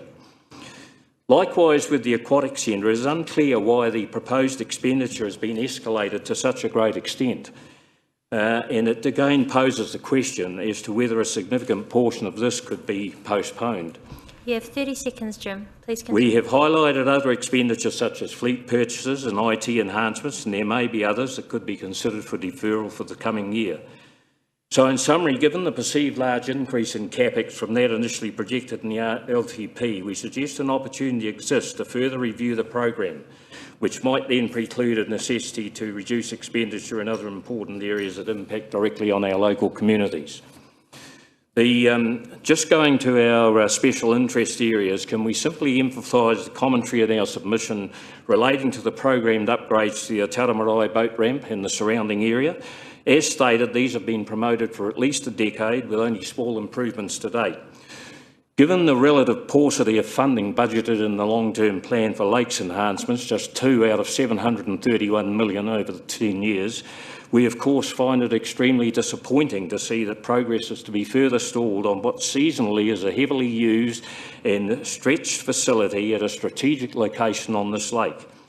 In addition to that, we do regard decreasing or removing schedules for transport network maintenance, which includes the upkeep of our rural road verges and reserves as a retrograde step. We note the suggestion that you should be little noticeable difference by implementing cutbacks to these core services, but there is already a perception and evidence that actual schedules for this type of maintenance have been pruned back over the past several years. So that essentially sums it up, and thanks again for the opportunity to speak, and we always attempt to be objective, and we hope that you find these comments and suggestions helpful towards your final considerations. Thank you, Jim. You can take a breath now. Well done. Yeah. Thank you Nearly very as good much. as...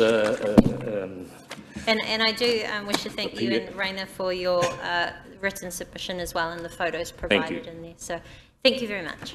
All right.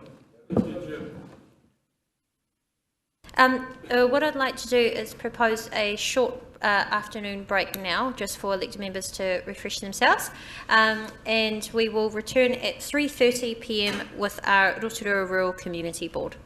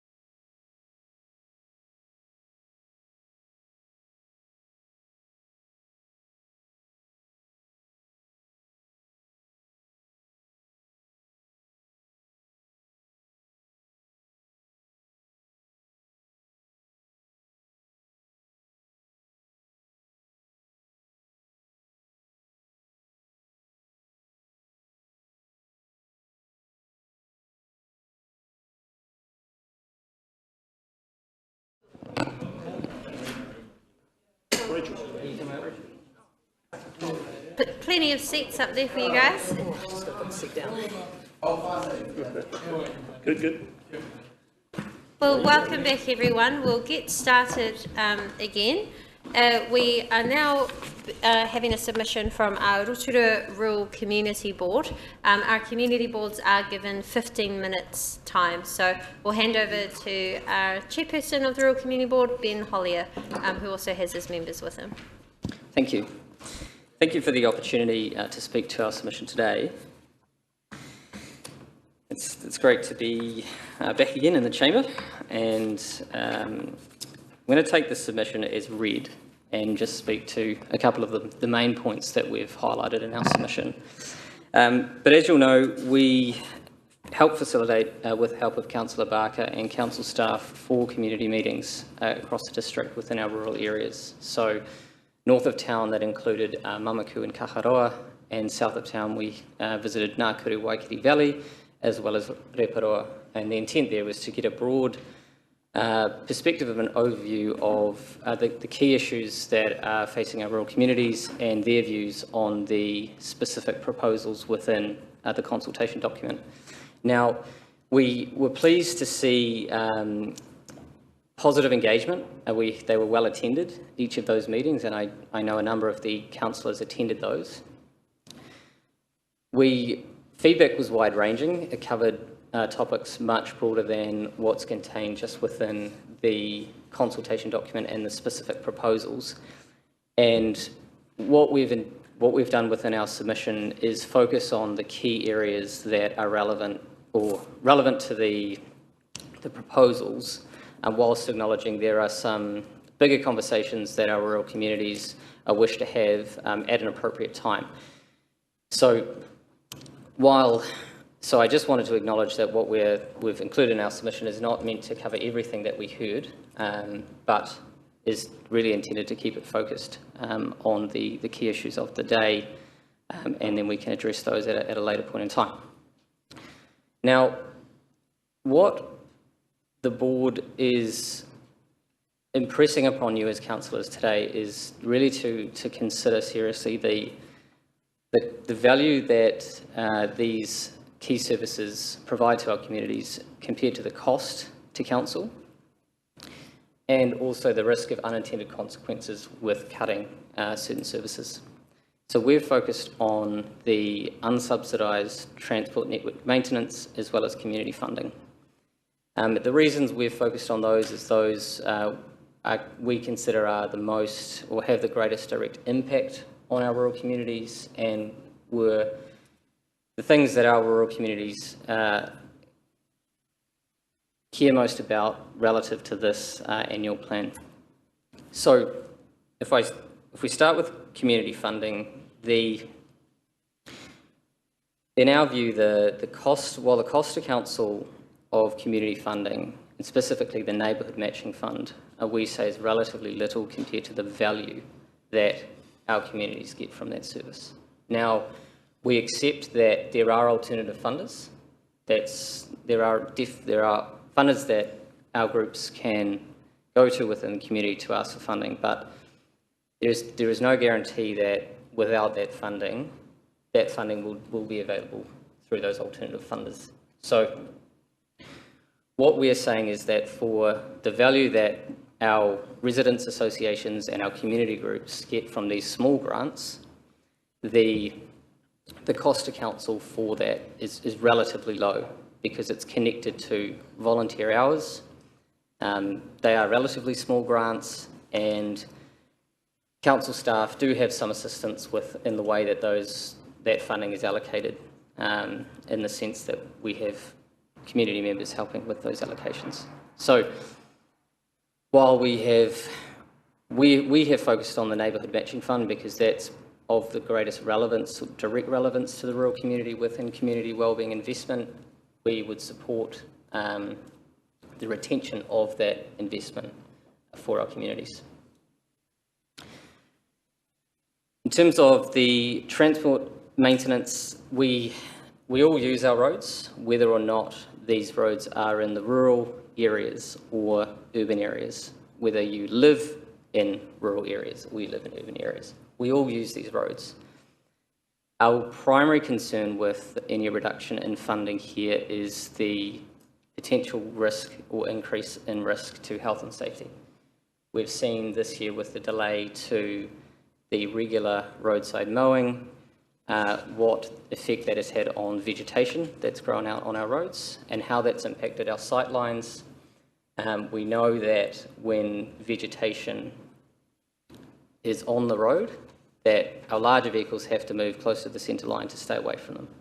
That's a risk for motorists, whether you're a resident or travelling through.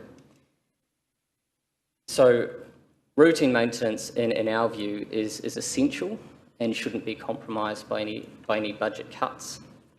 And that goes for whether that's mowing, spraying, or preventative maintenance like tree trimming. So those are the two key things we've also said in the submission, which you would have seen, is that we do or would like to see any increases in rates to be kept in line with inflation at most. Obviously, as councillors, you've got some important decisions to make around what proposals go forward and what don't, but we would certainly encourage you to consider that we are all facing this cost of living crisis, and maintaining any increase in line with inflation is desired. Now, I do want to take some time if there are any questions on any of the specific items within the submission before we close. Yes, thanks. Any questions? Councillor Brown. Thank you, Madam Mayor. Inflation's running at 7.2, is it not? Are you proposing a lift in rates from 5 to 7? No, I'm not proposing a lift. What I am proposing is that currently for rural residential and rural, it's around 5 to 6% roughly, based on the figures that are in here. 5% for farming, 5.7 rural residential. What we're proposing, if we retain the transport maintenance and the community wellbeing, to roughly a 1% rise. From my calculations, there's $1.5 million of extra funding required for that, so that would take it up in the region of that inflation mark, but certainly no higher than that is what we're asking for. Any further questions? Councillor Patterson. Thank you, Your Worship, through the Chair. Thank you for your presentation. I noticed in reading through your submission, you have a point which I found interesting: review council staff structure. Can you expand on that, please? Sure. So during the meetings, there was a strong desire expressed by a number of community members across the different meetings around efficiency of spending, and that included how council was structured, and staffing costs essentially. Now, that itself is not, while there are some specific proposals within the annual plan that deal with this, what was being asked within those meetings was a broader conversation around or outside the scope of this particular annual plan. So the reason we've noted that is because we had strong engagement and expressions around that, and it's a conversation that lies for a future day in our view. So we've noted that as something that councillors may wish to consider in the future, but we acknowledge it's outside the scope of this document. Just to clarify, that was based on feedback from the attendees at meetings, etc. Yes, yes. Thank you. Yeah. And thank you very much for the working commitment that you did put into holding a number of meetings across the rural area within that time frame. I just wonder, in terms of the increased maintenance costs in your submission, but also, as you've said, the risk of not investing now could mean more costs in future. What was sort of the feedback from those attending in the rural community around that? Was that specifically on rural infrastructure, or all infrastructure across the district as well? just bearing in mind within the city we have some significant costs in the annual plan around wastewater and also potentially the museum. So specifically it was around roading, because roading is such an important piece of infrastructure for rural community members because they see it and they use it every day. So we focus specifically on roading, and so that's where how we've focused the submission there. Thank you very much. Any other questions? Councillor O'Brien. Thank you, Your Worship, through the Chair. Thank you, Ben, Colin, Rochelle. Could I ask you, because I've been to a couple of meetings and had various feedbacks, organisations and individuals, and particularly in the rural areas, and they've been a little bit, maybe I'm just talking to different people, but they tend to be a little bit more on the side of being on the conservative side of the rates rises in terms of saying, well, actually, we don't see any need for any rates rises at all because what are we getting out of it? What have we got previously? So can I ask you, so what would your response be to that for the people that you represent? How would you justify a 6 or a 7% or even higher if that's the final determination? Thank you. It's a good question, and that's definitely sentiment we received across the meetings that I attended, and I would say it's probably true of the Rotorua meeting as well. Yes, there is a definite desire to keep rates rise as low as reasonably possible, but there's also an acknowledgement that the costs across virtually everything that the services and goods that we buy has gone up. So whilst there is still a strong desire to keep rates rises as low as possible, there is an acknowledgement that some rates rise is required due to inflation. I would say as well that there are a number of conversations we have about the level of council debt and some of the larger projects and concern around whether those should or should not be proceeding, but we haven't addressed those in the submission as they are, again, conversations for a future date and not within the scope of this annual plan. So, yes, there's still very much the sentiment within our rural communities.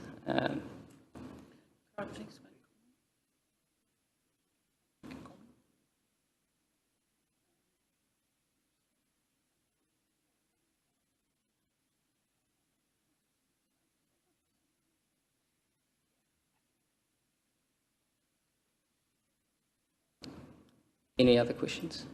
Councillor Waru. Kia ora, tēnā koe te manukura. Kia ora, Ben. Kia ora koutou. Just a quick question around the roading. When you say that was the main kaupapa of the, I suppose, your hui, that was I guess a reoccurring theme and a key point, was that in terms of did they want the road, roading improved or tar sealed or something like that, or was it keeping the costs to a minimum, but still, because when you tar seal the road and everything, obviously the maintenance and everything goes up. Yeah. It's actually cheaper to keep it in gravel, which I don't think you're meaning. So I'm just trying to get some clarity around what it was. Sure. In terms of roading. Look, I think the desire would be to have both, if possible, because continuing with seal extensions is important for those that live and use those unsealed roads, and those that do live and use them know what that is like and the importance of sealing roads. And we are pleased to see that that is currently not or hasn't been included within the proposals within this document, that's been continued. But yes, the desire in terms of this specific proposal is that the maintenance is maintained at its current level. Thank you. Kia ora. Thank you. And perhaps just a final question, noting your feedback around the Neighbourhood Matching Fund grants and the impact that could have on the rural community as an example. Is there an opportunity through the devolved funding to help to fund these sorts of smaller projects?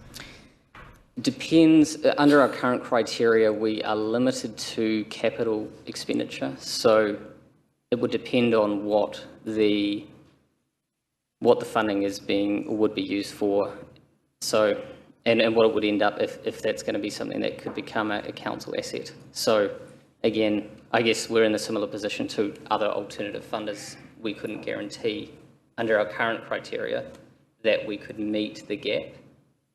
So there may need to be a review of that if that's the case. Thank you very much. There appear to be no further questions, so we thank you very much for your submission. Thank you, Ron. Thank you, and I do want to acknowledge Rachel and Colin as well, who are our Rotorua Rural Community Board members, so thank you. Colin, you are noted down to make a submission later. Would you like to take that now? Yes, please. Okay. Yes. So we'll thank our chairperson, Ben, and also the member, Rachel, and we'll hand over to Colin to make his submission. This is Colin Guyton. Thank you. And submitter number 27 for this afternoon. Yeah, I've got a couple of hats, and I'm the president of Federated Farmers for the Taupo Rotorua region. The submission was really easy for us this time because normally we bat heads with the council, but we feel that, as you know, most farmers are business people, and we have to be prudent when times are tough. So overall, we're really happy with the direction that you're taking. A bit like you were saying, obviously we all want the rates to be as low as possible, but we also understand that your costs have gone up considerably, and actually to keep the rates down will be a challenge.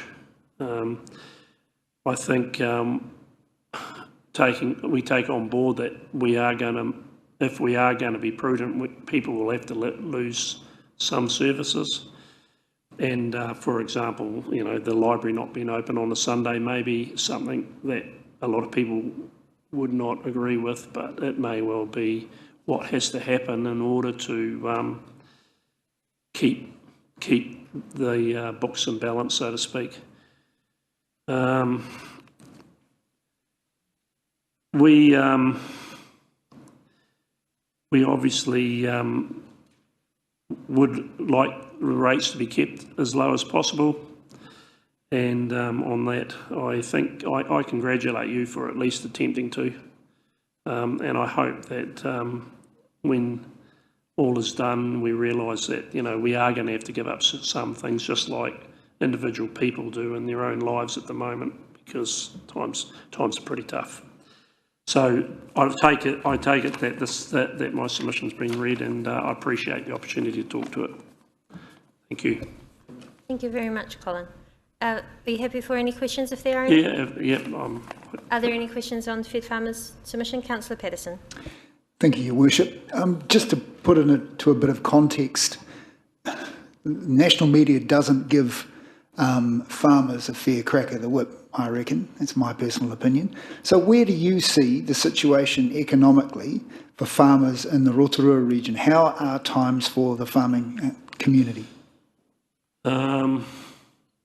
Well, I mean, it's not just farming, it's many businesses obviously, but interest rates, trying to get staff and competing with other organisations that want staff, and our costs were quite directly related to fuel, fertiliser and interest rates. If you add them all together, the inflation for farmers is probably double what the government is saying inflation is at the moment. I don't know what that's like for other businesses. So times are tough, and you know, we do pay a lot of rates because our land is valuable, but you know, rates have got to come out of your income, and when income's tight, there is going to be some tough times. Thank you for clarifying that. Any further questions? There appears to be none. Thank you very much, Colin, and thank you for your written submission on behalf of Federated Farmers too. We appreciate it. I'd now like to welcome Desiree Kirby to make her submission. And just for those submitters who have arrived, you get 5 minutes to make your submission. I'll give you a polite 30-second warning when you've got that time remaining, and if needed, you may hear a bell at 5 minutes. But if you do have time left, we'll open up for questions if you're comfortable. So over to you, Desiree. Welcome. Kia ora katoa. My name is Desiree Kirby, and I am the Sustainability Advisor for the Rotorua Sustainable Charter. I apologise for the croaky voice. It is not COVID. Thank you, Mayor Tapsell and councillors, for the opportunity to address you today on behalf of the Sustainable Charter. We are a membership organisation of over 60 Rotorua businesses committed to promoting environmentally sustainable practices within the Rotorua district. We have been in operation for 25 years this year, and our members range from some of Rotorua's largest employers to many SMEs spread across tourism, hospitality, manufacturing, education and professional services. As per our written submission, we would like to register our concern at the proposed funding cuts to waste education services and the potential impacts on the waste minimisation officer role at RLC. We acknowledge the Council's efforts to look for areas to reduce costs, but believe that reducing waste education funding would be a false economy. Contamination of recycling streams leads to rejected collections going to landfill and subsequent increased disposal levies. With the intended introduction of curbside organic collection in Rotorua, we believe that robust community waste education will be essential to the successful implementation of this service. RLC audits show that the current organic waste levels in our red landfill bins are around 55%. This compares to a figure of 31% nationally noted in the Rethinking Plastics report from the Office of the Prime Minister's Chief Science Advisor. So there is a significant opportunity for Rotorua to reduce landfill levy costs if the waste minimisation team have the funding to properly educate and engage our local community around curbside organic collection. This is in addition to the obvious environmental benefits of maximising organic waste diversion from landfill. I'd also like to congratulate the Council on being proactive in terms of working to implement this curbside collection service well ahead of the 2030 government-mandated deadline. Another significant opportunity on the forward work schedule for the Waste Minimisation Officer is developing a written waste management advisory document for major events. Given the importance of major events to the Rotorua economy, we believe continuation of this work stream is essential to ensure Rotorua's reputation as a desirable and sustainable event location. The Waste Minimisation Officer role has proven to be a key liaison point with Council for businesses, community groups and the general public, with excellent stakeholder engagement and a high degree of accessibility and openness to exploring business and community-led suggestions for improving waste management in Rotorua.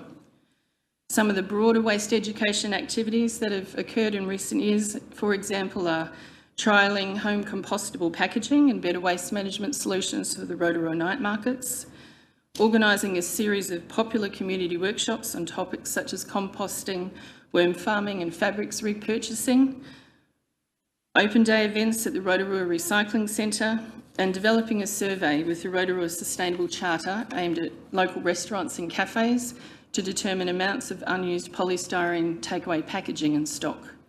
This type of packaging is now banned, and the purpose of the survey is to understand whether there are sufficient quantities of unused product to justify a one-off collection event and specialised recycling to prevent this from going to landfill. I won't sit here all afternoon listing the many, many other examples, but I will direct you to our submission. I would respectfully request that you reconsider the proposed cuts to waste education funding, and I thank you for the opportunity to speak to our submission. I'm happy to take any questions. Thank you very much, Desiree, and thank you for the work that your organisation does too for better sustainable and environmental outcomes for our community. Are there any questions? Councillor Lee. Thank you, Your Worship. You say here in your submission, we believe waste education services and waste minimisation officer role will be essential to the successful implementation of the mandated curbside food waste collection program. Could Could you explain why? Yes, there's always a high degree of resistance in the community to change, and I think it's very important that a well-planned education program sits alongside the rollout of that curbside collection program. We want to make sure that people are doing the right thing from the word go, and we're not sending half of what we're collecting off to landfill because it's been contaminated. So it's really important that that waste education component happens. What sort of things would make it a contamination? So my understanding is that the proposed collection will be based around food scraps and garden waste.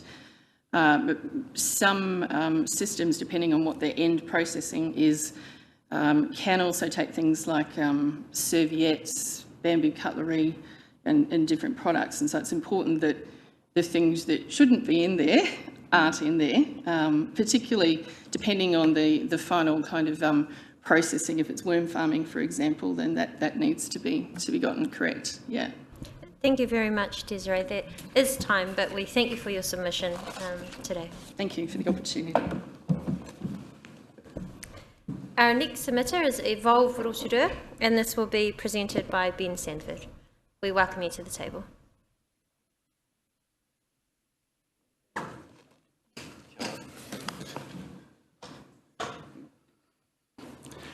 Thank you, Your Worship, and thank you, councillors. Good to see you all this afternoon.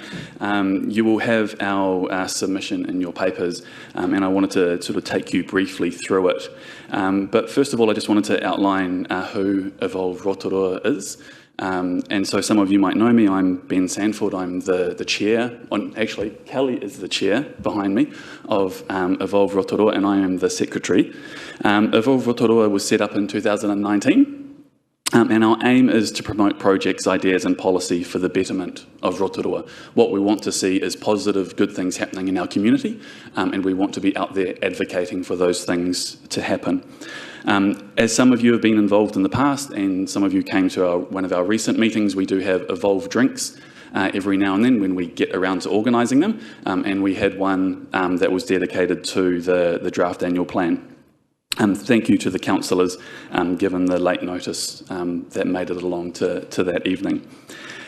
Generally, as a rule, we at Evolve Rotorua try to be as positive as possible, but I am here to talk about the annual draft plan, and I am here to basically go through our submission from the members that we've consulted with and the community groups and the people in the community that we've spoken to along this journey. And unfortunately, I'm not going to be positive today, but I'm going to sort of go through why we think the cuts and the cost savings could have a potentially very negative effect on this community that we all love.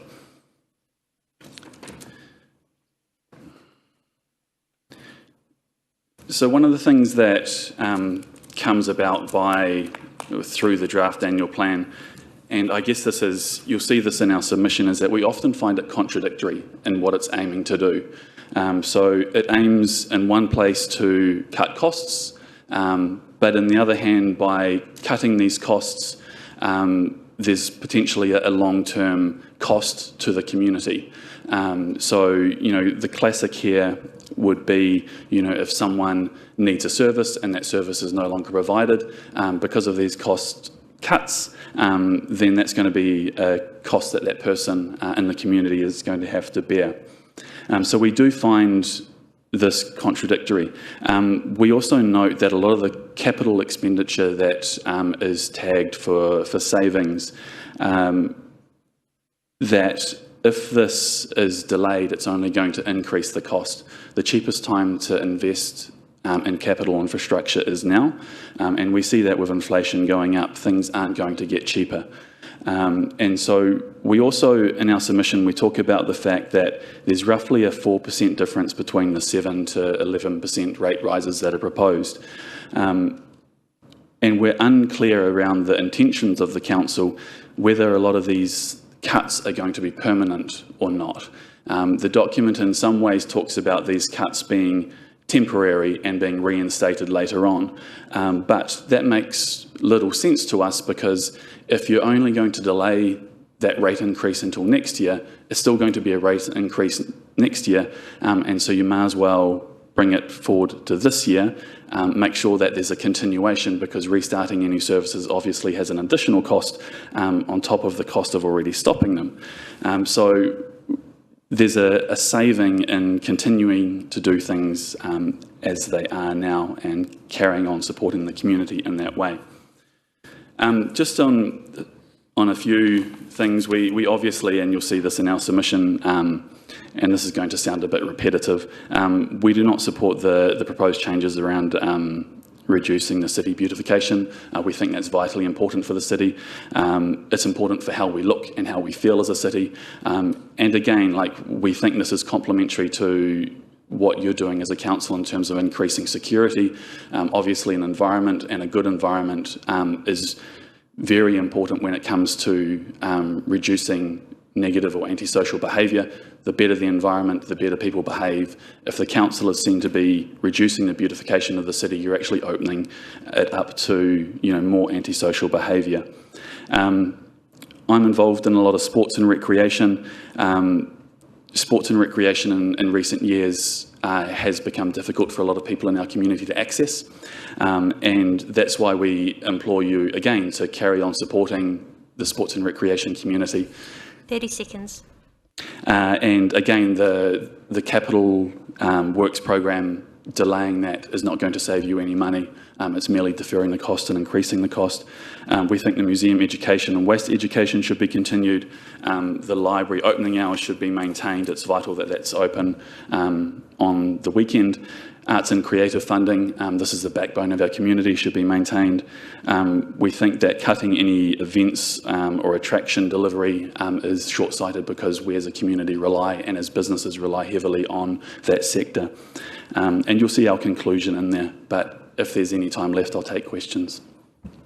Sorry, we're a little bit over time, but we thank you very much for presenting her in person. We also acknowledge your chair, who is present here as well, and thank you for certainly a well-written and detailed submission, and for the time you took to consult with other people in our community. Thank you very much. Thanks, Your Mayor, and thanks, councillors.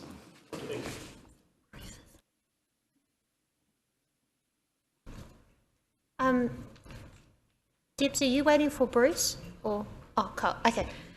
Would now like to invite the Rotorua Tourism Industry Partnership Board, otherwise known as RTIP. I see we have 4 members. We have Michelle, Debbie, Paul. Yeah.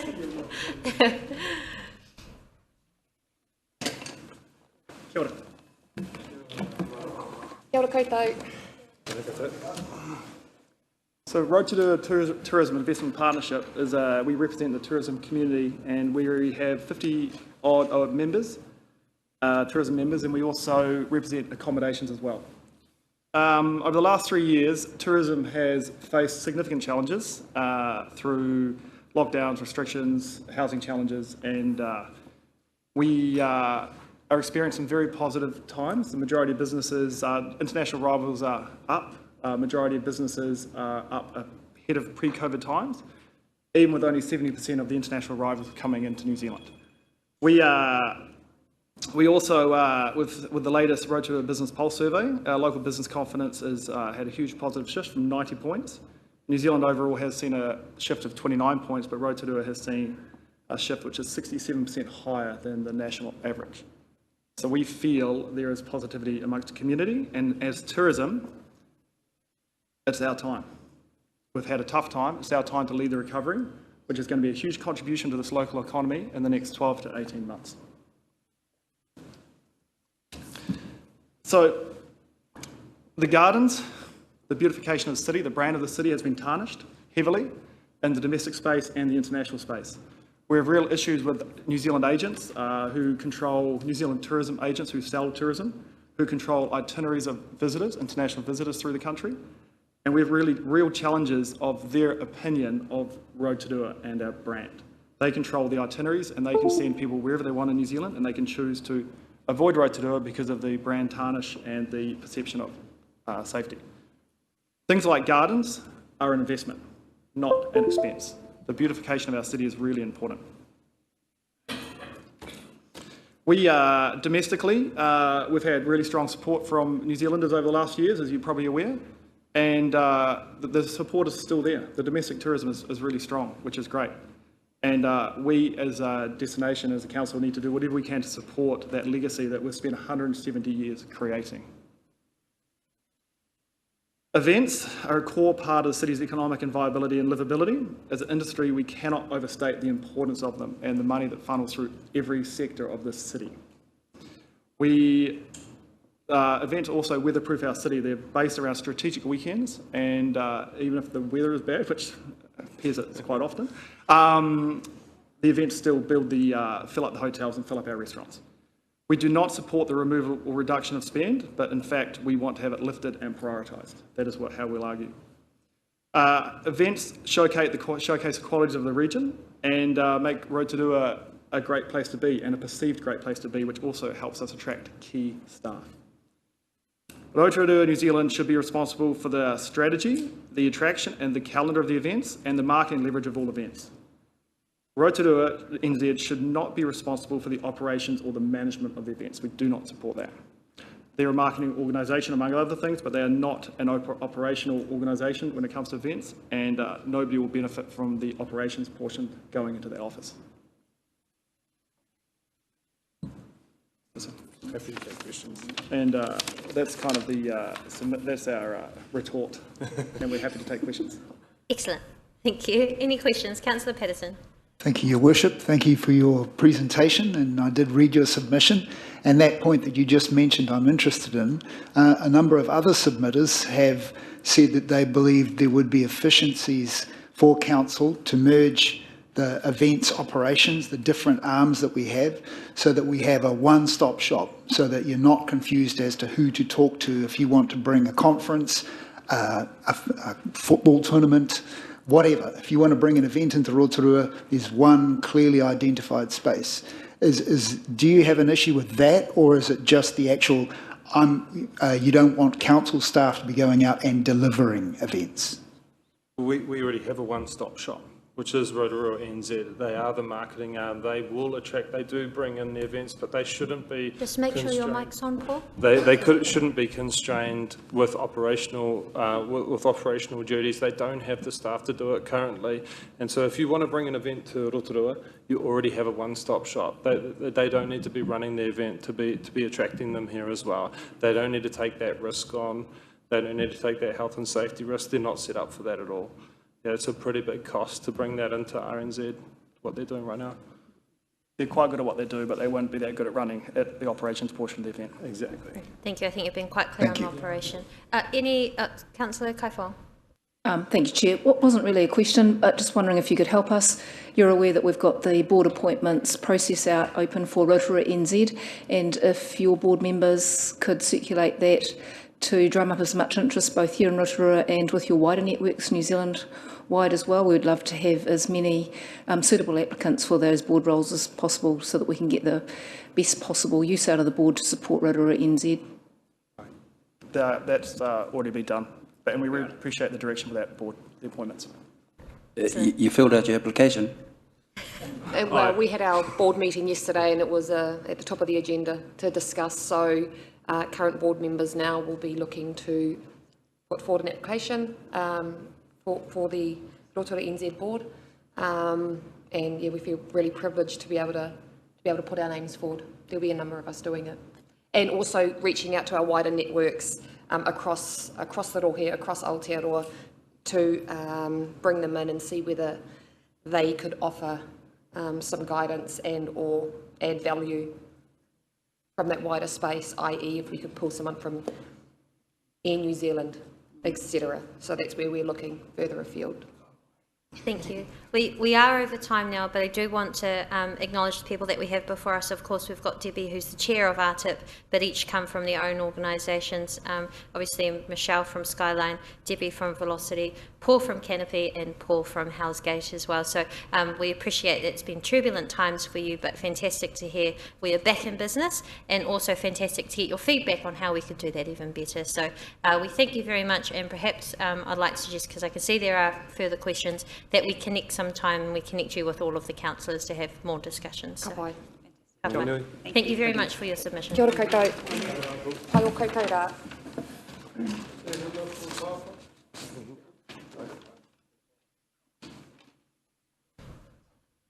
I'd now like to welcome our representatives from the Rotorua Trail Trust.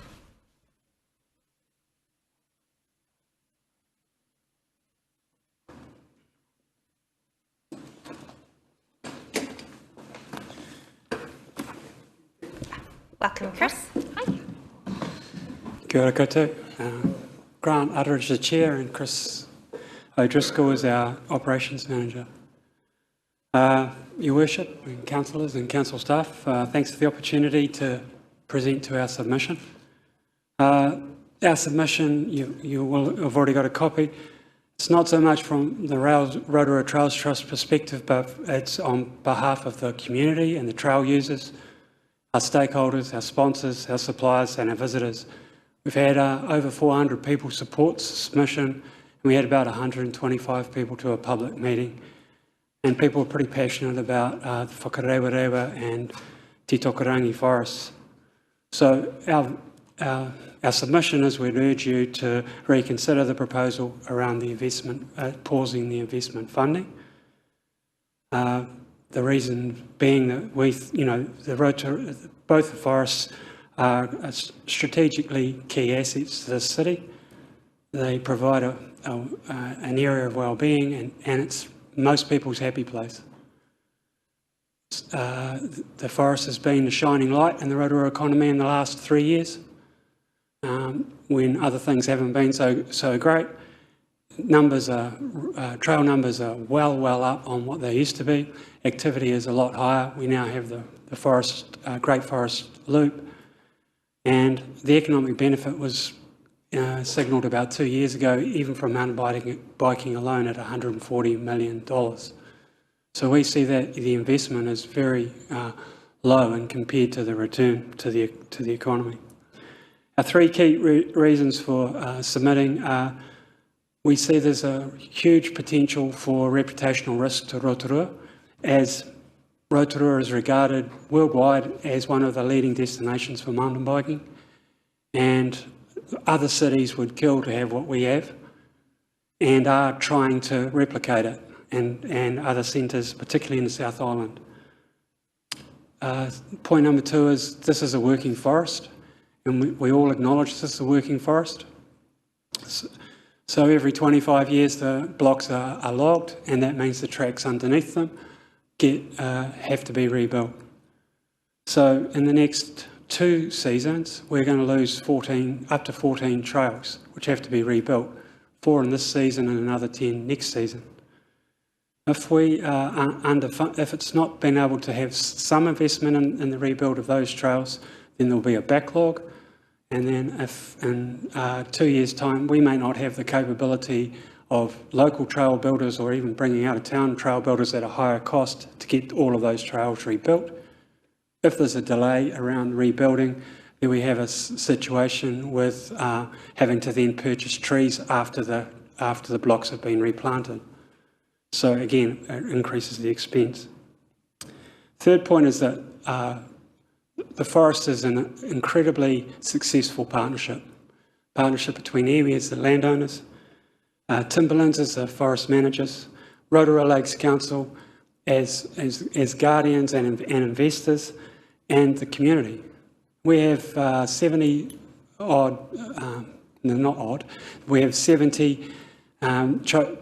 trail volunteers who adopters who look after trails and they're going out there regularly maintaining the trails. We have a number of community builds happening at the moment, and the amount of volunteer hours that have gone into the forest is incredible. And so there's a huge community buy-in to the forest because everyone knows of the positive outcomes. So We just want that Rotorua Lakes Council continue to be seen as keeping their end of the bargain and the partnership. And in our view, or in the community's view, the investment is relatively small in comparison to the community wellbeing and the economic benefit that comes to the city as a whole. So in closing, we'd just like to urge you to reconsider your decision and ngā mihi. Thank you very much. There's enough time for one question if there is one. Councillor Brown. Thanks, Mr. Chairman and Madam Mayor. There are sponsorship opportunities available to the Trails Trust, but that doesn't happen, does it? Would you be brave enough to expand on that?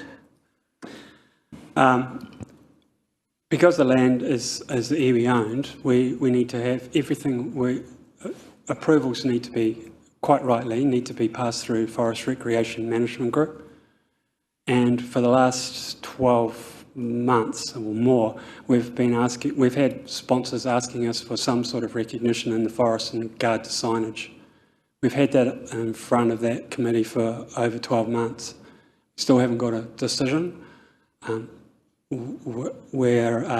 so we really need assistance to get that across the line, because sponsors who are looking do need some form of recognition. Thank you very much. Well, that is time, and we do thank you both for your written submission from Chris and also for appearing before us today. Thank you very much, and thank you as well for the effort that you put into have your public meeting as well as get signatures. Very clear message coming through to us as a council. Thank you. Thank you.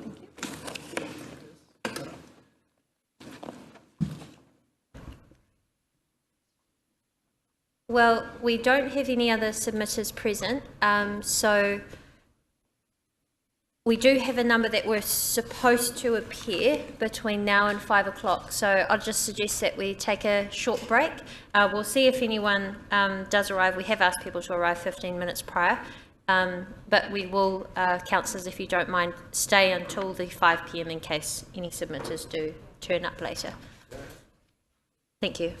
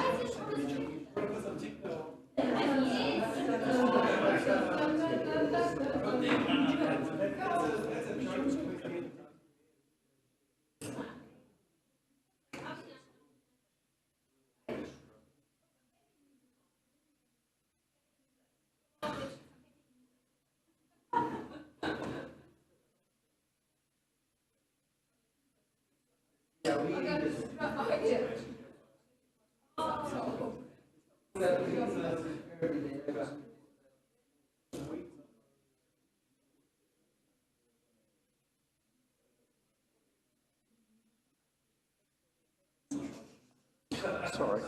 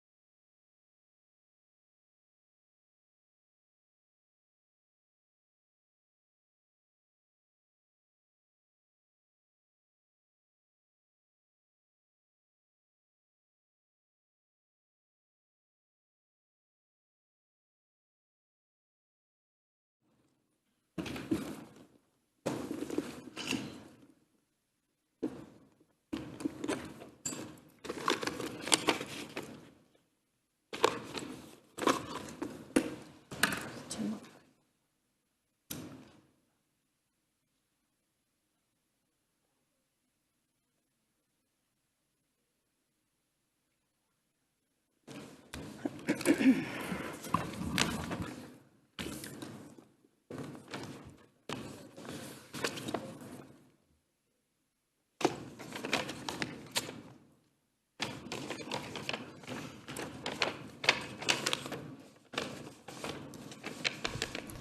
ora everyone. Well, welcome back. We have our team here from Creative New Zealand who have come all the way from Wellington to present to us today. So we give them a warm welcome. In your agenda pack, their submission is on page 154. So we'll hand over to you to go through your presentation now. Thank you for being here. E ngā mana i ngā reo, e raurangatiro o te aroa, tēnā koutou katoa. E uri ahau no ngā tiro no i ngā rue hine te ati awa, ngā rauru hoki. Ko pōlaka tōku ingoa, tēnā koutou, tēnā tātou katoa. I'm here as the Senior Manager for Māori Strategy and Partnerships to represent Creative New Zealand, the National Arts Development Agency of Aotearoa. Our funding development team were recently in Rotorua to hui with your community on the future of arts development in your city. We heard from your artists and arts leaders that they are seeking greater regional arts decision making and from a local lens. Your council has a valuable and crucial role in supporting arts and culture in Aotearoa and specifically Rotorua. We know your council is working hard to look after Rotorua's communities, especially by improving social cohesion and developing the city's reputation as a tourism destination that integrates arts and culture into all aspects of your community. Arts and culture are Rotorua's unique point of difference and make your home memorable, especially to the millions of people who visit here. Arts and culture have a key role to play in the Council's achieving its objectives through the annual plan. We recommend that the Council strongly considers reversing the proposed specific loss across the events, culture, heritage and mahitoi team in your draft annual plan. These areas are disestablished event attraction manager and planning role, the reduction in event investment fund, changing operating model for the Sahara Morrison Centre, maintenance only, public arts, disestablishment of the Creative Community Scheme, or Creative Community and Volunteer Coordinator and Research Analyst position, stopping the Museum Education Program, discontinuing community funding pool. This represents a total of $1.8 million. Arts, culture, creativity and ngātoi Māori are a vital part of Rotorua's communities. Supreme Court Judge Justice Sir Joe Williams said at our National Arts Sector Conference, Nui Te Kōrero, in 2021, and I quote, "No meaningful social change occurs without some filmmaker, some songwriter, some artist, some poet, triggering the possibility long before anyone realises what the triggering was." We know 6 in 10 residents of the Bay of Plenty also agree that the arts contribute positively to the economy. We know that Rotorua's economy is closely intertwined with the arts, culture and ngātoi Māori, especially through tourism, as embodied by Te Puia. Strong arts and ngātoi Māori organisations and regular cultural experiences feed other parts of the economy, including hospitality and retail. Put simply, the arts are an economic multiplier.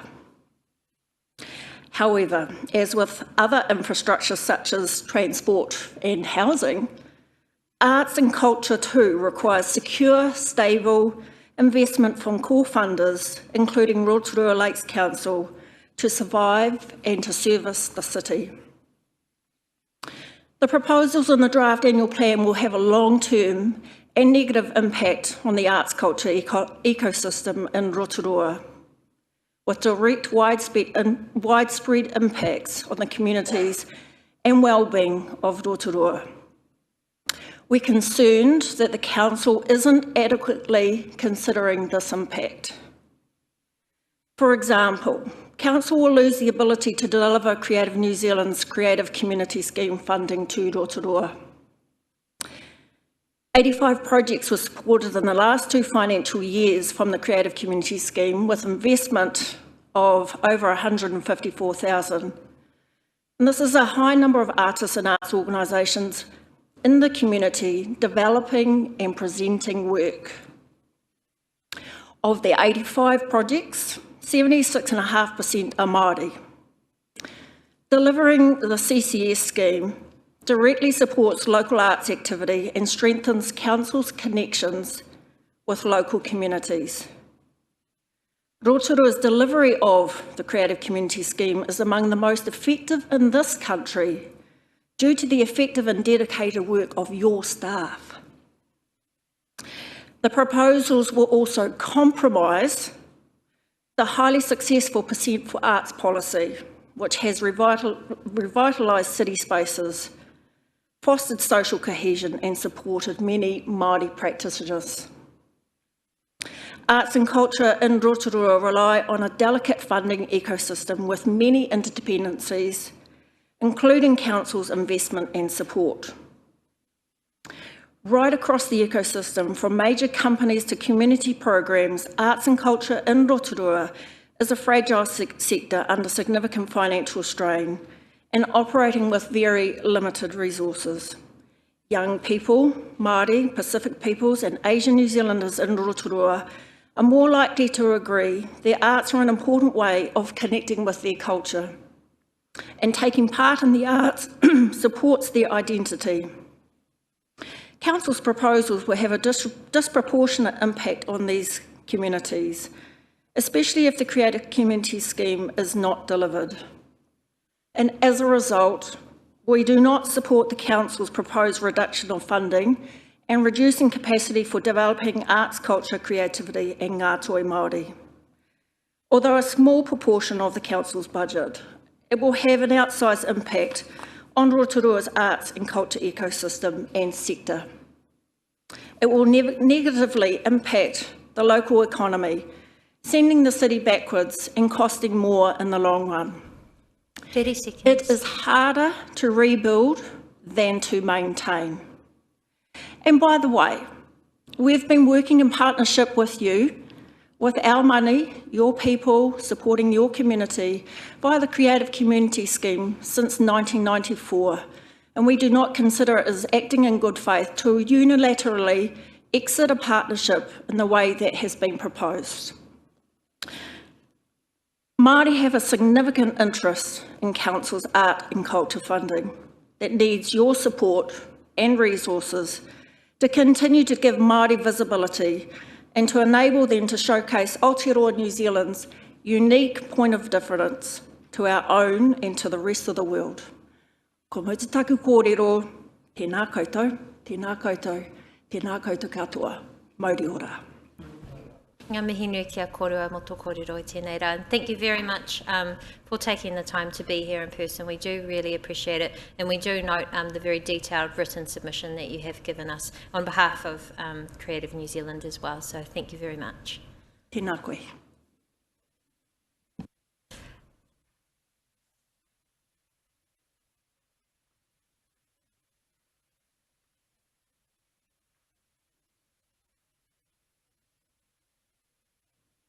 Our next submitter is Joe Wills, if you'd like to come to the table, please.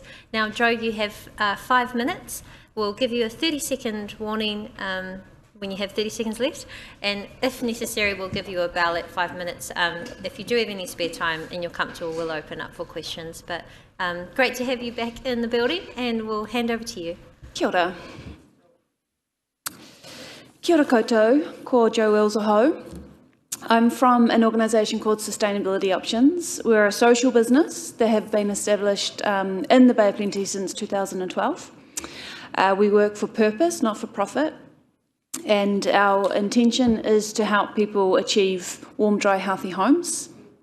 So we've been doing that for just over 11 years now. We have been fortunate to work with Rotorua Lakes Council since 2017 through a co-designed program to support warmer, drier, healthier homes in Rotorua. So this was developed back 6 years ago, where we looked at the provision of a free to the community home performance advisory service. So that's the purpose of the submission that we have put forward is for the continuation of that service.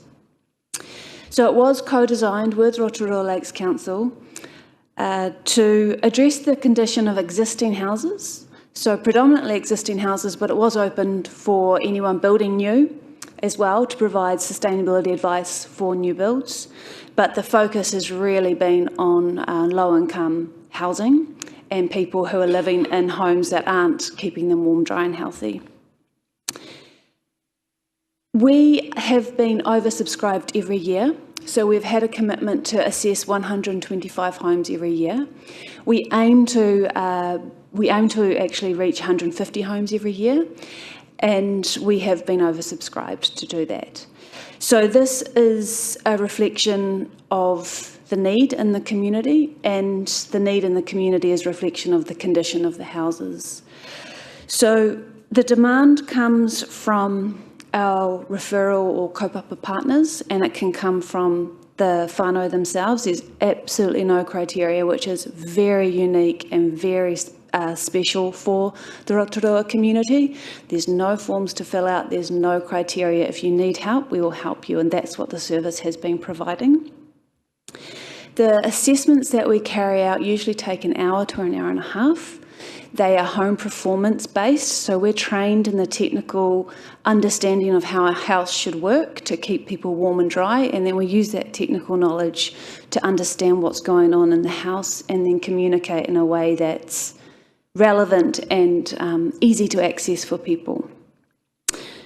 The assessments are often, 99% of the time, the catalyst for change in the whare.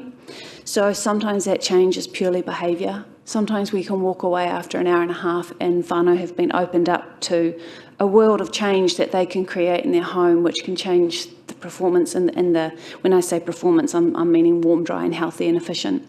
So sometimes it can just be behaviour, and that's just an absolute win. We can walk away knowing that that house will actually turn around and the people will benefit from it. It can also be a catalyst for repairs and maintenance, which I'll talk about in just a second.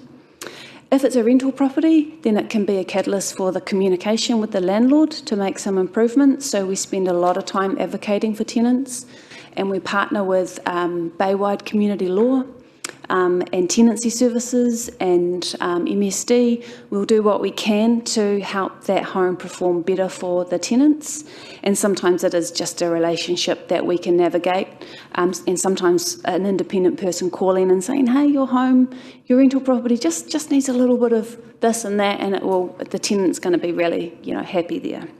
And then, of course, it's a catalyst for well-being. So that's something that we focus on, is the home is very much the heart of the well-being of a whānau, and we are whānau-centric. And there has just been some research showing that if people's homes aren't keeping them warm and dry, their self-worth is actually affected. So the well-being we can see that comes from the service is huge, and we have that documented because we follow up with every home we visit, and we keep all the data as well as the stories and the experience of the whānau.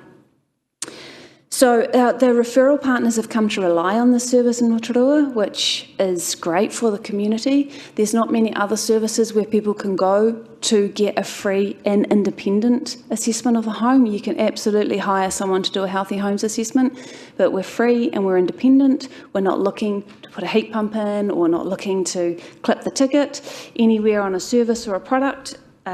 People trust us. We've got quite 30 seconds strong relationships in the Rotorua community. And then finally, this service has been a springboard for the repairs and maintenance service, which has developed over time. So without this service in the community supported by Rotorua Lakes Council, there would be no repairs and maintenance service. So some of our support leaders have spoken to that. So I would just like to request that that the council consider the continuation of this very important community service. Thank you.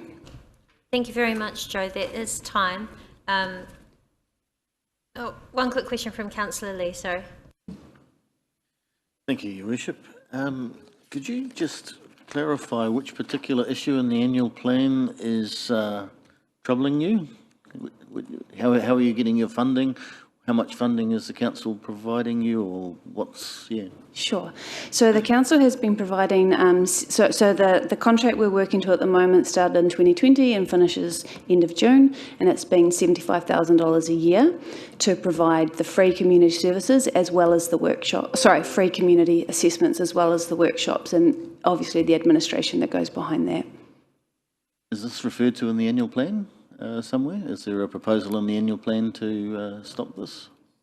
Not that I understand. I don't believe there is a proposal to stop it, but I guess what we're just trying to make sure is the continuation of it. Just waving the flag? Yeah. Okay, great. Thank you. And thank you very much, Joe.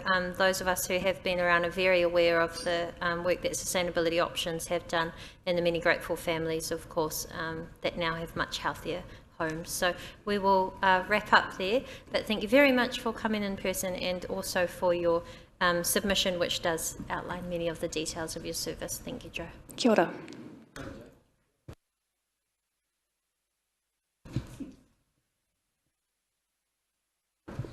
Now, that does appear to be us. I can't see anyone walking down the hallway, and they only would have had 3 minutes left. So what I suggest is we adjourn the meeting there. So we're going to adjourn the hearing now at 5 p.m. Oh, we've had the last two presenters, so the other ones would be quite substantially late if they turned up now. Just for elected members to know as well, we have unfortunately had a few no-shows on here. All of the people have been contacted by email or attempted to contact by email and phone call as well.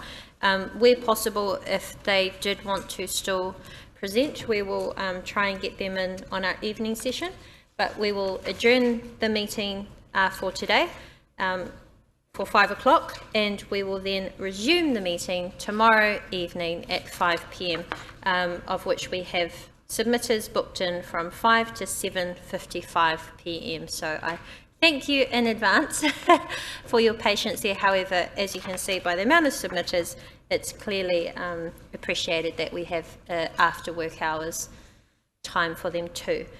So perhaps I'll ask Councillor Maxwell, if you would like, as you opened. We'll just do another one. Yeah.